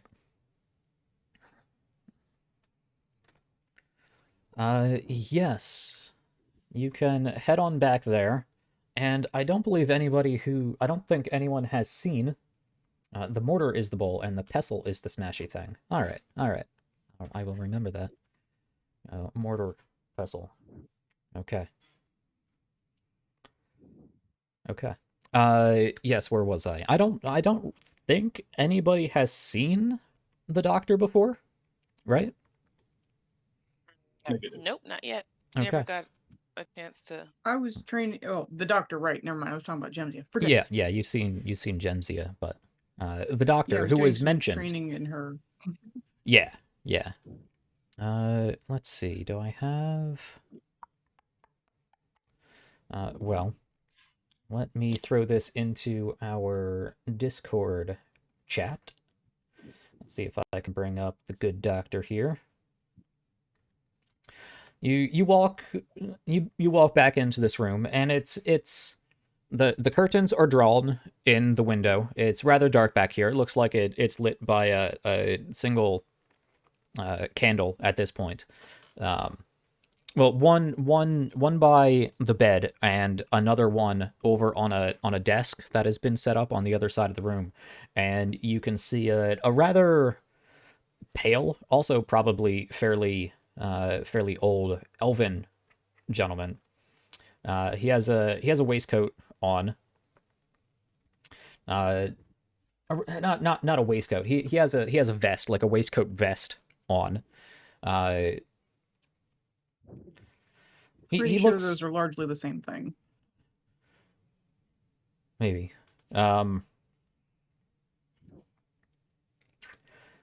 Yes, you would see. Let me bring him up here. Menus and tokens. Where's the doctor? Nope. T. I know I have this picture.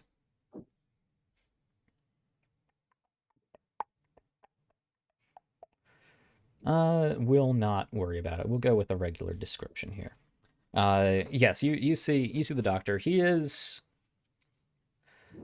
fairly tall for an elf. Probably pushing 6 foot. He is, however, also quite thin. You can see it may be a trick of the candlelight, but his face does look rather gaunt. What is normally what would normally be a very serene elven face, you can definitely see the age on him, which means he's old. Because for an elf to show their age, they are old. You can also see, as he turns to look at you, one of his ears. Here we go. Here he is. Show to players. One of his ears looks like it has been, the tip has been removed, ripped off, or bitten off or something. Saw Committee, thanks for the host. Yes, and most notably, you can see that his right hand is not made of flesh. His right hand is made of a combination of metal and stone. You can see there's it almost looks like a large glove. You think it's a gauntlet for a second, but you can see the sleeve of his nicely pressed white shirt has sort of been cut and tailored down to be a short sleeve on one side, and the whole lower half of his arm has been replaced by this mechanical arm of some kind, Are we bulkier supposed than to a be real able arm. to see him? What's that? Are we supposed to be able to see an image of him? I did click show to players. Did it not show up? Maybe I not. don't see anything. Okay. Oh well. I'll get that image to you later. It's fine. You can see he is bald on top and has very thin white hair that just sort of goes from the sides around the back. He looks up. Oh, hello. We best keep it down. I believe she's asleep at the moment, though it would be fine to wake her. Who are you? We're fellow members of the guild. We've worked with her group a number of times. We're friends. Right. He stands up. There's a little bit of a creak, and he stands up and presses against his back and straightens himself out and starts walking over to you and reaches out his large metallic hand. Dr. Jalan, it's a pleasure to meet you. I can't say we've met before, but in my line of work, that's usually a good sign. Yes. I take it you're all feeling well enough. You look well enough. He takes a monocle out from underneath his vest and puts it on his eye and sort of scrutinizes each of you. Yes, we were away when the attack happened. We dealt with our own remnants from it, but I think most of us came away, at least at this point, all right. Good. Well, I've certainly been kept busy in the past week or so. A lot of injuries, but well, I managed to save most of them. Thank you for that. Right. depending on the resources of the guild and some of the people in the town, might have a few more people like good old Daenerys to give my inventions a try. I try to make light of this thing. You learn to find the humor in this after 400 or so years. Sorry, I'm just picturing Tanaris with that able to. Daenerys does have a mechanic leg. Oh, does he? Yeah, we saw this at the tail That's end right. of the downtime. Yeah. That's right. He has That's right. he has a crude but mechanical leg. Yeah. That's right. Sorry, forget about that. Gold dragonborn with a mechanical leg. Yes, I did see your work on Tanaris last time we were in town. If nothing else, he seemed to be in a better mood than he had been before, so I'd say it's at least fairly effective. Oh yes, I've found that injuries like these that result in a lack of normal mobility does tend to lead to depressive states, anxiety, self-actualization issues. I've made it my life's work to help resolve some of those issues. I can't say I'm all that good with the mind, but with the body can largely be fixed or repaired. Usually. Well, sounds like wonderful work, Doctor. Actually, while I'm thinking about it, Jimzia wanted us to give you this. Right. I should be getting ready to change those. I'll be waking her shortly anyway, simply for that. If you'd like to say hello. You can look over and see a little bit easier now that you've walked into the room and you're sort of flanked between two candles at this point. Luteth is in bed. Luteth, of course, being a young-ish elven woman, looks like she is in her. Well, it's hard to tell with an elf because once they hit like 18, they look 18 until they're like 400. So she's some amount of years old, but she looks young. This long golden blonde hair, which is usually very well kept, shiny, braided up along the side, while some flows back, done up in different braids or in different types of designs. She does take good care of her hair. But at this point, you can see, I mean, she has probably several days of bedhead at this point, frizzed along the back of the pillow. No makeup on, not that she usually wore all that much. Just enough to make it look like she wasn't wearing any. But you can tell that she's resting. She doesn't look terribly pained, mainly maybe uncomfortable in her sleep. There's a slight, you can see a slight bruising that is creeping up from underneath her shirt, just breaching out from it around her neck and chest area. You can see that the sort of shirt that she's wearing, not really a hospital gown, but the like ye olde hospital gown variant, the sleeve has been rolled up entirely, and you can see her arm is sort of suspended out on a little like wooden table, so that's kept there. It looks like it is in cast, in a cast. There is cast technology.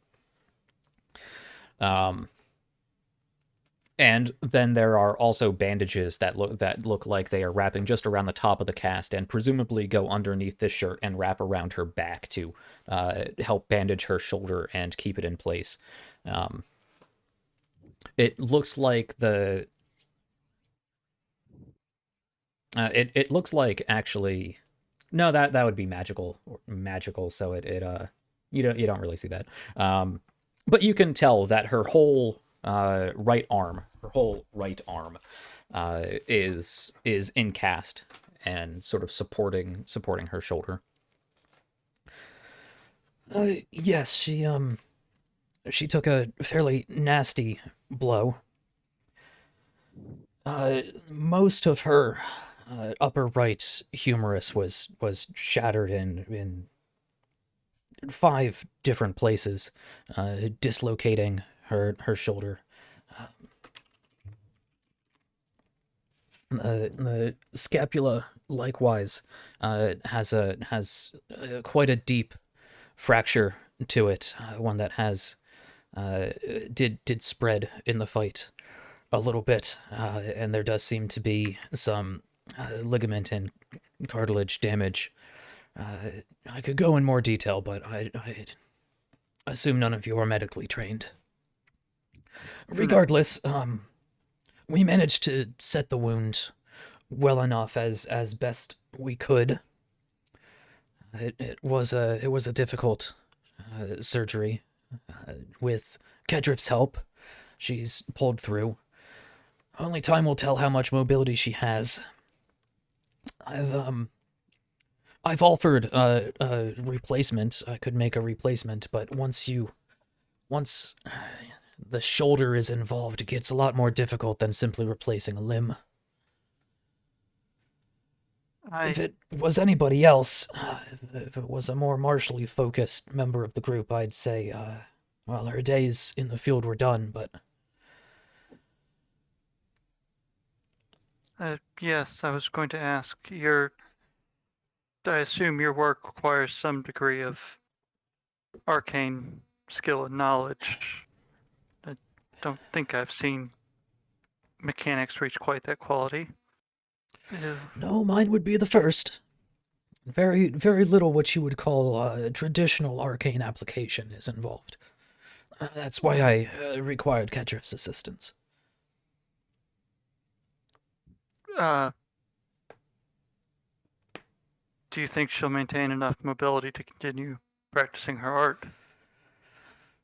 Most likely. I'm not terribly familiar with the wizarding schools as far as what is involved in some of her more advanced learnings, but it's very likely that she'll be able to continue.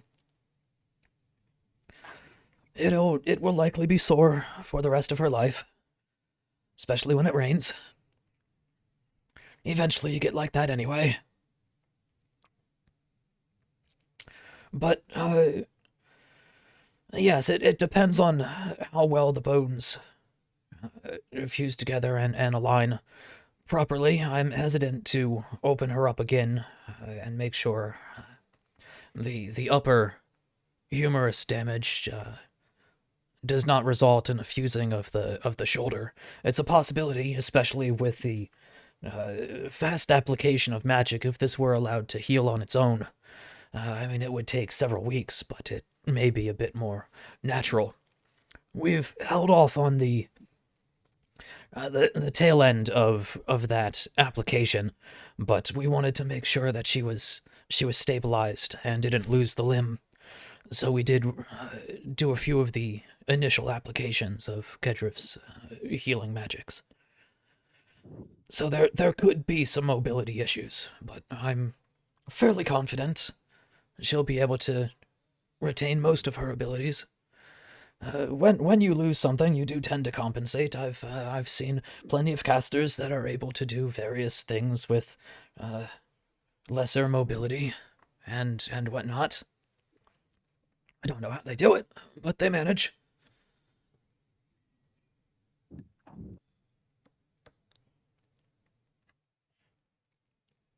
Well, she seems skilled. I'm sure she'll be able to figure out a way.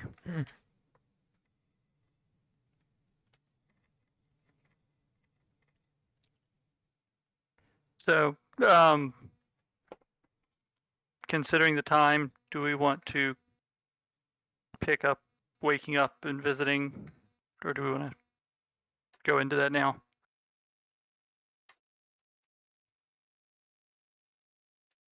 Wow, time flies. Yeah, that's on you guys, but we are at time. We started late, so Yeah, I'm willing we to go are. late, but I mean it's up to you guys.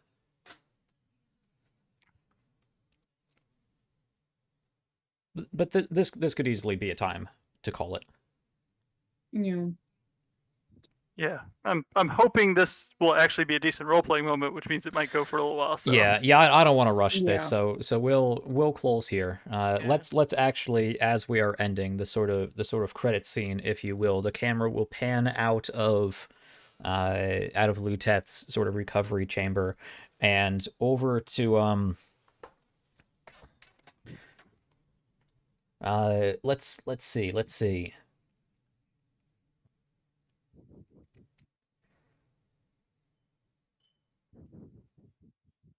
Uh, yeah, Shael'uah, you instructed Krushka to go find the elf girl that you met. I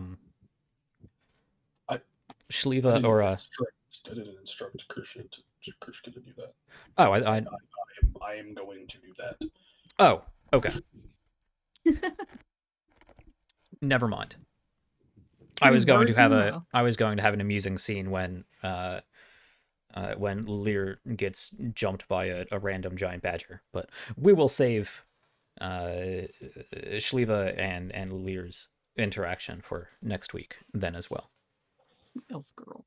Yeah. yeah, I don't know what is so feminine about him, but okay. Yeah. I'm very curious though to find out about that meeting About what meeting? where Lear ran into. Oh, right. That meeting. Okay. Yeah. Mm-hmm. It wasn't Okay. weird that Shael'uah already knew about the people's Ascension and Saruman before she met you I mean, guys. I knew that you'd clearly run into somebody because you had you had the names of the guild and Saruma, more or less. She did say she ran into two people from the guild or something like that had told her to come. Mm-hmm. Yeah. Mm-hmm. Yep. My thought with elf girl and dwarf were Kedrith and and Luteth. Yeah. Logamy and Lalir. Yes. Yeah. The elf girl and the dwarf man. Logamy doesn't have a beard. No. Say man. No, I added that myself. Oh. Okay.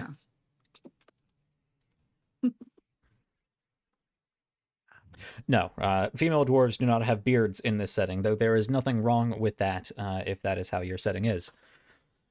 Mine, however, they do not have beards. They might have some sideburns, but they don't go full beard.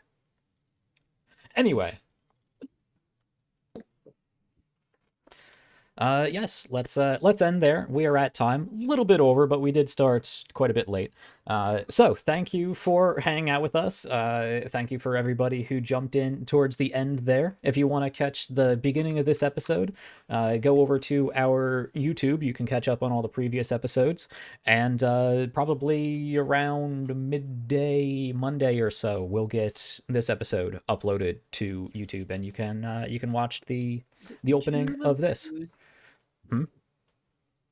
To the tube of use guys. Yep. Yes, thanks for hanging around.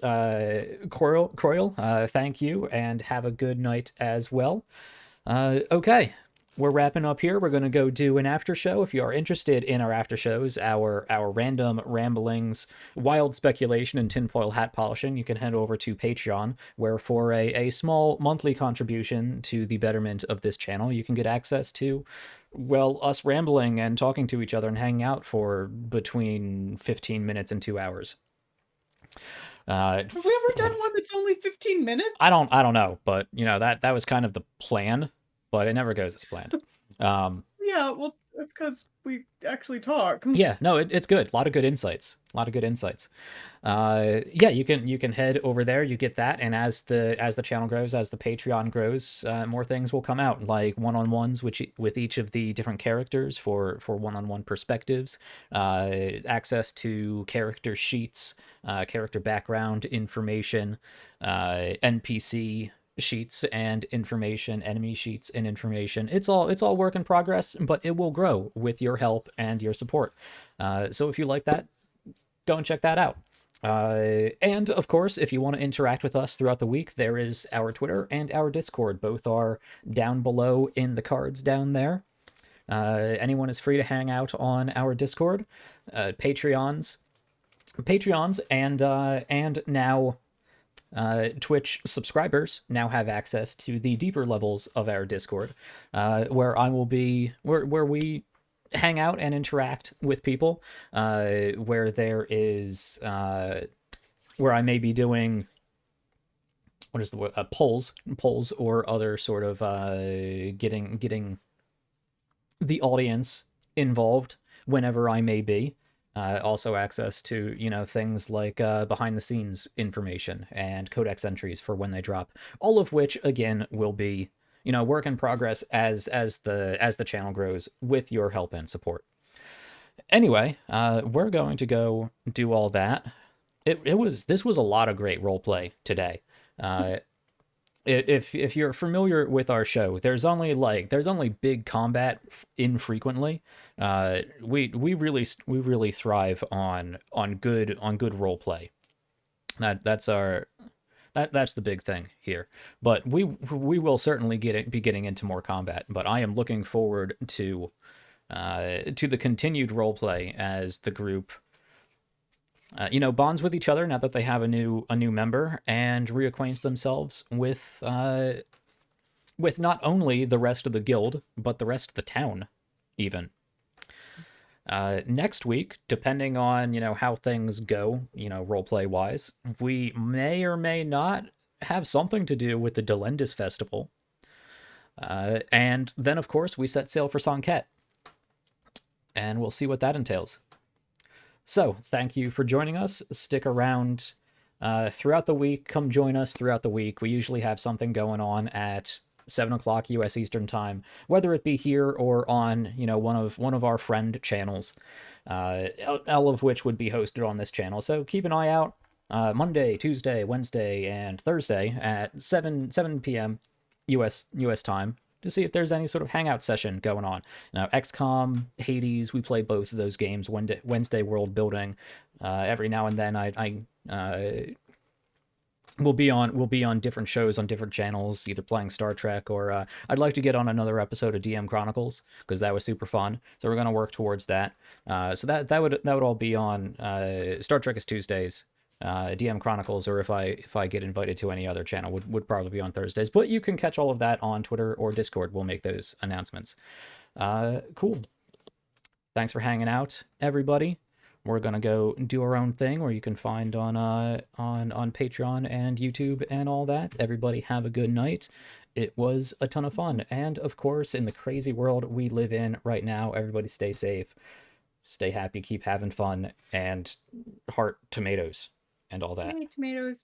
Tomatoes.